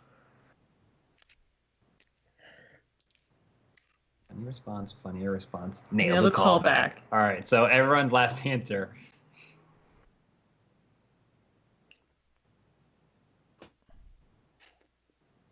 Man, I had no idea how many windows I had open on my phone. And none of them are Jackbox.tv.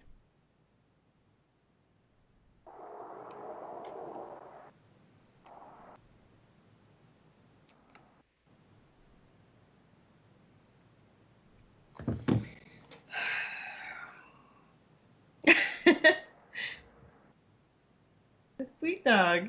The sweet boy. I think I'm going to have to go lie down after this. I need to eat a cookie and lie down. Hold my knees as close to my chest as I can get them. Chris, only a little bit of time left. I don't have my thing. I'm all out of room. I'm going to get 40 seconds, Chris. Bugger! Come here! Chris, say what you would want your answers to be. I don't have the questions.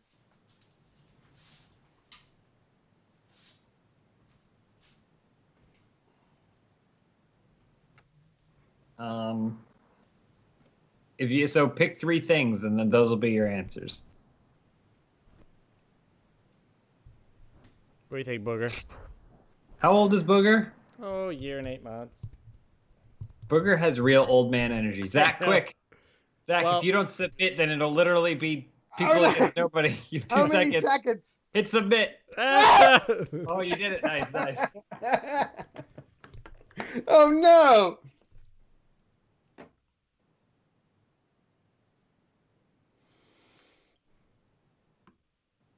Three things that happened at the Monster Mash that they couldn't sing about.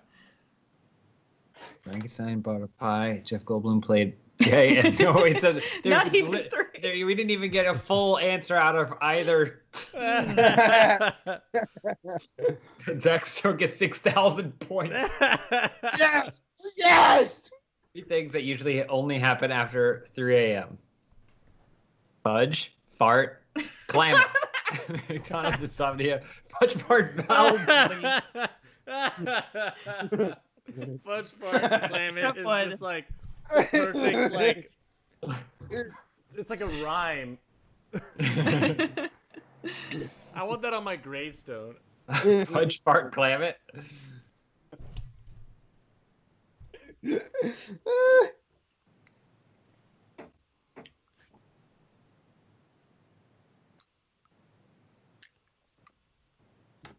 Oh, the audience. Oh, wow. Zach's going to win because he got all 6,000 points. Did and he then you and only I go split against the points. me? He went against no answer, and he didn't even put in 3 answers.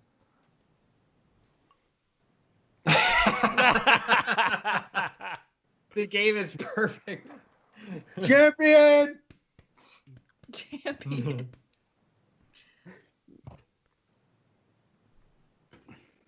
All right. All right. Well, I think I'm going to go sit down for a little bit. Yeah. But thank you guys for having us on. And Yeah, thank you, everybody, Thank for you all watching. for joining. And anyone who's still waiting in line, stay in line. Stay in line. Oh. Domino's wants you in Domi- those lines. Domino's wants you to buy a pizza. They probably do, actually. But Yeah. I already had dinner. Sorry, Domino's. Maybe next time. If you Elise, are sit, you gonna get a second dinner? Are you gonna do it? never say never. You know, when it's election night, anything can happen. Hey, Well, Chris. if you get a second dinner, please tweet us and we'll feature it on the live stream. Great. Oh, okay. I That's will. exciting. I will. What if I just eat a piece of pie? That works Well, too. then If it's a tweet the big piece. pie. Tweet the pie. Okay. Okay. Will you ask Chris something? I was going to say, Chris, I know that Elise and I are leaving, but I noticed that there's a little blue here down at the bottom. Can we fix the frame and then delete it all? Yeah. Let me. I'm on that. All right. I just appreciate that. Just want to make sure we get. Oh, There you go. now it looks Oh, like we yeah. got the blue some sky. more on the edges there. Oh, well, Huh? that's fine. How late are you guys That's going? good. Well, depends. I think it's either till the last person in line votes In Hawaii. or No. until the last person on the live stream leaves. Oh, okay. All right. We'll You see. should wait until the Supreme Court decides who's going to be president. That'd be fun. Let's hope it doesn't go that Yeah. far, guys. But if it does, what a stream. Let us know. We're We'll Well, come back. you guys are doing a great thing tonight. We love you both. Yeah. This is great. Love Thanks for you having too. Thank you for Bye, coming. guys. Bye. Bye. Let me just go to the. Oh, now it's just us. Oh, thank God Wow. they're gone. And Booger. Well, yeah. How are you and Booger doing? Booger's doing good. He's been napping. He's kind of stinky. Yeah. I'm probably Why? stinky too, but without the napping. So Chris, I guess since it's only us now, we might as well see if we're gonna fall in love. Yeah. What question? Okay, so earlier we were doing what is it? 36 questions 36 questions. to fall in love.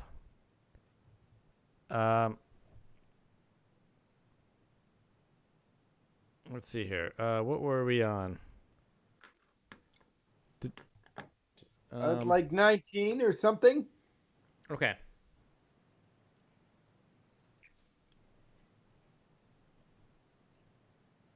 Okay. Got it?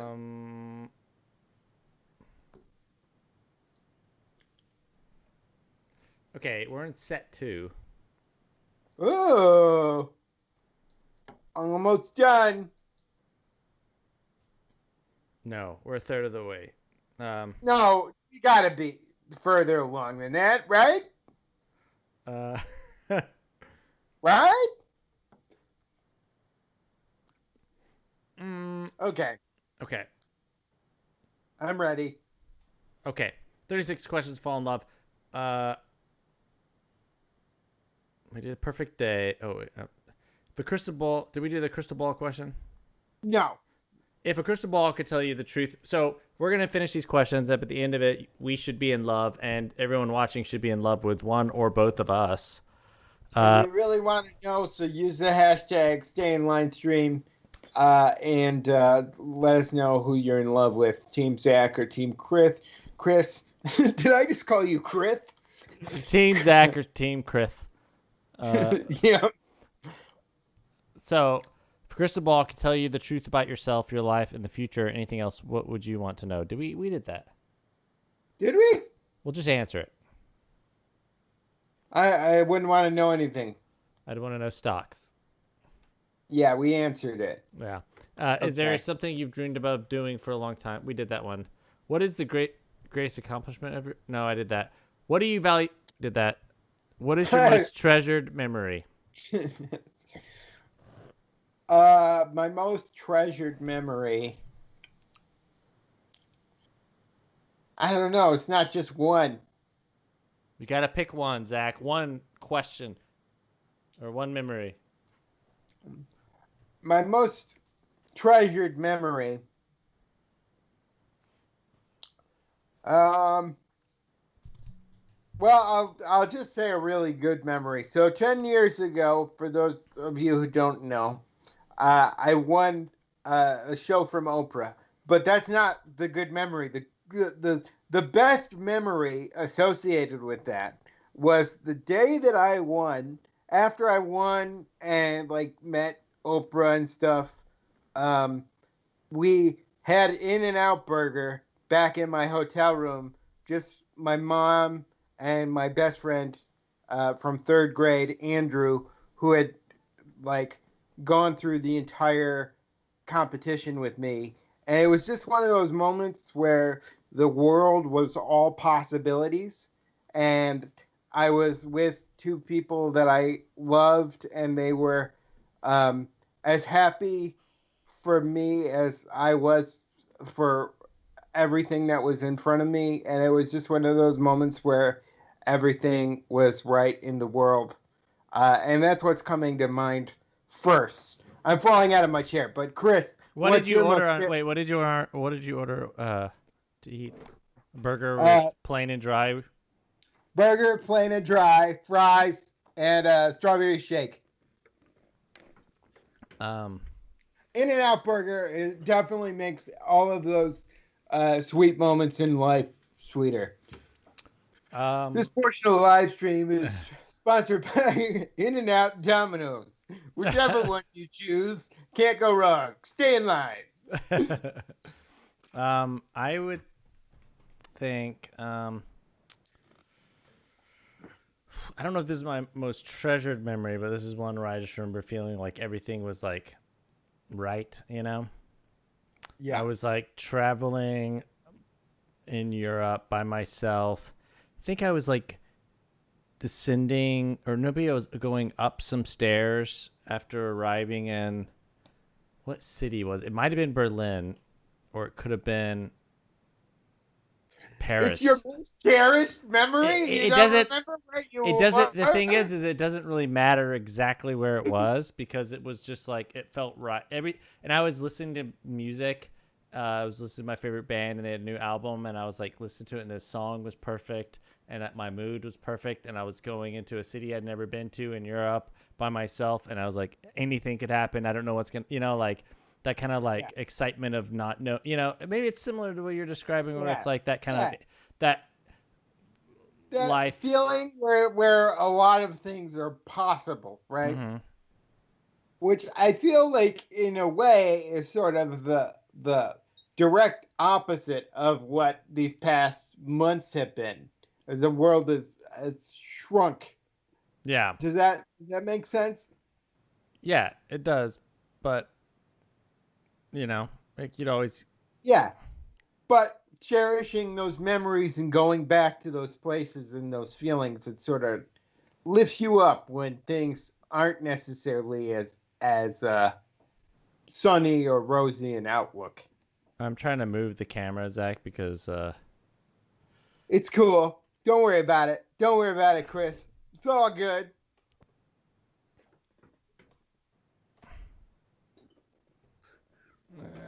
Hold on. I'll adjust. I can adjust.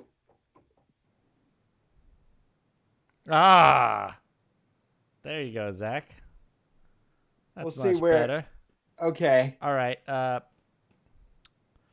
What is your most terrible memory? Most terrible memory. I don't have anything specific, but I have a very specific feeling. Anytime I realize I hurt someone's feelings, I can replay that in my mind over and over again, more than like the good memories or whatever. Like anytime you just feel that tension of like, wow, I really hurt someone that I care about, or even that I don't care about that much. I just hate that feeling of knowing that you've made someone else feel bad. Does that? Yeah. My silence was me thinking of other terrible memories. Yeah.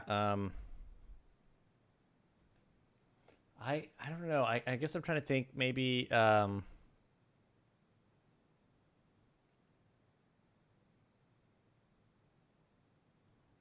maybe it's like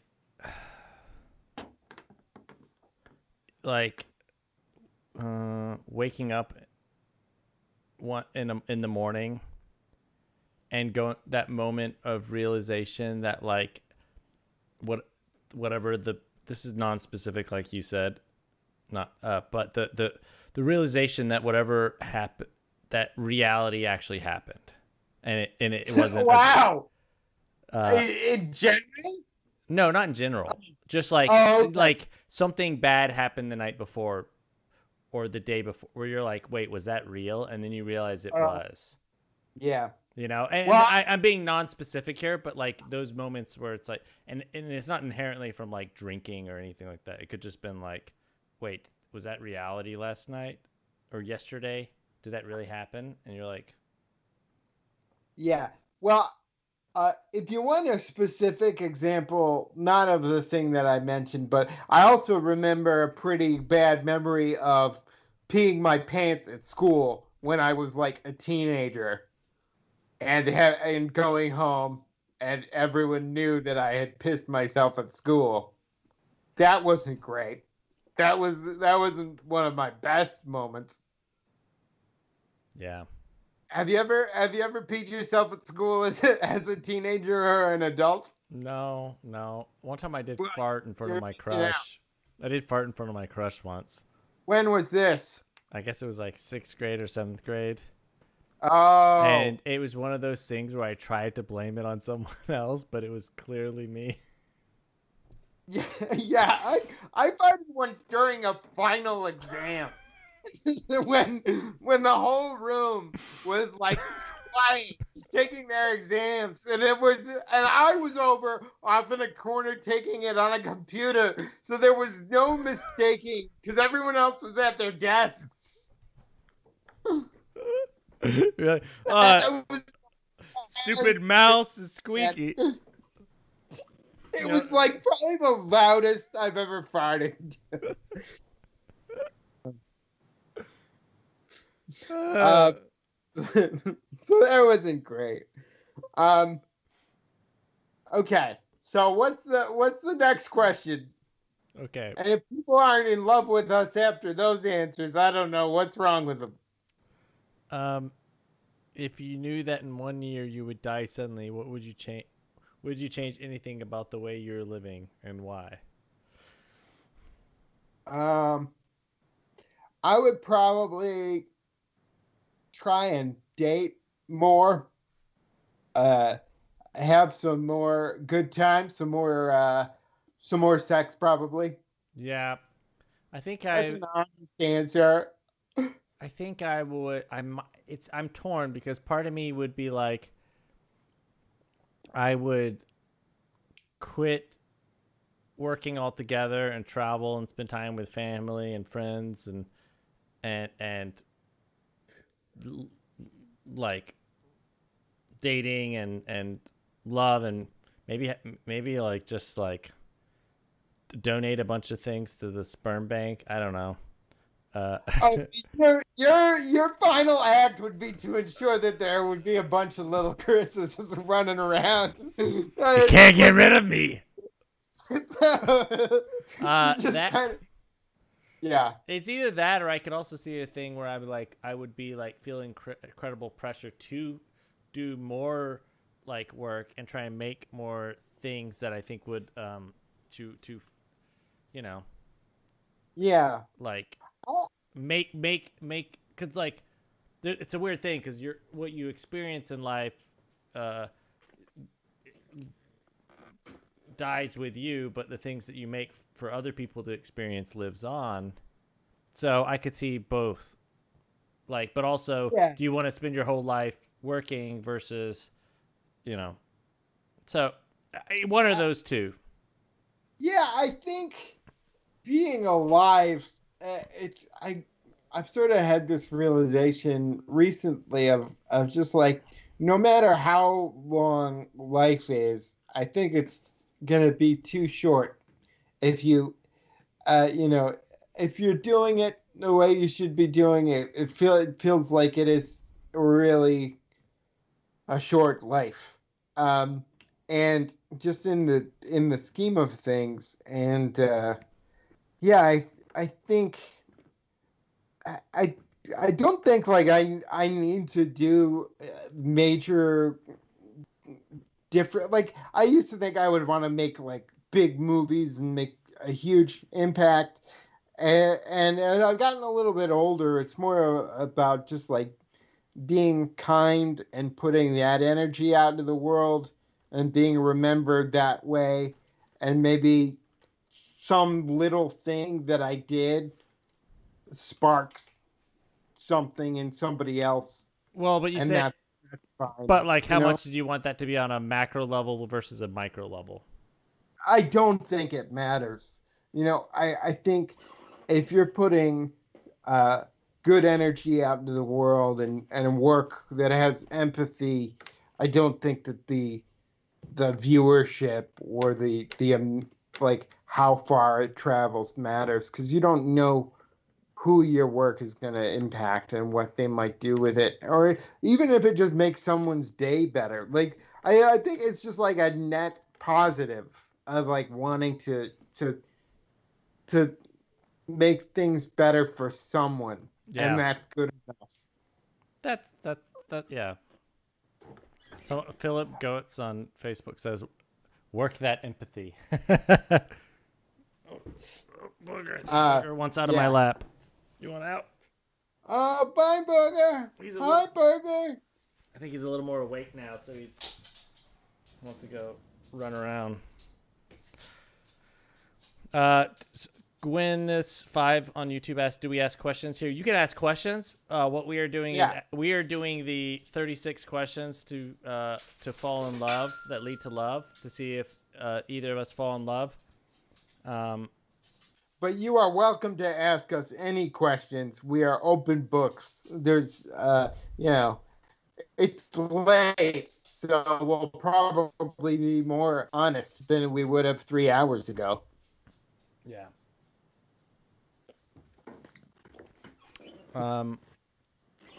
So the next question: what does friendship mean to you?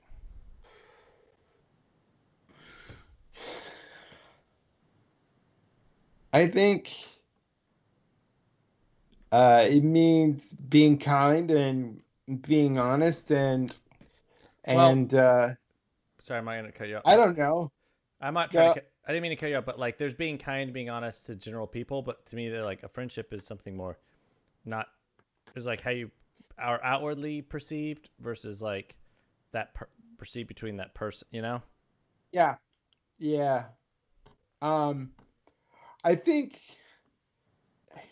in terms of friendship, it's just like showing up, because I used to put a lot of pressure on myself, especially when friends were going through things, to say the right thing and be an answer to whatever the problem was, and be able to just like work through whatever it was.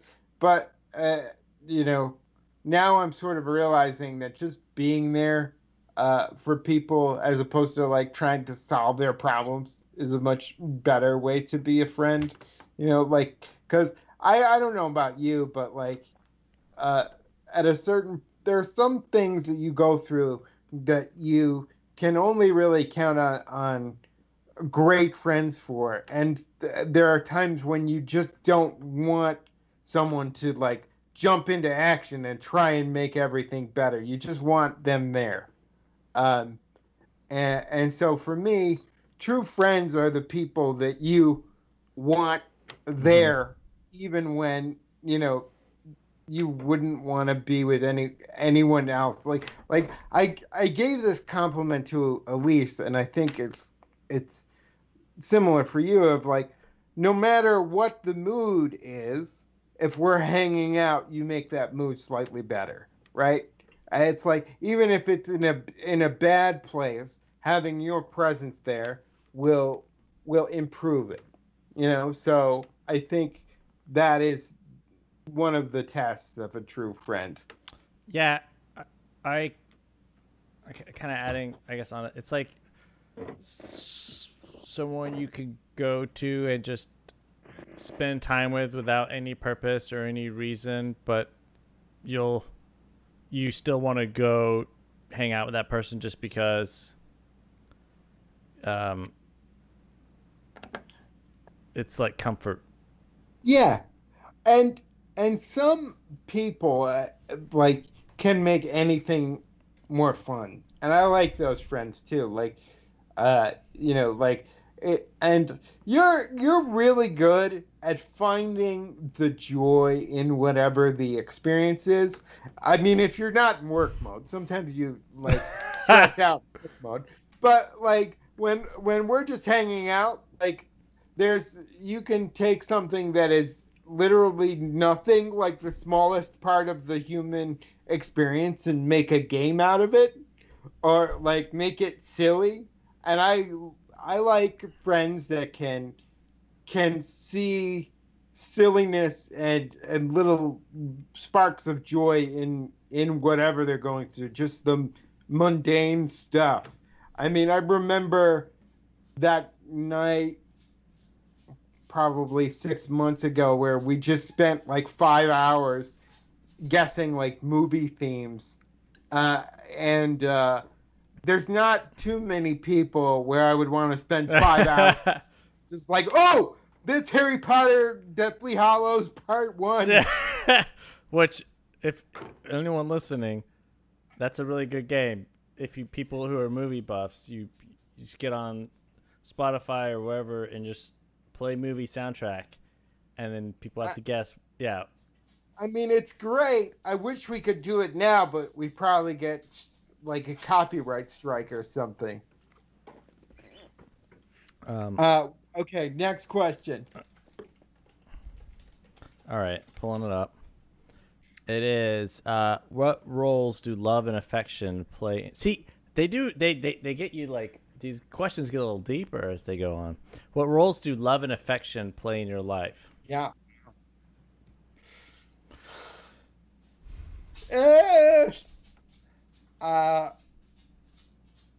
Affection is something that I am generous with. Love is, I mean, love is such a catch-all term. It's hard to even define it. I don't know.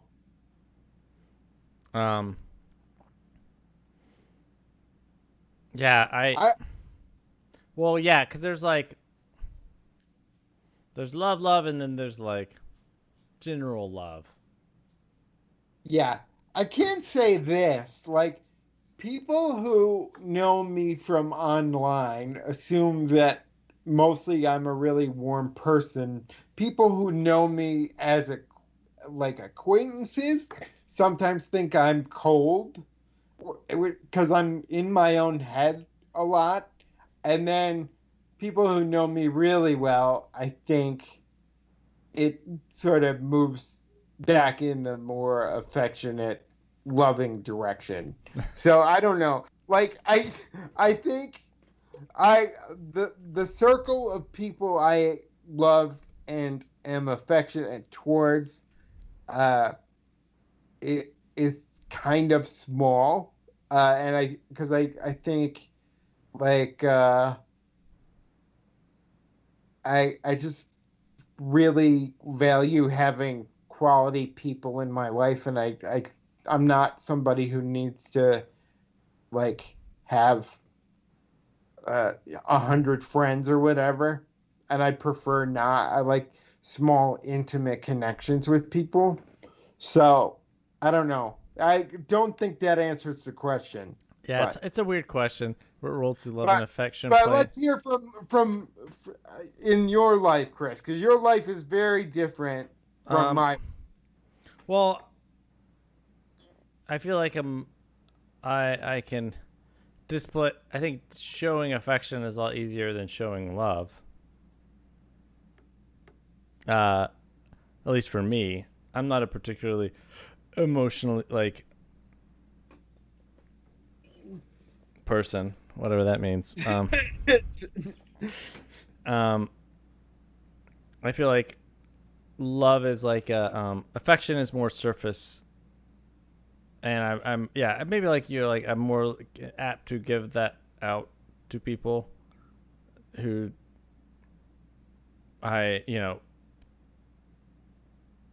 maybe love. I think love is harder to earn. Yeah, and like affection, you can. I feel like sometimes affection is more about the way that you are perceived versus like putting in the hard work. Like at least for me, like I want everyone to like me, so I'm gonna be affectionate. Uh-huh. But in terms of like getting down to the nitty gritty and just showing up, like that's a much harder thing to do. Yeah. Okay, that was a tough one. That's tough. I don't know if anyone is more in love with us after those answers. But Maybe they're more affectionate. Alternate sharings. Alternate sharing something you consider a positive characteristic in your partner. Share a total of 5 items. 5 items? So 5 things that you think are positive characteristics. I think. Okay. Do you want to alternate, or do you just want me to list off 5? No, we'll alternate. We're alternating. Oh, alternate. Okay. I would say that you are an incredibly. This is characteristic of general partners. Oh, I think any partner. Maybe I'm wrong.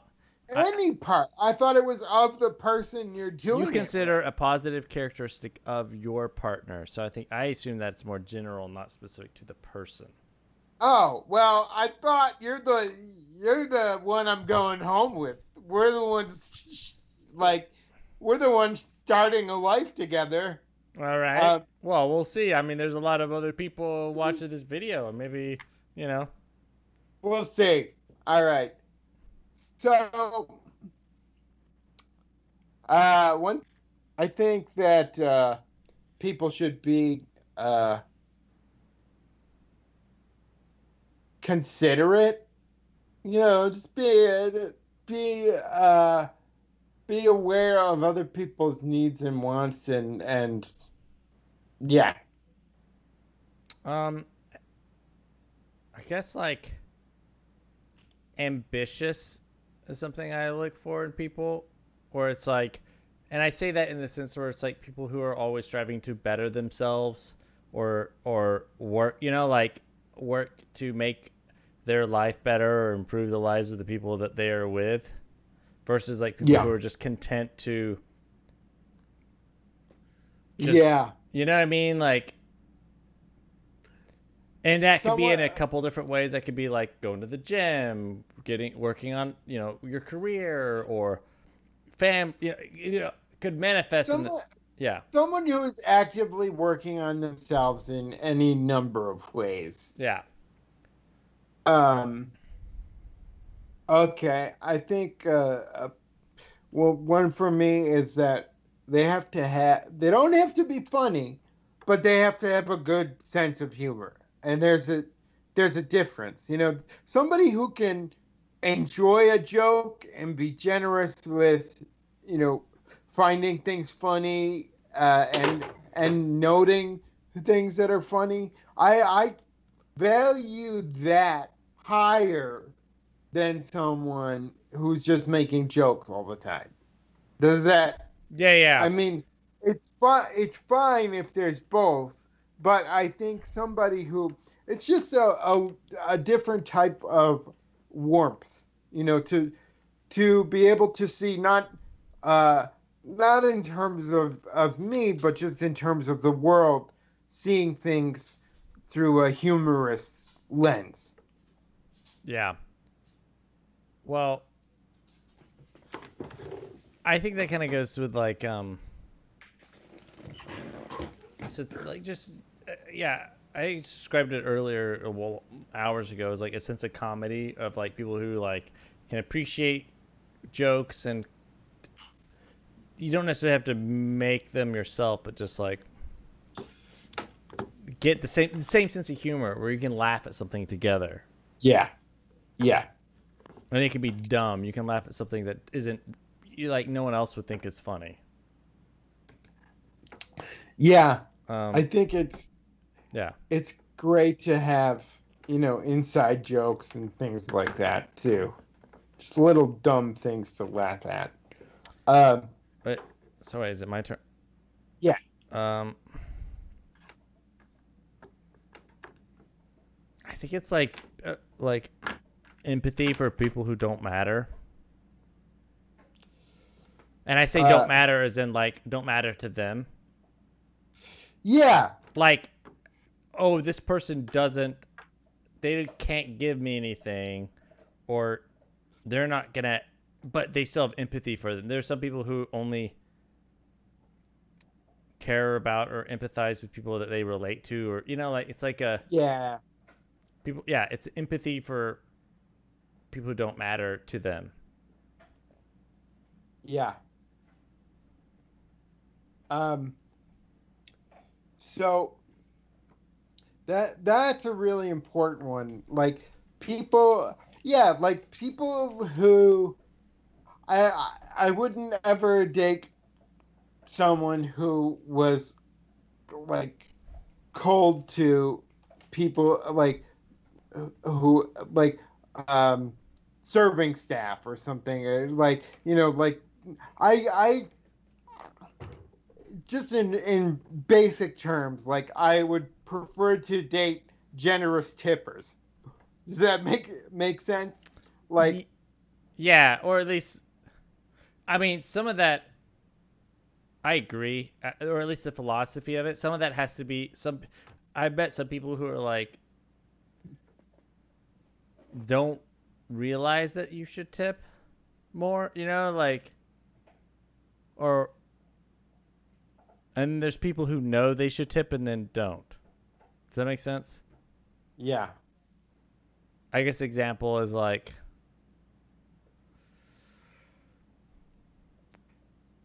I don't know, some people were like taught so much of like your initial like characteristics are like from your family or your parents or your culture, and there's people who so I'll give excuses for some of that, but then there's some of that it's like, oh no, you should know by now.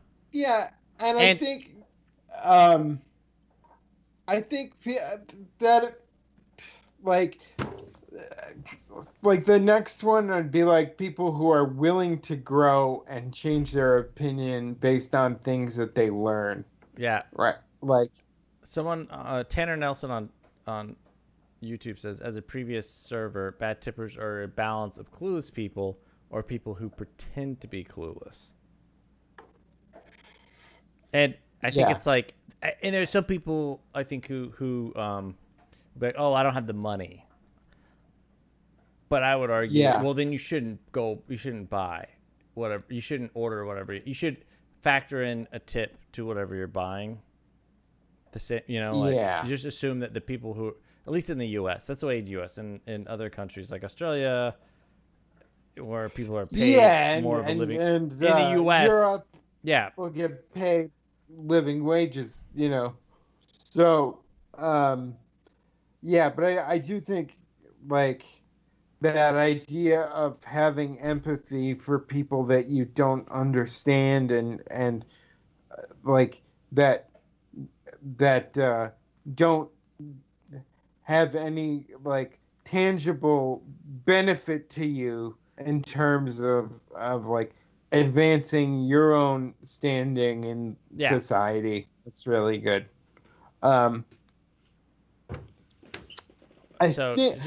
Sharing something you consider a positive characteristic of your partner. You have 5. You're on the third one. We have to do 5. Okay. I think this is such a standard answer, but like the way that you communicate, I tend to be very almost too gentle in the way that I communicate sometimes. In when I'm talking to someone, if I have a problem, a lot of times they don't know it's a problem because I'm so worried about hurting someone's feelings that I will, kind of be spineless about stuff. But I really appreciate people who have clear, direct communication that still comes with, caring, and it's never cruel, and it's never about winning an argument. It's just about being honest and true to what you think and believe in. Well, it's like honest because, do you say some of that just because it's honest, or sometimes because it's honest to help the person? Yeah, I think I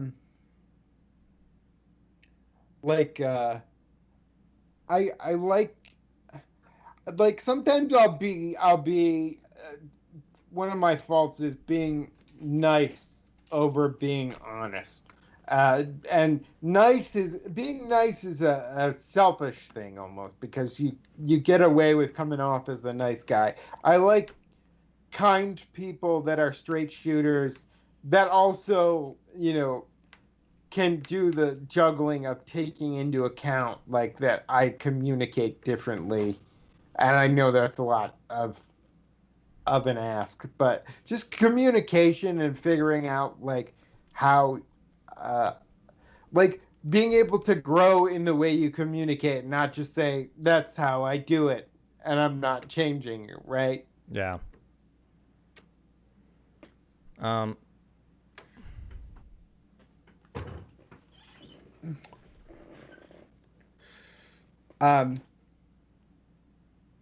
What else?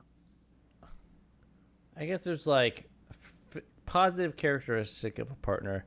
There's like a physical like energy, like chemistry. I don't know if that, like we're just like, yeah, and that's not specific to where you're just like you jive well. I don't know how. It's just the chemistry of like some of it's physical, some of it's whatever it is, that kind of like energy you might have with a person. Yeah, chemistry. That's something chemistry is something that you and I definitely have. So I think that'll be good we got great chemistry. This one is, I had one. Hold on. And it was good too. And I completely positive forgot. Characteristic of your partner. Oh, I think that like even I know this isn't everybody, but I respect people that can speak with respect and kindness towards people that aren't in their life anymore. Like I would never. I wouldn't say I would never, but like there are so many people that like if they break up with someone, they're like, oh, that person was always awful, or they're my enemy, or whatever, or like they shut out friends in their life because things aren't working out. But then like I I I think there's another level of humanity that allows you to see that even if somebody isn't right for your life as it stands in the moment, that there was value to what they brought to your life. So I guess, like, Yeah, I don't. Yeah, and I do think that there are people who are like no longer in someone's life. It's okay to not regret leaving someone or having someone leave your life, but like I think the issue is when someone expresses regret for everyone that's left their life, where it's like, well, it can't be everyone else. Sometimes, yeah, not everyone else who's left your life. Sometimes it's if that's the case, then it might be that person who's the problem, or who. Versus like, yeah, you can have people who you are no longer in your life and there's a good reason for it, but then you should also be able to be like, yeah, this person was a good person, but not right for me, or not yeah. not the right moment in time. Mm-hmm. So is that 5 or do we keep going? I think that's 4. We could do one. I feel like that's enough. Yeah, that's enough. That's enough. How close and warm is your family? This is question number 23. How do you feel your childhood was happier than most other people's? I didn't live most other people's childhoods. I am grateful for the childhood I've had. It feels like I'm still in it, living back at home. But I think I had different struggles as a kid. With the whole just kind of getting used to my own body and the way that people reacted to my disability, and I remember being frustrated a lot as a kid. And I think one of the I did have a happy childhood and a lot of fond memories, but I also remember desperately wanting to be an adult. I don't know. But yeah, I think I had a happy childhood, and even better than that, I had an interesting one. And I had parents who were, willing to do anything for me to make sure that I could, pursue my passions and the things that I really loved in life. So I would say overall, great childhood. Yeah. What about you? I would say overall. It's also now that we're on live stream, it feels like we're getting into places that we want to not talk about on live stream. Well. But go ahead. I'm sorry for interrupting. I would say my family is loving, but without like talking about it. Does that make sense? Like, yeah.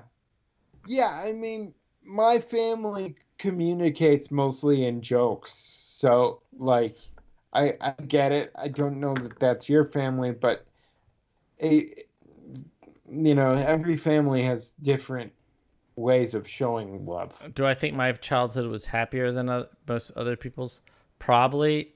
I think a lot of times people don't think that they don't realize that they have a better life than other people because everything can seem bad in the moment.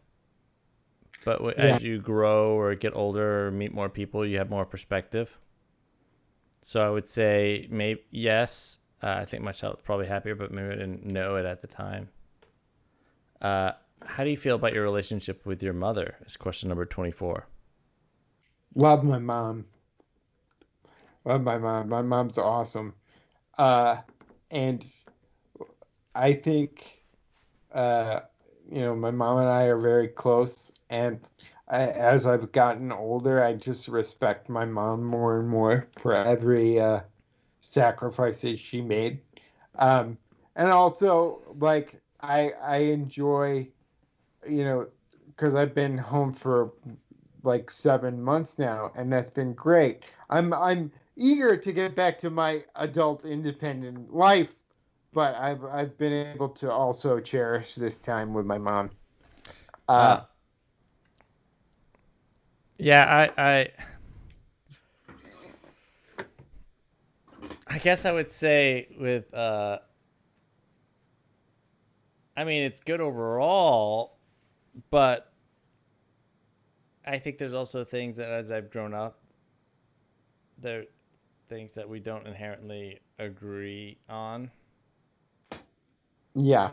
And then I think it'd be frustrating to have a conversation with someone that you respect that you have different belief systems with. Yeah.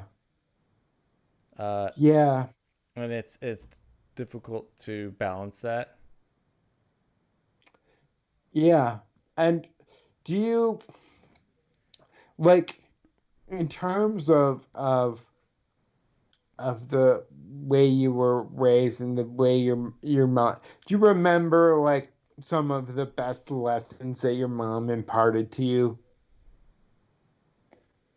I remember, one I remember is one time I never wanted to tie my shoes, and I kept asking. I for whatever reason I didn't want to learn how to tie my shoes, and I had Velcro shoes, so I would just want to wear my Velcro shoes. Me too, except I never got shoelaces. Yeah. I remember like always wanting, and then one day my mom said, I can't go outside unless I tied my own shoes, and then left me with the shoes. Oh, and I remember being really upset, and then figuring out how to tie my shoes, and then going outside, and then I knew how to tie my shoes. Whoa. Nice. Because she had taught me how to tie my shoes. I just didn't want to learn because it was easier to do the Velcro. I knew how to tie my shoes. Wow. You haven't gone back to Velcro since, huh? No, not since. I mean, I have experimented with like slip-ons for like, quick, especially since getting a dog. I'm like, I think I need some slip-on shoes for like taking him outside. Run outside real quick. But there's nothing, you can't go back from that, like the security of a good tied shoe. No, can't do it. So, all right. I think what's the next question? Where are we in the We're questions? on set 3, which is the last third. This has got to be like the hardest, right? I don't know. This is where if we're gonna be soulmates, it'll happen here. Yeah. So for anyone who's joined, we're live on like 4 different places. So yeah, we don't really know if anyone's watching, but I'm monitoring. In love for our own. I'm monitoring comments. People are. I'm responding. Okay, good. But and we can always go back to Mist if no one's watching. Okay. That's cool. But we're doing 36 questions to fall in love, to see if we fall in love, or if anyone falls more in love with us, or who they fall more in love with. And also, I guess slightly more important than that is if you are in line to vote, stay in line, because if you're in line, what is the quote? What is the saying, Zach? If you are in line, they can't kick you out of line. If anyone tries to kick you out of line and say you can't vote, you say, I'd like a provisional ballot as required by law with a receipt. With a receipt. So, and I would like to also add that Booger is farting up a storm in here.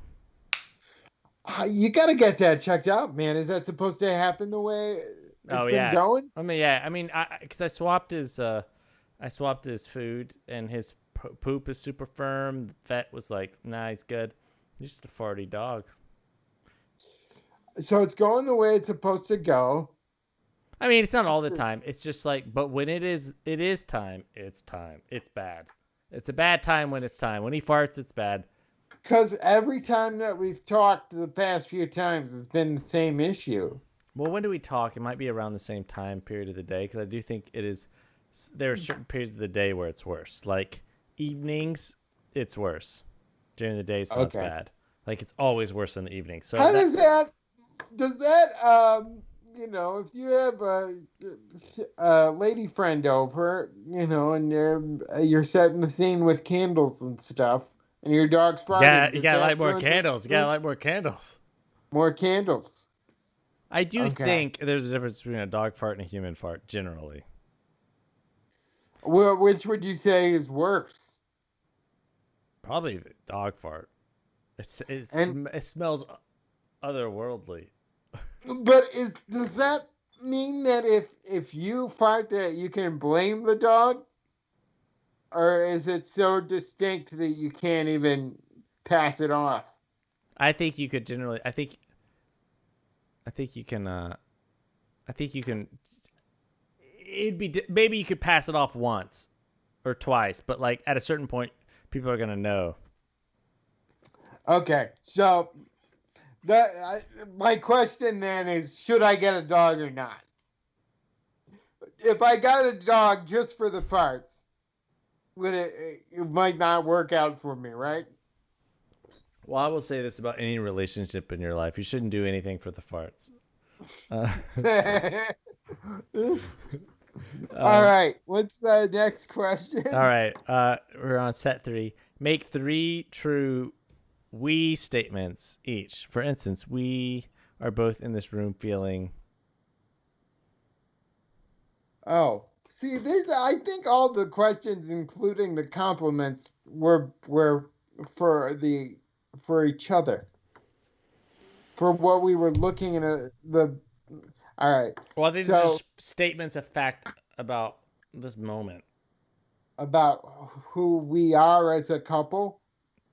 Or, yeah. Or just we. Oh, okay. Or why don't we do this? Why don't we make it we as in general about us and people watching? Okay. I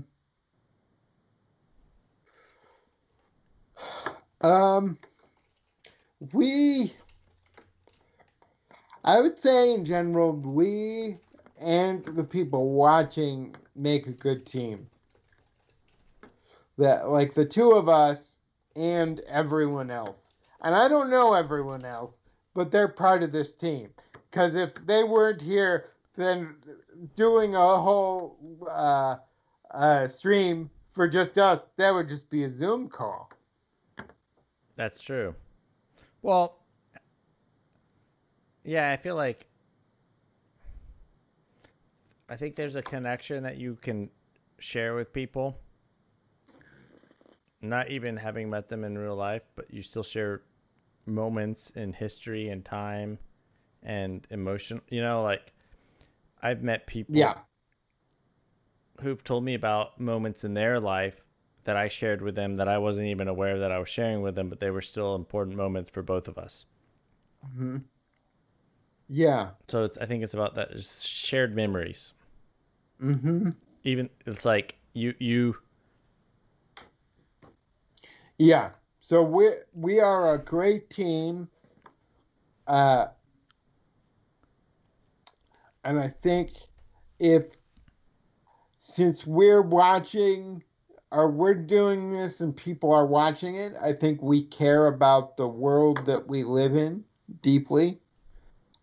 Would you say that's true? Yeah. And I think that's true. It's my turn. I think. Yeah. I think we're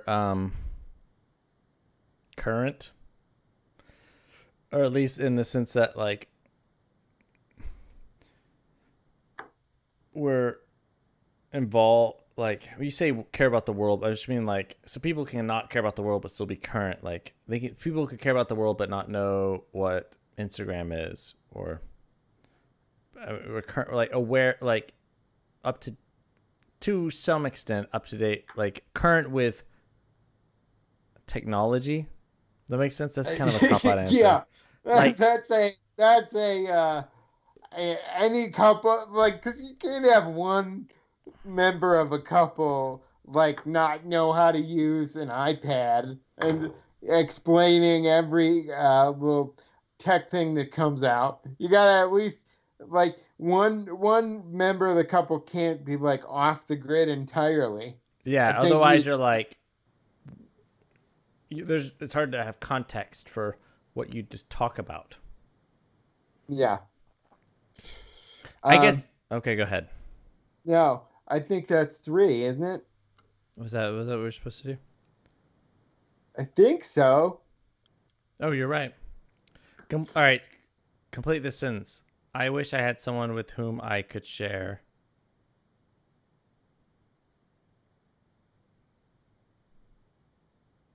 I wish I had someone with whom I could share. Well,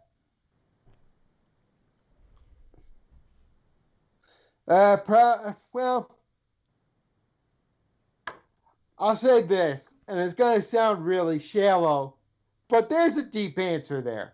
I wish I had someone with whom I could share dessert, because, like, I always want dessert. And the thing that is devastating to me is when the person that you're with is like, oh, I don't think I'm going to get anything, or you have it, I'm not going to have anything, it's fine. I want somebody who, like, I want you to grab your own spoon and dig in and be on board with that little bit of extra happiness every time. That's what I would say. What about you? Well, that's a good answer. Hold up.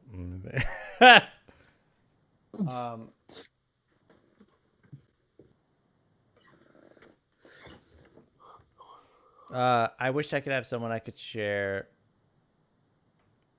a Netflix binge with. Oh, that's good. That's good. That's a good one. You're just like, where it's like, oh, you can't watch the next episode without the other person, even though you really want to. Oh, yeah. So you have to, because you're committed to it together. Yep. Yeah, that's good. That's a good one. I like that because and you want the person who's not going to be like, oh, I'm too tired. You want the person who's going to go through that whole season in one night, and it'll be like 5. Well, it's only 3 a.m. Yeah, well, we might as well finish it. We've only got one more. And yeah, it'll be like 5 by the time, but I mean, we don't really have anything to do tomorrow. We can handle this. Yeah. Yeah, that's good. Yeah. Okay. I feel like that's a great example.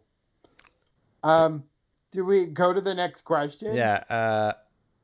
If you're going to become a close friend with your partner, please share what would be important for him or her to know.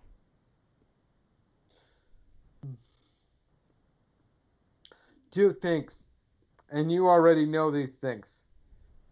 When I'm saying that I'm on my way, I'm naked on the floor and I haven't left the house, and I'm going to be late between a half an hour or 2 hours, no matter what it is, no matter how much time I've had to prepare. And then You're gonna see a lot of me naked. That's just, I can't avoid it. It's just gonna happen. Sorry.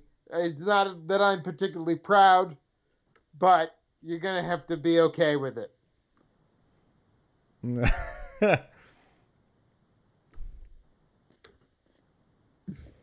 Um, so what are the two things I would have to know about you? That when I get involved with something, I can get really distracted. Mm-hmm.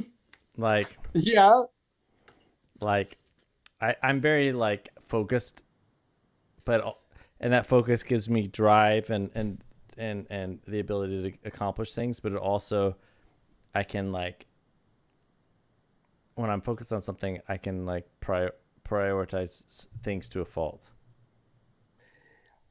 I would say that it's weird because it's one of your greatest strengths and also one of your faults is that, like, no matter what it is, no matter how important the project is, if you dedicate yourself, that gets 100% of your focus. Like, if you care about something, even if it's like not a huge thing, you will go all out. No one's ever gonna get half Chris if you're committed to something. Like, I don't know that you've ever half-assed anything.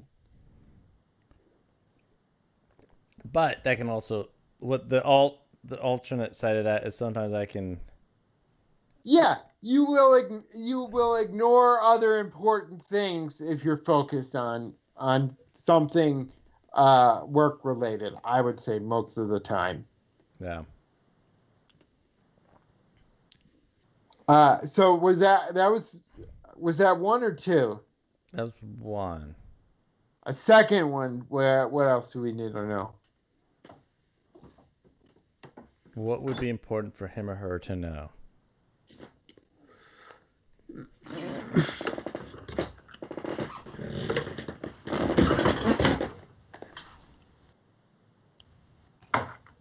It's on you, Zach.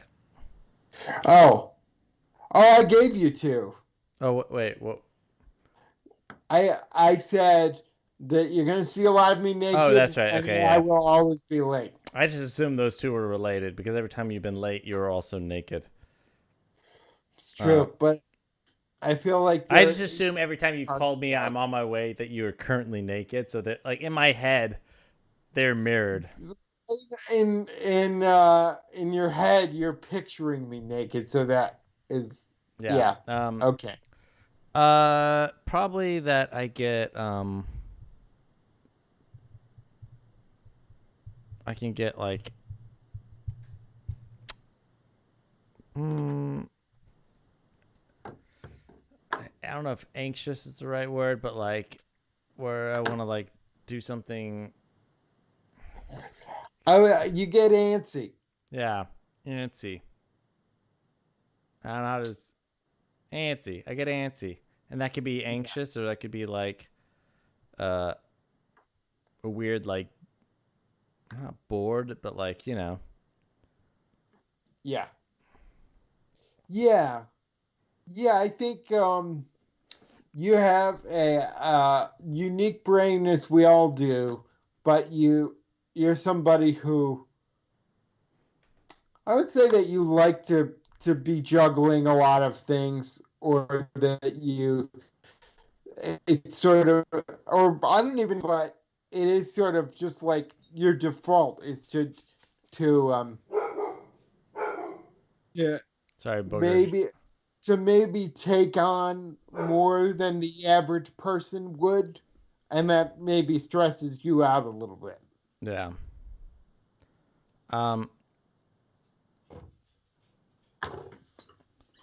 Well, question 28. So we're just to reiterate, people who are joining. We are streaming. We're to still doing it. To stay in line, because if you're in line, you will get to vote, and And if someone says otherwise, what do you say, Zach? You tell them while I go pee. You tell them I'd like a provisional ballot with a receipt as required by law. Okay, so question 28. And when Jillian initially pitched that we do this, she said it'll take an hour. And I feel like we've taken 10 minutes at least on basically every question.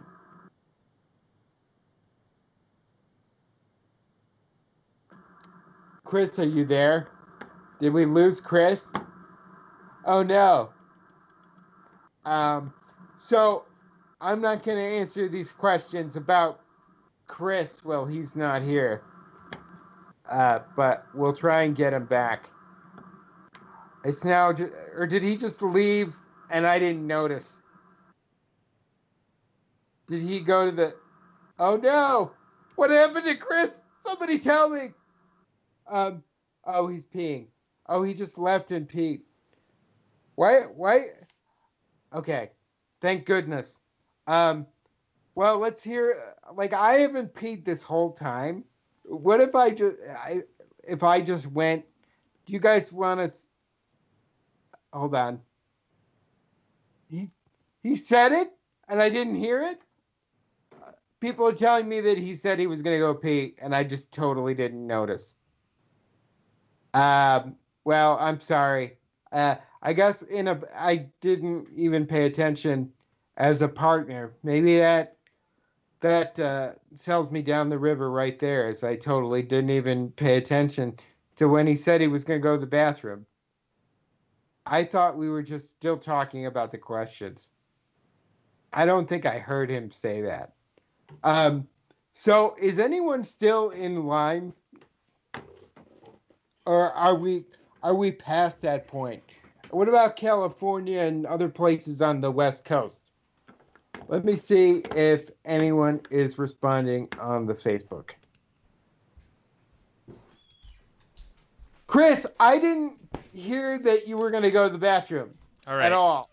Chris, what? I totally didn't even notice that you had said that you were going to the bathroom. Wait, what? I was talking to myself for probably a good 2 minutes, and Jillian texted me that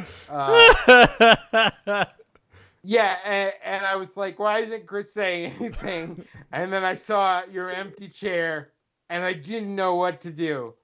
There was a moment of just complete codependence where I lost all of my hosting skills 100% because I was like, where's Chris?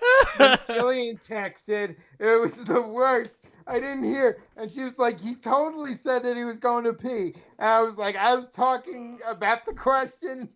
I don't know. I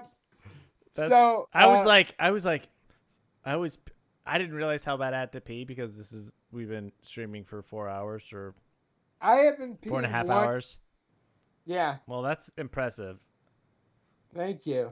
Let's not brag. I'm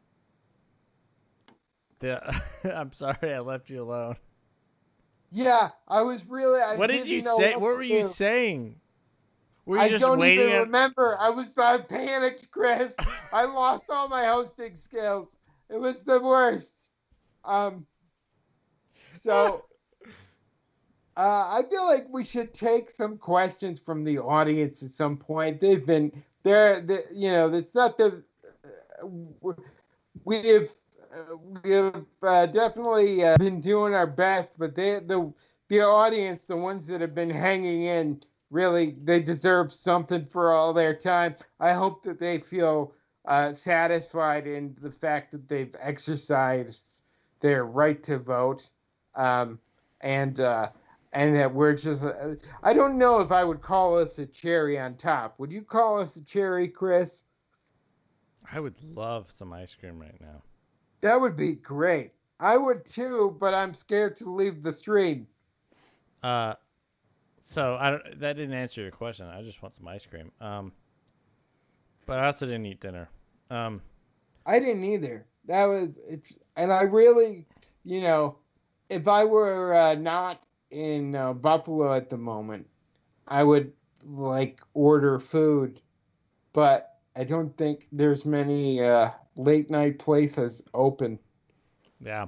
What okay, yeah, so we'll take a couple if anyone has any questions. Yeah, if any questions or comments, we're happy to take them. I'm looking at the Facebook live stream right now. Let's see. Oh, well, Robert is saying that if at birth you don't succeed, that he read it 4 times and it helped him through a tough time, and that he also loved social disorder. So there's some crossover in our fan bases, Chris. Very different products. If you enjoyed If at Birth You Don't Succeed, what I would suggest is getting it on Audible and then playing it at 0.75 speed, because then it just sounds like Zach is drunk. And that's my favorite thing to do. Yeah. Is when and Zach he does is in the it when I get in the car. He puts it on his stereo, and it's just like even just the 3-minute drive to an Olive Garden or whatever. It's excruciating. And most people who want to enjoy it actually speed it up, I think. Well, it depends on how they want to enjoy it, because if Zach's in your car, it's most enjoyable at 0.75 speed. It really does just sound like I'm completely hammered. Favorite myth, Caladrius 25 asks. Favorite myth.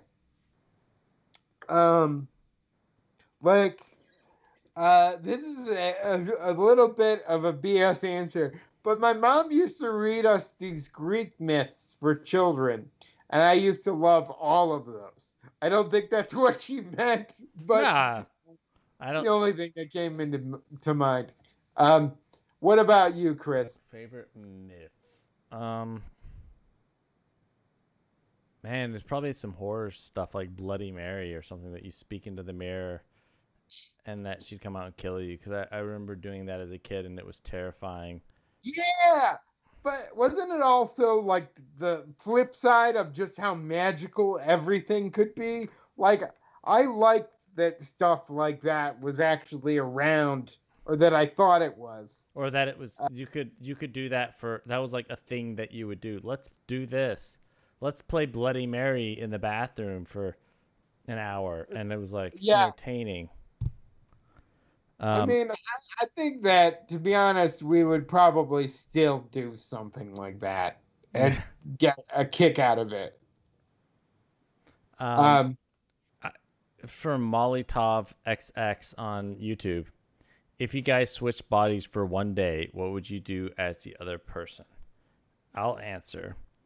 I would just travel around. I would try and go wherever I could to get that. Because I think there are a lot of. I remember when I first started hanging out with you, Zach, the things I didn't notice before about wheelchair ramps on sidewalks and what's accessible and what's not, because you don't think about it. I didn't think about it either, to be honest, which is why I fell off so many curbs. Just following you.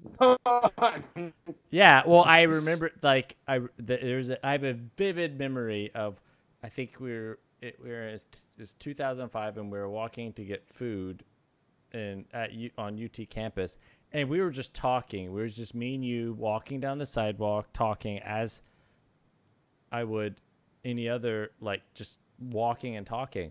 And all of a sudden, we go off a curb, and you face plant onto the ground because, for whatever reason, the curb just ended. Like, we were on a sidewalk. Yeah. And you hopped off a curb, and me just wanting to follow you didn't even pay attention, and as I should have been paying attention my whole life, and just zoomed off the curb. And then I was like, "Oh my god, I didn't." And it made me realize, like, why is there not a curb cut here? And why? Oh wait, I've never paid attention to this in my life. All of a sudden, I started paying attention, and then anytime I go into a building or I'll walk down the sidewalk, I'll be like, man, this sidewalk is so messed up. Wait, why is there no sidewalk here? It just suddenly becomes grass, or oh, now there's gravel. It's like there's things that you don't notice. So I think I would just try and just navigate around just to get more perspective. I think. I don't know if that's a lame answer. Great. That's a wonderfully kind, empathetic answer. If I were in your body for one day, I would get a pair of roller skates, and I would just roller skate everywhere. And then I would I would buy the most ridiculous, tightest spandex clothes, and then I would. So the next day, everyone would be like, "Chris, why were you wearing all the feather boas and roller skates yesterday?" And zoom around and flipping everyone off, and I would just be like, and you wouldn't have any response.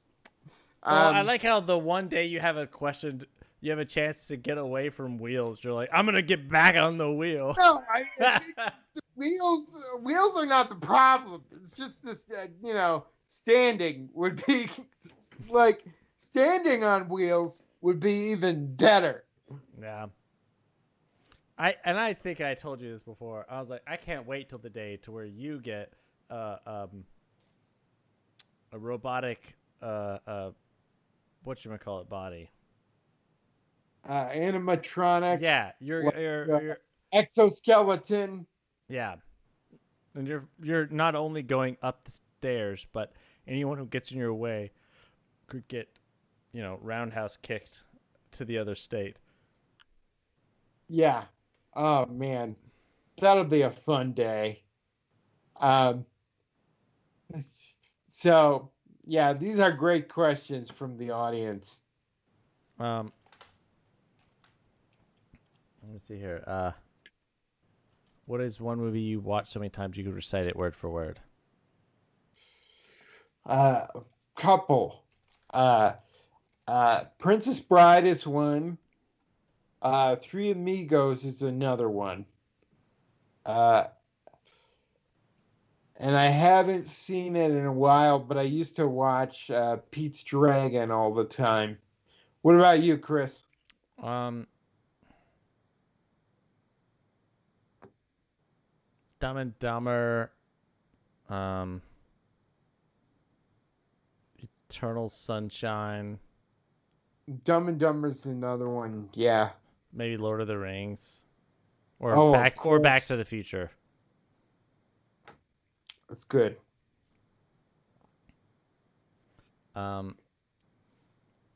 Question for Zach: what's your favorite episode of Have a Little Faith that you did? If people who haven't seen that, it's a show that Zach did on YouTube. That's about explore different religions. It's on Soul Pancake's channel. I love doing that entire show. To be honest, I think there were a few favorite ones. My buddy Mendy, who is a Hasidic Jewish man and a real family man and a comedian, really funny dude. He was great to hang out with and get to know. There was a guy named Joe Franco, who was a Quaker, and getting to speak with him was very transformative for me.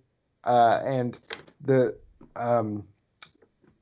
first one we did about Islam was hugely enlightening. Really, that whole series was great to be able to do, and just to be completely open to other people's experience and just take them as they are and learn about something that they deeply care about. Because if you're religious, there's very few things you care about more than your faith. So it was nice. I felt very privileged to be let into people's lives in that way. So that was a whole experience was great.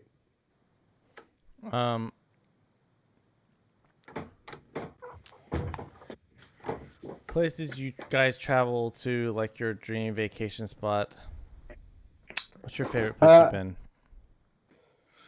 Favorite place I've been, I think, in terms of the place and the experience, I mean, with you, I mean, I definitely loved going to Nicaragua. That was a blast. Like, that also was a jam-packed trip. We got to see so much. And it didn't, like, I feel like a lot of those videos are available on Zach's YouTube as well, if you search Nicaragua. We were going to there's a wonderful organization called Wheels for Humanity that gets wheelchairs to people in underserved communities so that they can live independent and fulfilling lives. And while we were there, we met some amazing people, but we also did some crazy stuff. There's a video of us all volcano surfing that was insane. Yeah, I mean that trip, I think it was like one of those like perfect trips where it was exhausting. Every night we would go to sleep and just pass out, but also we would go have good food and drink some rum at the end of the day and be happy with what we had. Like, wow, that was like a great time. Yeah, it was. It's very rare that you get something that is as rejuvenating as a vacation, but also like really fulfilling as work. So it's real fun. I'm gonna jump back to questions that lead to love. Okay. Question 28. Tell your partner that what you like about them. Be very honest this time, saying things that you might not say to someone you've just met. But we didn't just meet. Oh, I see that we've broken the formula. I see how that happens. Well, I guess you could just like, Yeah. Okay. Well, I'll say the things that I would have said on the other question. I think you're an incredibly considerate friend and a deeply decent human being who really I think that you always consider your friends in your decisions, and you don't make a big thing of it either. It's like just your nature, and I think that's just a testament to how solid and good you are, and you're such a fun person to be around, and somebody who can who even with something like this, like you were the first person I called and I said I wanted to do a live stream on election night, and you were just like, sure. And you've been like going full steam ever since, like putting together all the tech stuff and making sure everything runs smoothly. And you're just somebody that I can count as your on. audio like. Oh, is it going down? No, because on my end it sounds fine. It was just delaying a little bit. It was just funny. But yeah, so you're an incredibly dependable, kind, good person, and you have a nicer ass than I thought you would.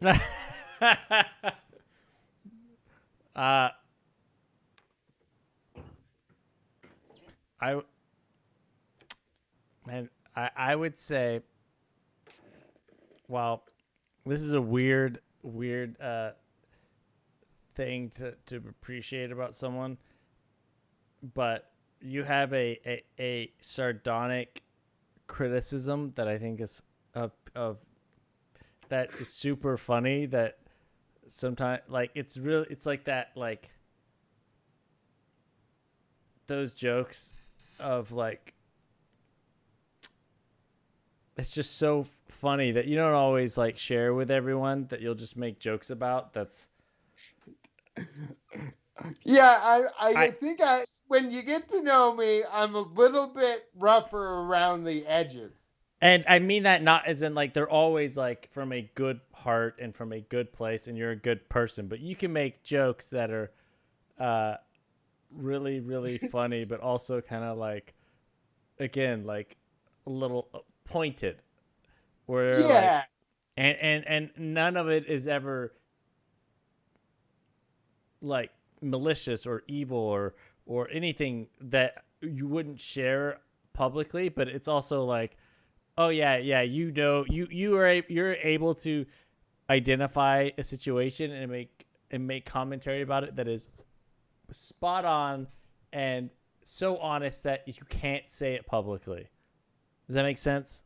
Yeah, I think that some of that stems from realizing that using the wheelchair, I can get away with maybe saying some well, of the stuff. It's not even that. It's just it's not even just that you're able to say things that other people can't. I just think it's just that, like, oh, you're perfectly summarizing this moment in a way that's honest and truthful. But you'll be, you'll say. Yeah, I think I get what you mean. I do. And then, the other thing is, I guess it's you have this I'm always surprised by your ability to look at a situation and find the best way to approach it, and the most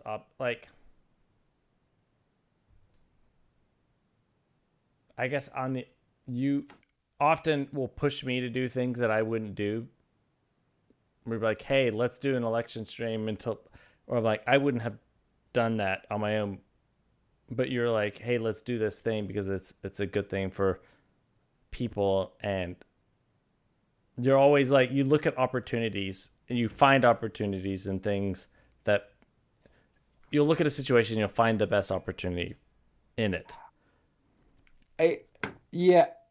I appreciate that, Chris. That's like, I feel like we will often be pushing each other to do those things and that we may not otherwise be comfortable with. And I think we're also like both surrounded by a bunch of good people too. Like I think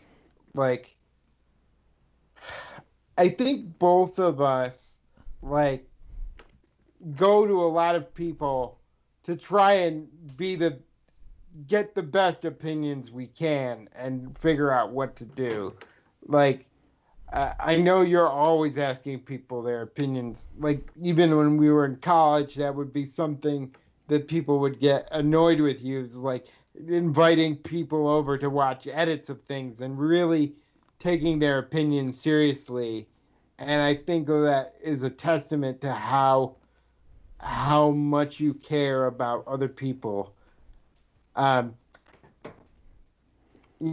and like in terms of this whole thing coming together, I think it's been kind of nuts. I don't know if we would call this I'd call it a success. We did what we meant to do, right? And but in terms of like just this whole thing, like I didn't know what to do, but I knew I wanted to do something to encourage voting and to not feel like I hadn't done my part. And I asked Jillian what she thought, and she said, "Why don't you do a live stream?"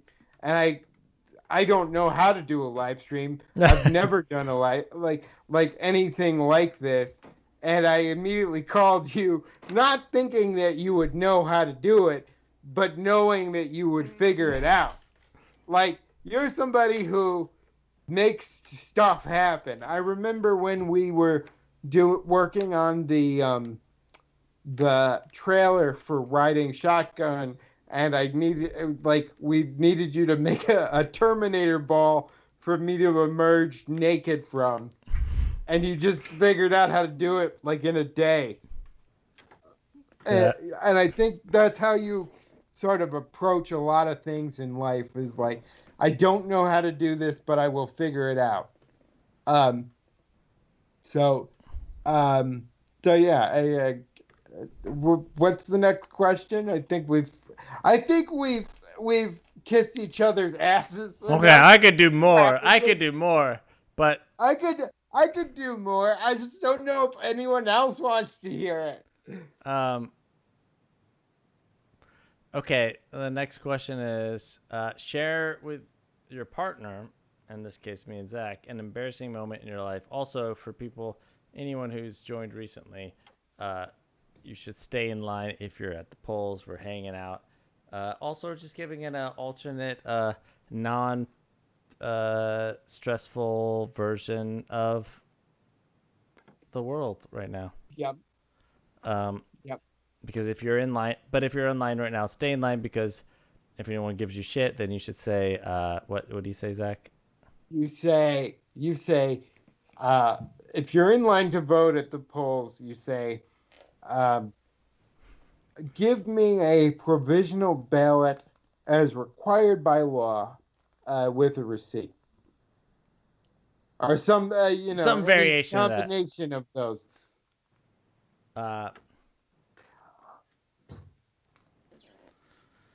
Real quick, a question from Jonathan Carter on YouTube. Question for both: crunchy or smooth peanut butter? Crunchy all the time, except for smooth for my dog. Huh. I think I'm a smooth person.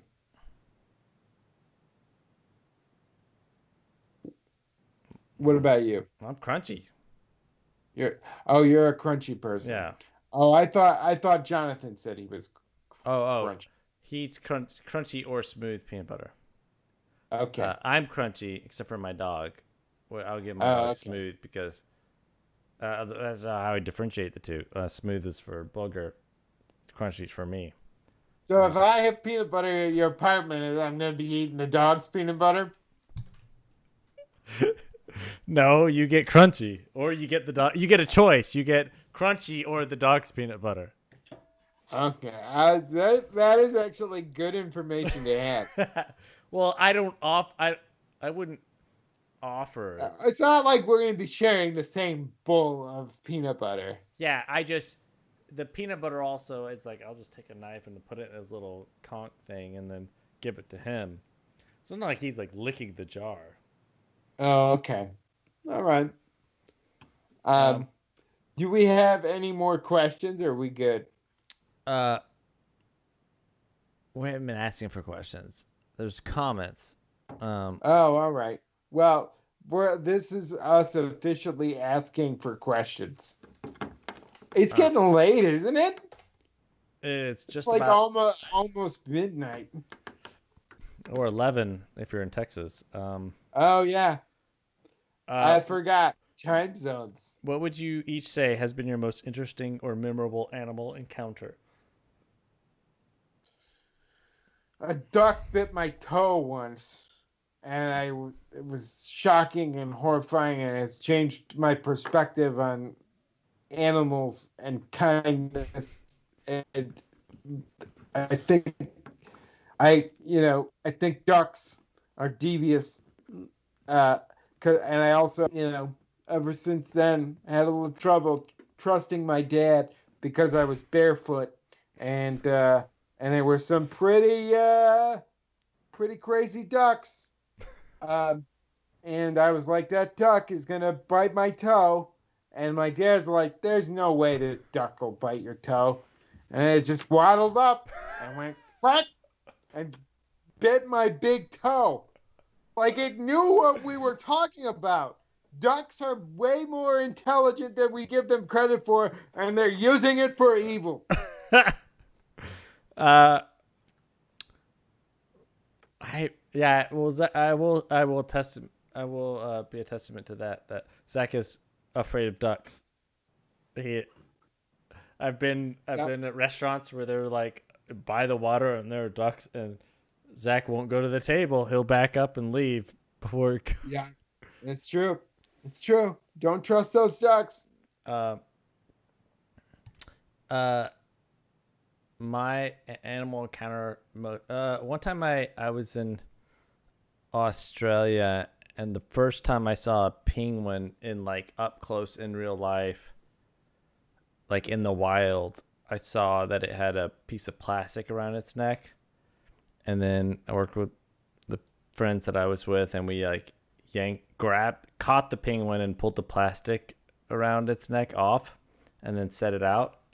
And I was like, wow, this feels like a nature documentary or show. Or I was like, that was like just in the wild animal shit. Wow. And then most recently, so what was it like to touch a penguin? It was soft and slightly like soft, slimy, but like not in a gross way, but like smooth, silky. Oh. There's a little penguin too. And then I had a similar experience recently. Okay, well, I'll tell you another. This is just all animals with things stuck on their head. There was one time I was on a film shoot, and there was this skunk that had a cup stuck on its head, and it breaks my heart because I can still. It was like on the other side of a creek, so it wasn't accessible because there was like water, and then we were in the middle of a shoot, and there was this like skunk with this cup stuck on its head, and we were trying to like call people to try and get people to come take care of the skunk, but it was a skunk, a wild skunk, and it was in the middle of a shoot, and we were like, you just kept calling and trying to get, and eventually I know I had to be like, okay, I have to go, because I had to leave to go back to shoot, but there were people still trying to figure it out, and I don't know what ended up happening to the skunk, but it just like yeah. What kind of cup was it? Like just a piece of trash. It got stuck, and it breaks my heart. Then there was another time where I saw and I thought it was a rabbit animal. This is more recently. This was a few months ago. I saw a rabbit animal, and I was driving, and then I was like, oh my, is that animal, like it's running around. It was like running in circles. And yeah. And I was like, oh, it's rabbit. And then, but I get closer, I realize it's not rabbit. It's just got, it's got trash stuck on its head.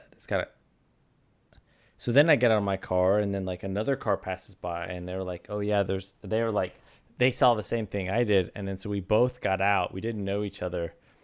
And the other person didn't speak English that well, but we were able to kind of like communicate. And we spent like an hour trying to get this, I think it might have been a cup. I think I have footage of it because I filmed some of it because some of it was like we needed my phone, and I ended up like driving home and getting what kind of animal was it? It was a raccoon or a possum. I can't remember if it was a raccoon or a possum. It might have been a raccoon. They look pretty different. I could go back and look at the footage, but anyway. Yeah, I think raccoon. It was a raccoon. It was a raccoon. But yeah, it was just like running around in circles, and just. But we spent like an hour trying to we'd catch it. I'd like pin it down, we'd put it in a box, and then we'd like flip it over and then try and yank the cup off. But then it would panic and run around and jump off out of the box, and we have to chase it down again. And we did that for like an hour, and eventually got the cup off of its head. And that was like super satisfying. Yeah, it was almost like redemption for the cup that you didn't. Honestly, that was it. Like, or not only it, but like I remember that feeling of not being able to do anything to the skunk, and it's haunting me for years. And then seeing the raccoon, I'm like, I can't. I have no excuse. Yeah, you made a pledge to yourself. The next time I see an animal with a cup on its head, I'm not leaving. But I think that the fact that you've seen 3 animals with trash stuck on their heads, not being able to go about their business is one of the things that I don't think people think about when they're throwing away trash on the road, or like it really, you know, humans are the ones messing up the ecosystem. So like just be mindful that animals don't have the luxury of just being able to take cups off their heads. Uh, even though I would think that a raccoon with the opposable thumbs could manage. I think it was on really good. It was Like it was on. It got, because I think what happened is it panicked and it started running into stuff, so it was just jamming it on deeper and deeper and deeper. Um. Yeah. I'm gonna jump. We're gonna finish the things that lead to love. Share. Do we do the embarrassing moment? Share. Oh no, not an yet. embarrassing moment in your life. I don't think we have. Do you have any? You have an embarrassing moment? I mean, I've shared all my embarrassing moments with you and mostly with the public. Um, I I wished that I had more embarrassing moments that weren't public, but I think most of them are. Uh, what about you? I remember one. This is like, you talked about your story of you peeing your pants in high school. There's one time, I must have been in like 4th grade or something. I was like old enough to where I should. I was at this like all day camp. It was like a Cub Scout thing. It was like an all day thing, and I remember having to go to the bathroom, but then like, oh, I'll hold it. And then at the end of the day, I was like going to something and I pooped my pants. And I was so embarrassed. And I remember That's brutal. And I was like, I mean, I was too old to like poop my pants. And I remember, but I'd like been holding it for so long, and I guess I'd, like doing outdoor stuff, running around, and I've been holding it because it's like a campground, so like the bathroom. Yeah. And then oh man, it was pretty embarrassing. I just like having to even go into like my dad being like, that was. Did your dad have to like pick you up and drive you home? He was there, but like he was there. Well, someone had but so I had to get home somehow. Like. Oh, okay. At least I didn't have to go on a bus. That would have been. I can imagine, because I remember like, I think 1 or 2 people saw, but I was like hiding in the woods. Yeah, brutal. So did people make fun of you after, or were you pretty good? I think I hid it pretty much for the most part, so I had that to my advantage, but the embarrassment, I couldn't hide from that. Yeah. I mean, not to like it. It's fun. The thing about crapping your pants is, to me, it's fine if no one notices. Like, if you can get away with that and no one knows, like, then more power to you. But especially when you're a kid and the judgment of other kids means so much, that's mortifying. Yeah. When did you last cry in front of another person by yourself? ? In front of another person or by myself? It's both. Okay. In front of another person I don't remember. Because I'm one of those people that even if I'm, crying during a movie or whatever, I'll do the thing where I hold it in, for as long as possible, and then eventually I'll just go, like that release of a not quite cry that buries itself in your breath, so you just exhale like a single weep. Yeah. And to myself, I can't recall. Like I wish that I mean, I guess I haven't cried in a while, even though there's been plenty of stuff to cry about. But I want to give you a solid answer. I think maybe I shed a few tears when I know that I cried. The Speechless finale. That's probably when I cried last in front of people. Because the creator of Speechless invited I think Jillian was there, and the other producer of the Speechless podcast was there. The creator of Speechless invited us to watch an early cut of the finale, and we were just bawling through the whole thing. Yeah, so that's probably the last time I cried in public. What about you, Chris? Crying in public, I don't remember. It's not been since I was a child. I don't Wow. I was Do you feel like it's all just gonna come out at some point, or do you have no tears? I don't know. I don't cry easily. Like, it's not.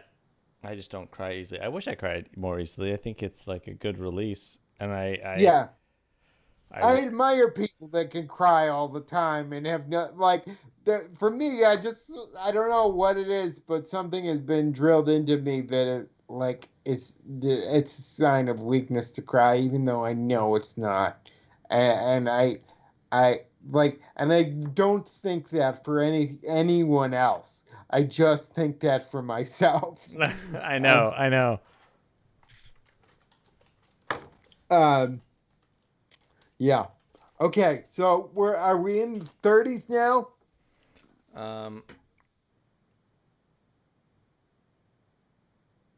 31. Tell your partner something that you like about them already. I feel like this is repetitive. Yeah, we've just been telling each other what we like about it.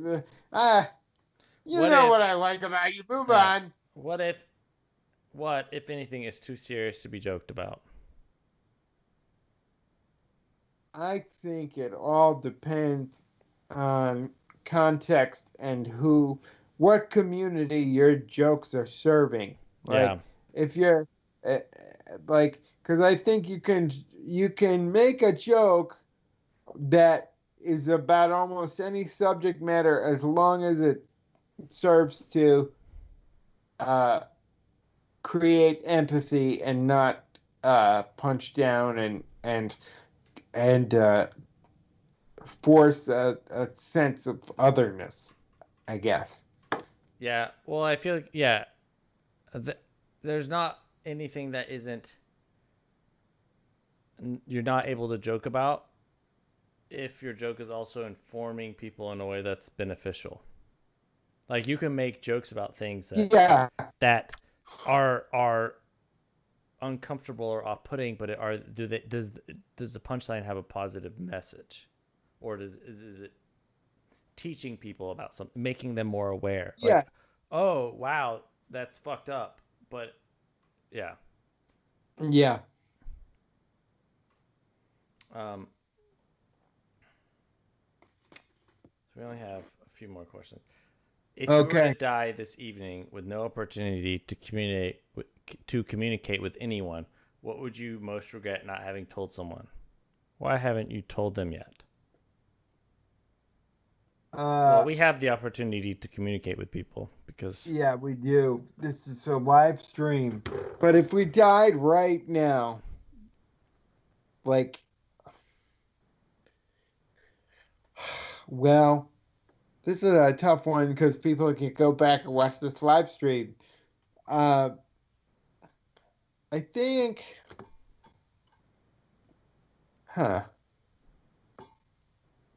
like, maybe communicating to both, communicating more to my family that I love them, and also communicating to my mom and brother specifically how talented I think they are. Which I think they know. I think especially my brother to know how brilliant I think he is. Because I think that's something that needs to be driven home more with him. Yeah. So that's a real honest answer there. I'm gonna to reflect on that. I'm gonna be. This is a criticism to you, but also a compliment to your brother. Is I've always thought that your brother is funnier. Yeah, 100%, 100%. And that is by no means a discredit to, because you're one of the funniest people I know. But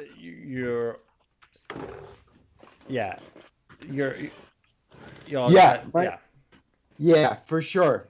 But what would you want people to or what would you want someone to know, and why haven't you told them yet? It probably would be more towards my family, about just like, loving and caring about them, because I think there's a lot that's unsaid that we don't ever talk about in person. It's just kind of one of those. Yeah. We're not particularly emotional or communicative family.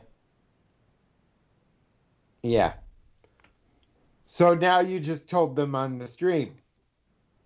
If my family's watching. I guarantee you that they've been watching this whole time. I don't even think my mom knows what a stream is. Yeah, I saw your mom on the, you did a live stream with her, or at least like a game. I did a gameplay with her, but she didn't know what was going on. I was just filming it. We played Left 4 Dead. She didn't know. She wouldn't have been like, I'm going to watch this. I don't even know if she's seen it. I mean, she'll watch stuff occasionally, but like, I wouldn't put her as like, oh yeah, she tunes in for every stream or thing, Your house containing everything you own catches fire. After saving your loved ones and pets, you have time to safely make a final dash to save any one item. What would it be and why?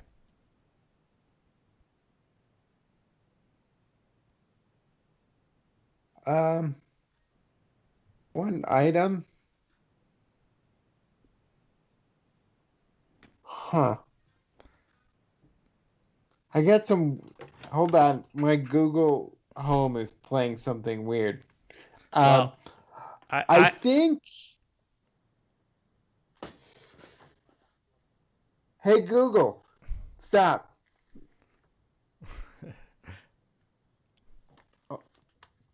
Oh, weird. Hello?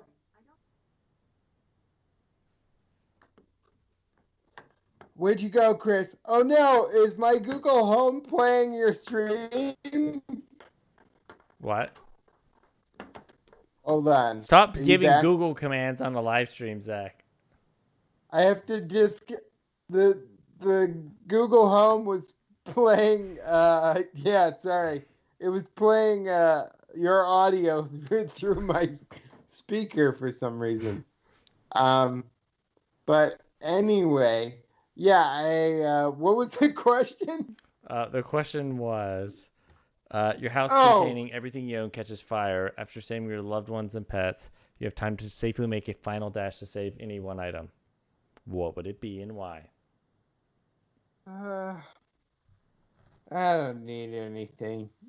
I mean, I don't know. I would say pictures, but those are all digital now. It's weird because I was going to say like a hard drive with like my old stuff, old videos and things I made when I was younger, but a lot of that is online now.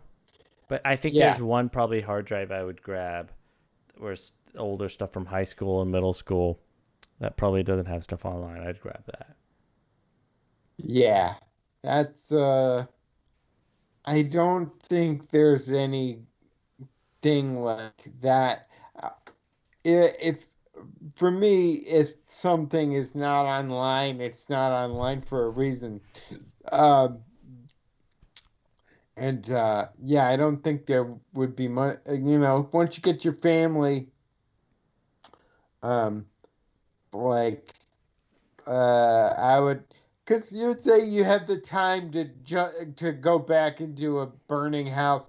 If you were actually in that scenario, how would you know you had the time? What's really worth it? If you get out of a burning house, with the people you care about most, just take the win. Yeah, I think it's not like I have like Indiana Jones or something. You have the talisman that's going to lead you to the Ark of the Covenant. You have to go back and grab it or anything. It's not like that. I don't have any talismans that open up. No, I mean, they already opened the Ark of the Covenant, and that didn't go great. No. So, of all the people in your family, whose death would you find most disturbing and why? I think my brother, because he's the youngest other than me, and he has a lot of potential, and I want to see what he does. Yeah, I would say probably my sister because she's the like of my generation, the oldest, but also like, younger. And so it'd be like wait, the oldest, but oldest okay. of my generation, but also the youngest, like, well, I guess of my generation. You know what I mean? Like the youngest. I don't quite know what you mean, but I'm going with you. Yeah, the oldest of my generation, which is, in my perspective, always been the youngest, but no longer is anymore. And just that kind of like, that a kind of a foundation, someone that everyone kind of like will go to. Yeah, your sister is kind of the glue. Yeah. This is the last question, and then we'll be in love. The last question, and then we'll be in love, and everyone watching will also be in love. Okay. Share a personal problem and ask your partner's advice on how he or she might handle it. Also, ask your partner to reflect back to how you seem to be feeling about the problem you have chosen.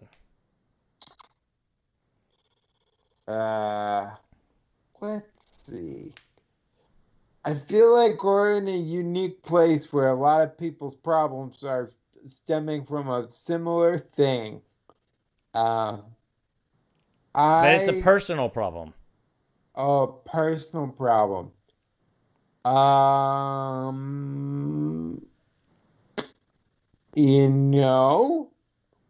personal problem. What personal problems do I have? Okay. Here's something. I feel like I have a bunch of great ideas for creative projects, and I'm really good at like talking through them, but my issue is the fear of sitting down to write them and then having them be worse than what my idea was. But I also feel like with these particular ideas that I am, they're personal things that I need to write, but I'm one of those creative people that prefers to marinate in the promise of an idea rather than sitting down and doing something and having it turn out worse than what you thought. Yeah, I think that's not specific to you. I Not think that's specific enough. no. I'm not saying it's not personal. I'm just saying it's a common, it's ubiquitous, or not ubiquitous. At least it's at least for creative people, it's common. I'm not saying it's not personal. Yeah. So it's not. I'm not discrediting the answer. I'm saying I also can relate to it. I guess for me would be like a personal problem. I think it's just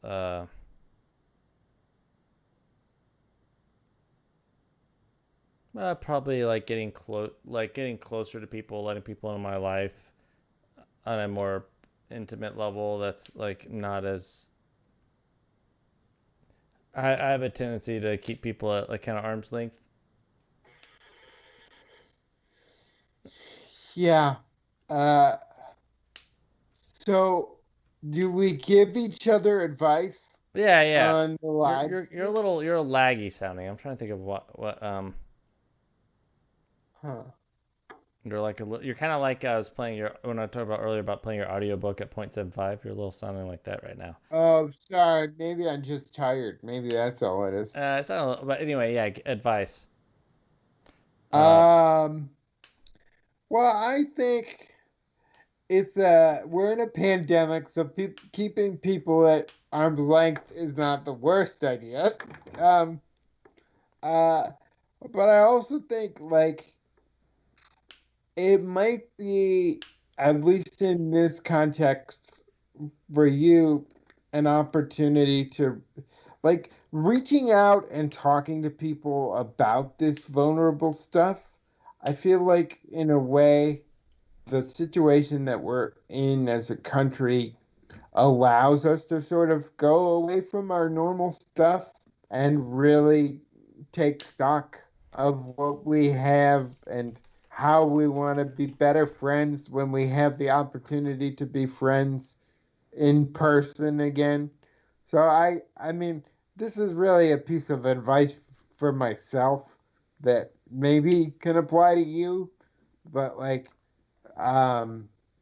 reaching out to people that you haven't talked to in a while, maybe connecting with some of those people that that you had gone away from for a little bit, and just checking in with them, not with any goal in mind, but just seeing where other people that you maybe cared about and you guys like went in different directions. Like maybe the thing to do is to reach out to those people and just check in and say, hey, I always thought you were cool. And just having a conversation with people where you are now. I mean, I for the longest time I used to think that I could only like make real connections with people and be my best self if I had my best job, or like if everything external was in place. Mm-hmm. Yeah, like you were presenting the best version of yourself. Yeah, but I think the best version of you as it fits in like the things that we tend to value as a society aren't necessarily. I'm not like technically employed right now, but I am a better version of myself than when this pandemic started a bunch of months ago. because I'm more in tune with other people's suffering. And I think you have to give yourself credit for the growth that you've done as a human being and know that you are capable of making those connections with people that maybe you haven't in the past, because you've just done, we've all done so much growing.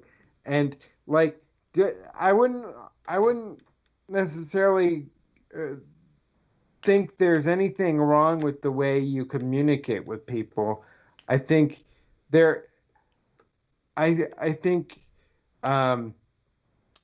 if things get hard, that's okay, because life is hard, and that struggle that you go through is real and valid. So I would just maybe reach out to people and just make a connection again.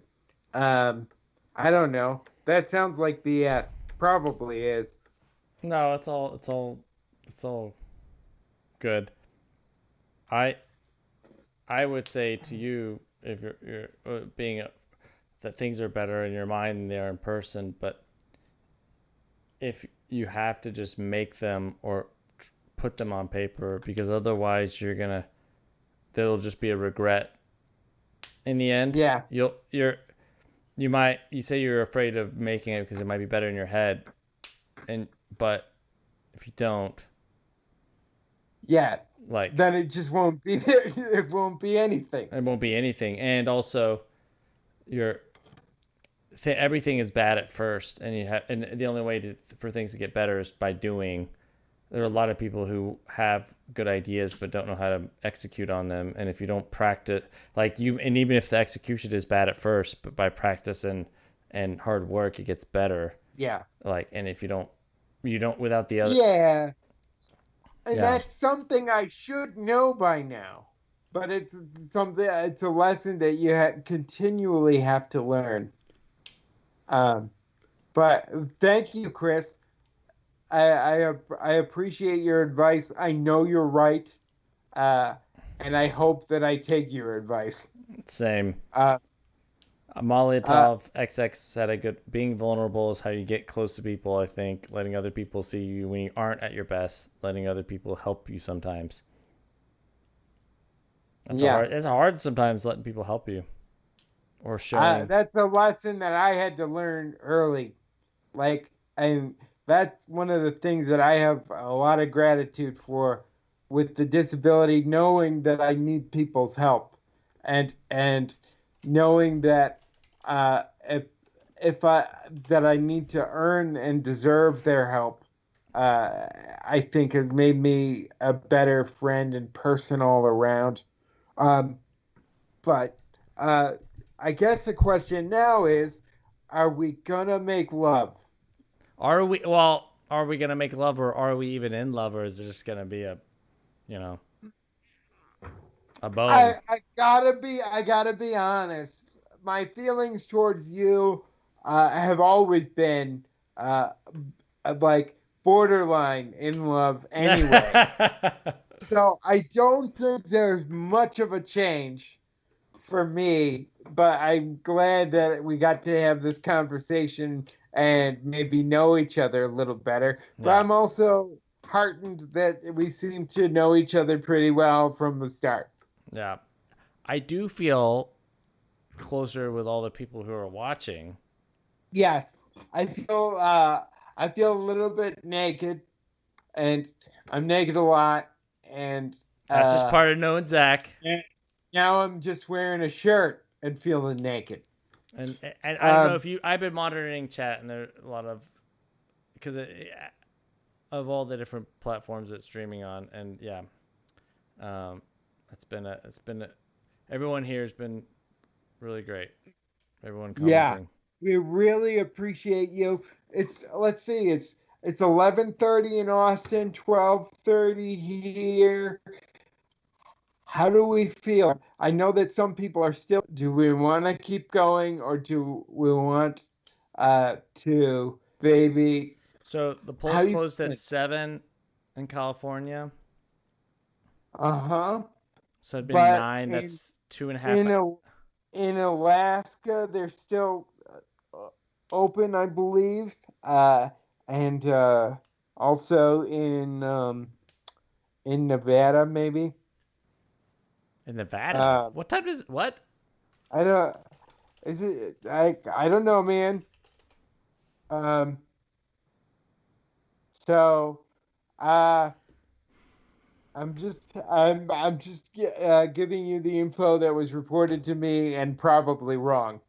That not on the not on the person who's giving me the information. Just I'm probably reporting. What time is it wrong. where you are? It's 12:35. I feel like maybe we should call it and then check back in and maybe talk to people again when I don't know when. The only everything closed at midnight, 12 a.m. Even Hawaii. Oh, Alaska closes in at 30 1. minutes. Alaska closes in 30, except for Alaska. We can make it 30 minutes. We're not counting out Alaska. All right, we go 30 more minutes. We're gonna go till 1 a.m. Oh, Nevada is still open also. What? I don't know why. They're crazy in Nevada. They're voting in Las Vegas. They go see a show. They go see the I don't know, the Bette Midler show. What? I don't. Thing, and then they go vote. Nevada polls are still open. Nevada, the state that never sleeps. What? Nevada? I don't. Well, I'm gonna. Okay. Well, are we no, I just have to. I'm just gonna go. Nevada. No, I'm just gonna go pee really quickly. You've been okay. Now this time, I recognize that you're taking a pee break. Yeah. Won't be talking to no one. I will put up in the meantime. What would you like me to put up for you to comment on? I don't know. I mean, really, I'll just comment on the things about your apartment that I see in the background. All right, I'll let that happen. Okay, great.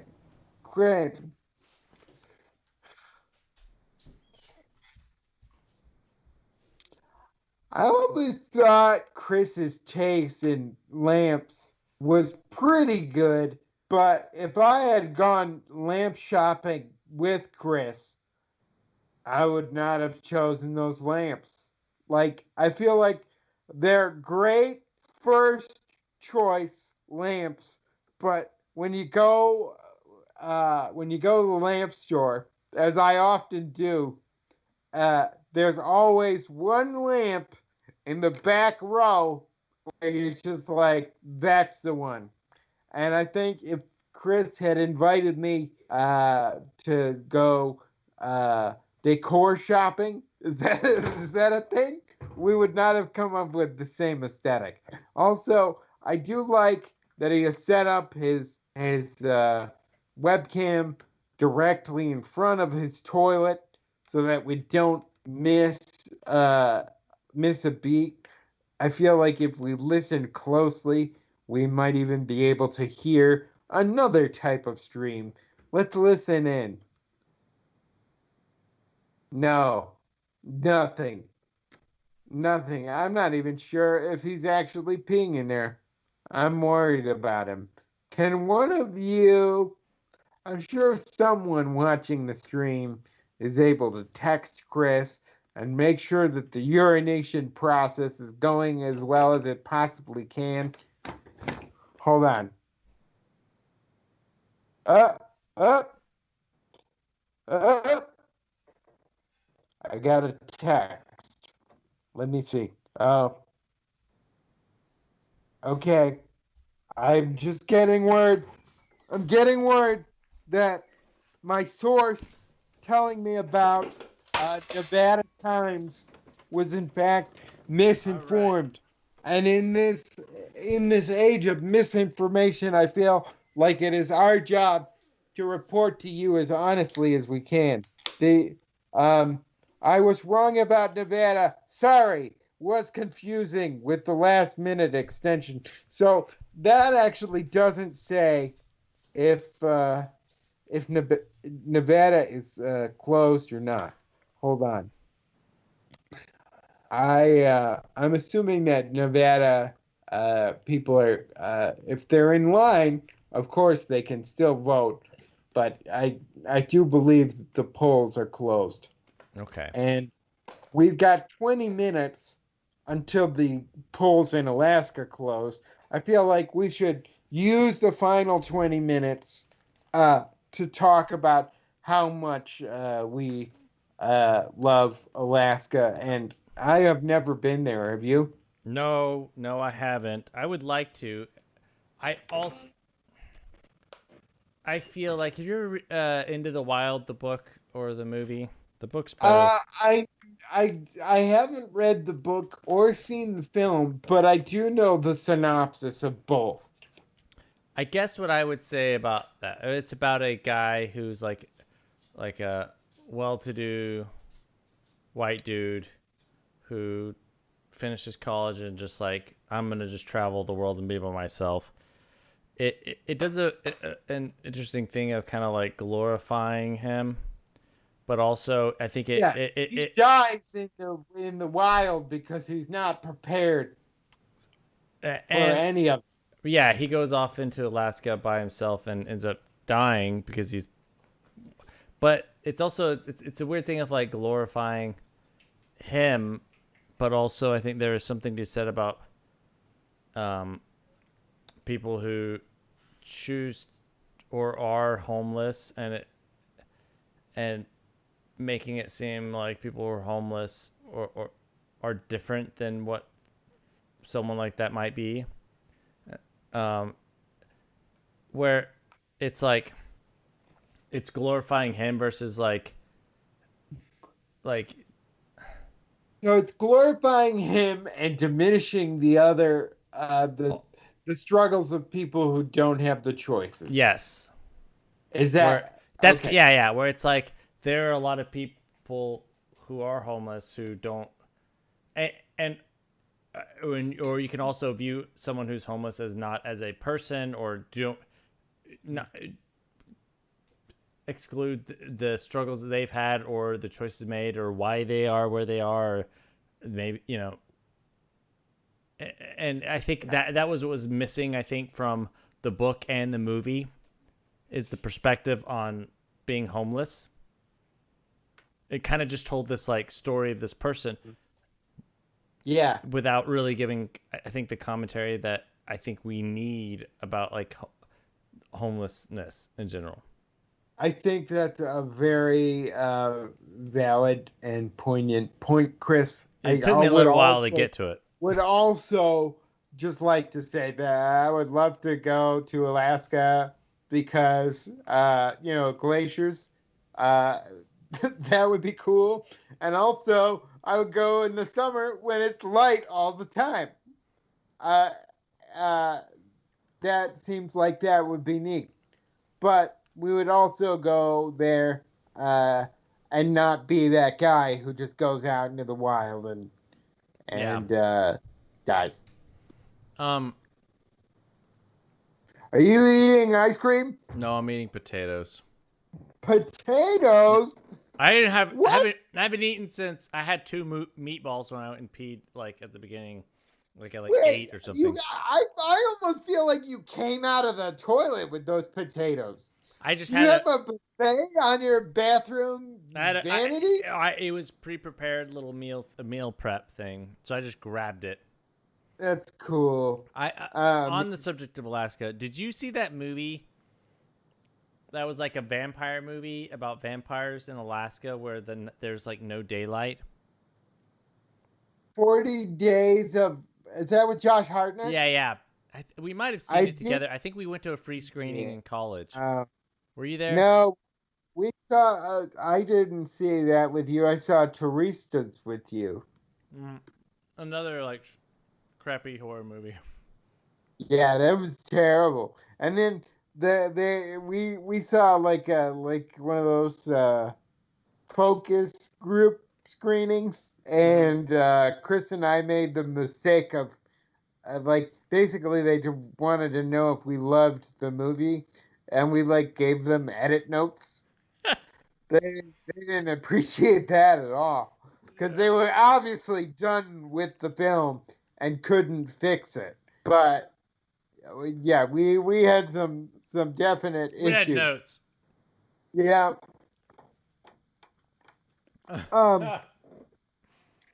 Well, I think we've got 15 minutes if people have any questions or anything that they want us to address before we end this live stream. They could or could not be about Alaska. Could or could not. You know, if you have Alaska specific questions, go for it. But we'll be on the lookout. We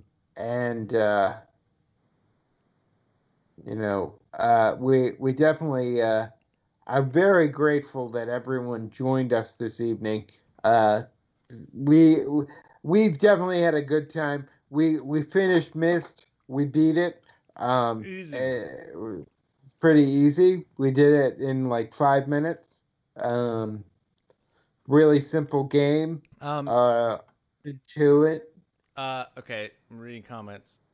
Cladger's 25. Did you guys get food yet? I did. I'm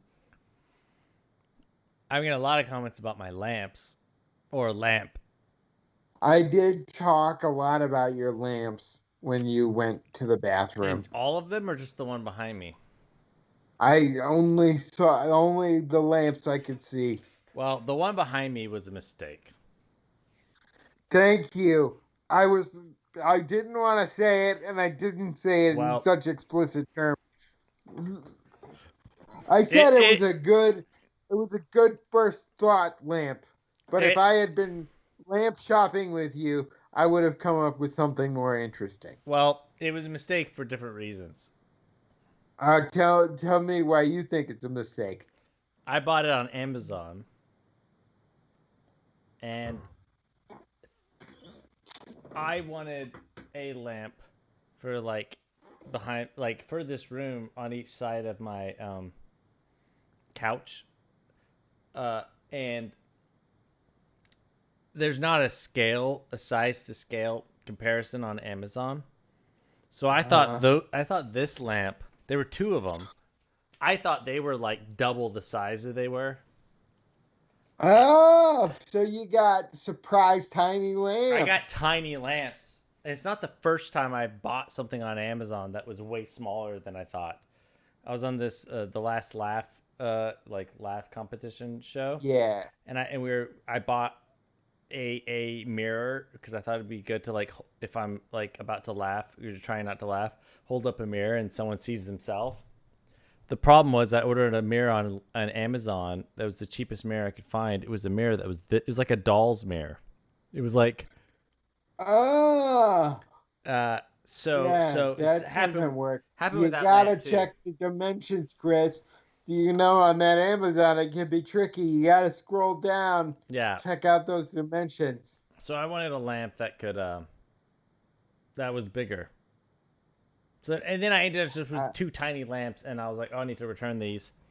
And then I didn't do it in time, so now I'm just stuck with two lamps. And what do I do with them? I put one of them behind me on a bookshelf because it's the only thing that it will hold a tiny lamp. I don't have need for tiny lamps. Now, what were you hoping that these lamps would light? I can show you. Let me see if I can. I'll grab another camera and. I just realized that my camera has drifted once again. Oh my gosh.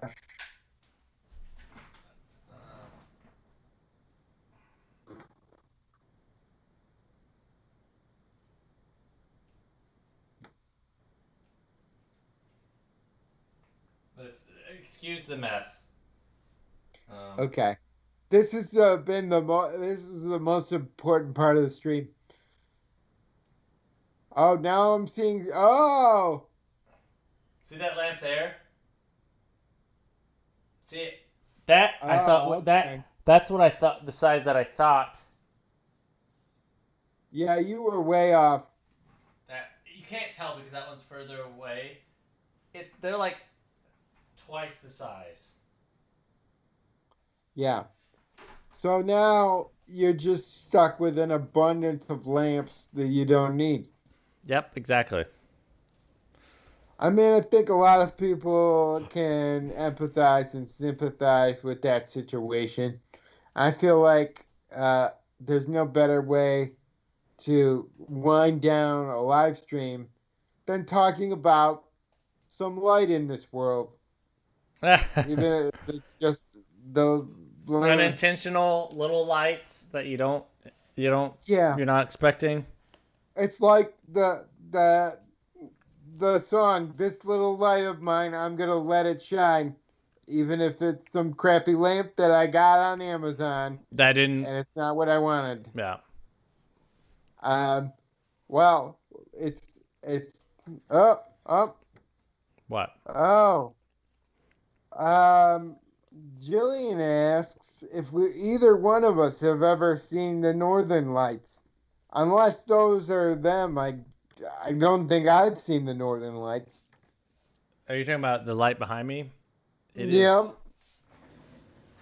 It is now I think it's facing north. It's north from where I'm sitting. We've seen a Northern Light, but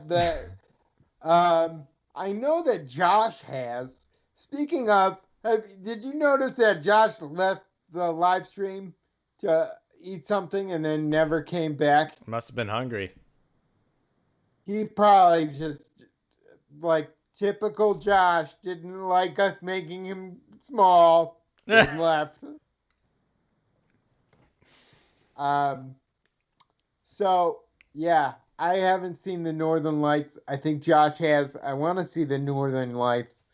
I've seen pictures. I mean, we could bring them up right now. We could make them our backgrounds, and that's basically as good of an experience, I think. Right? Is there such a thing as the Southern Lights? I think there are. Then why aren't they talked about? I don't know. I feel like the Northern Lights maybe get too much credit. Let's see. I'm gonna see if I can find a nice picture of the Northern Lights. Maybe that's how we end. No, that's not right. Hold on. I messed up all the. Oh no! Let me just add the norm. Hold on. We're looking up the Northern Lights to see if it's something that we really need to see. Oh yeah, that's gorgeous. That's beautiful. Yeah. Well, let me show. Just doing a Google image search. It's like, you know what it's like? You know Sleeping Beauty when Maleficent comes? Uh-huh. That's really, it's great, but it's gorgeous and also a little spooky looking. Oh, that's a little spooky. I'll make it small, so it's a little less spooky. Now it's just cute. Yeah. That's great. All right, I'm gonna ask chat. What is one thing you want to see appear in this live stream in the next 7 minutes?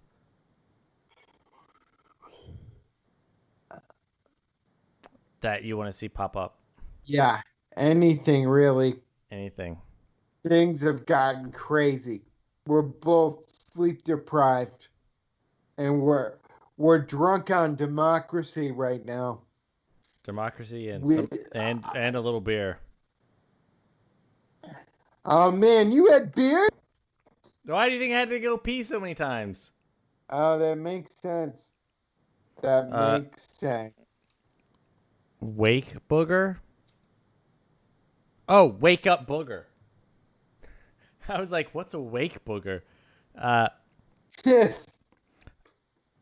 Favorite picture of the two of you together. I don't know. Hold on. Maybe I can find it. It's very inappropriate, but I know what it is. It's the one where you know exactly what I'm talking about, don't you? Is it the one with the roses? The one where I'm acting as a deer and you're yes. Do we have that? You're a deer. Wait, what? No, yeah. It's the one with the roses, and I'm sort of like a deer approaching, and you're holding like an apple. I think there's one where I have an apple in my mouth. And I'm wearing I'm naked, but it's okay because I'm wearing a sweater as pants. We did it. I can't find it. This was for a party in college. There was a party for whatever reason. Zach liked to have parties in college, and he decided to have a salsa party. For whatever reason, because our roommate Gaston was complaining that there were no places to dance salsa in Austin. Mm-hmm. He was from, where was he from? Peru. I'm sorry, I should have known that. But yeah, he's like, I want to dance salsa. And I was like, we'll have a salsa party. And then we did a photo shoot. We did a photo shoot for the party that was like, well, what's a salsa party photo shoot supposed to look like? And that was what we came up with. But then what happened is you scheduled it. One, it was a last minute party. Yeah. You were like, oh, we're going to do this party. It's in 2 days. You also scheduled it on like the same night as OU weekend at UT. You had I want to also preface this. You had a lot of good parties at your house.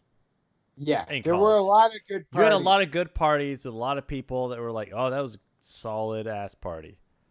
Yeah, and it's funny because I really don't like You don't like parties. I don't like parties. I like the idea of parties. And I would always leave the parties in the middle because I was like, this isn't my scene. And sometimes, and if it was at your house. Yeah. But this party, literally, and thank goodness, no one showed up. No one showed up. Because it was one of those things where I remember at some point we're like, well, no one showed up. What happens if someone shows up? It will be the most awkward thing ever where there's no one else here. It is 4 people. What do we say? Oh, because we were coming up with strategies for what we would say. We'll say, oh, sorry, we canceled the party and you must not have gotten the notification. Or, oh, sorry, we had the wrong night. We were coming up with all these plans. And we didn't have to use any of the excuses because literally it was just you came over and we were just so nervous. It was just I just came over. That was it, which was not that much different from any other night. And I just remember never being so happy that no one showed up. No one showed up to your party. I can't find the pictures of it, but I know they exist somewhere. They exist. I feel like maybe it's good that we're not sharing them, but I know they're somewhere. Hold on. Let me just do a little search through all of my Facebook. Check Brad's photos.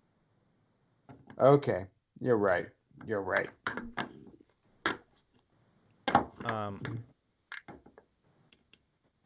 But I hope maybe we can. They're bordering on vulgar. I remember. But I still want everybody to see them.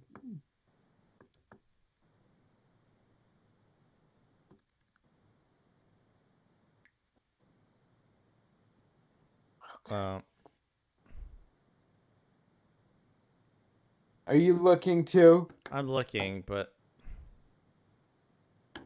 it's hard. It's hard to find these old pictures from college. Yeah, that's like it's like 15 years ago now. I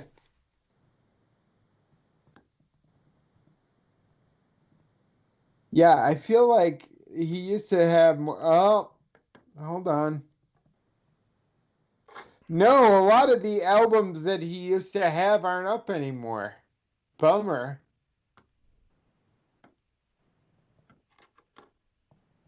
Man, That's sad. That is sort of like a bunch of memories lost. I'm sure they're somewhere. Well, if we find them, we will find some way to get them to you as a reward for sticking with us this long. It's 1 a.m. I think we're going to wrap it up, but I wanted to end this stream by saying thank you to all who joined us. Josh Flanagan, Elise, and James Willems. And thank you to Chris for, putting this on, Big putting a lot thanks of to it Jillian. together. Big thanks to Jillian Grassi for doing the producing behind the scenes, making sure that this is all running as smoothly as it can, and keeping us on whatever track we what and huge thanks to her for giving me the idea to do this. I am so proud of everyone who voted and are to everyone who's taking part in this crazy democracy we have, and thanks for spending time with us. We really enjoyed it, I think. Yeah, I did. And Yeah. everyone in chat.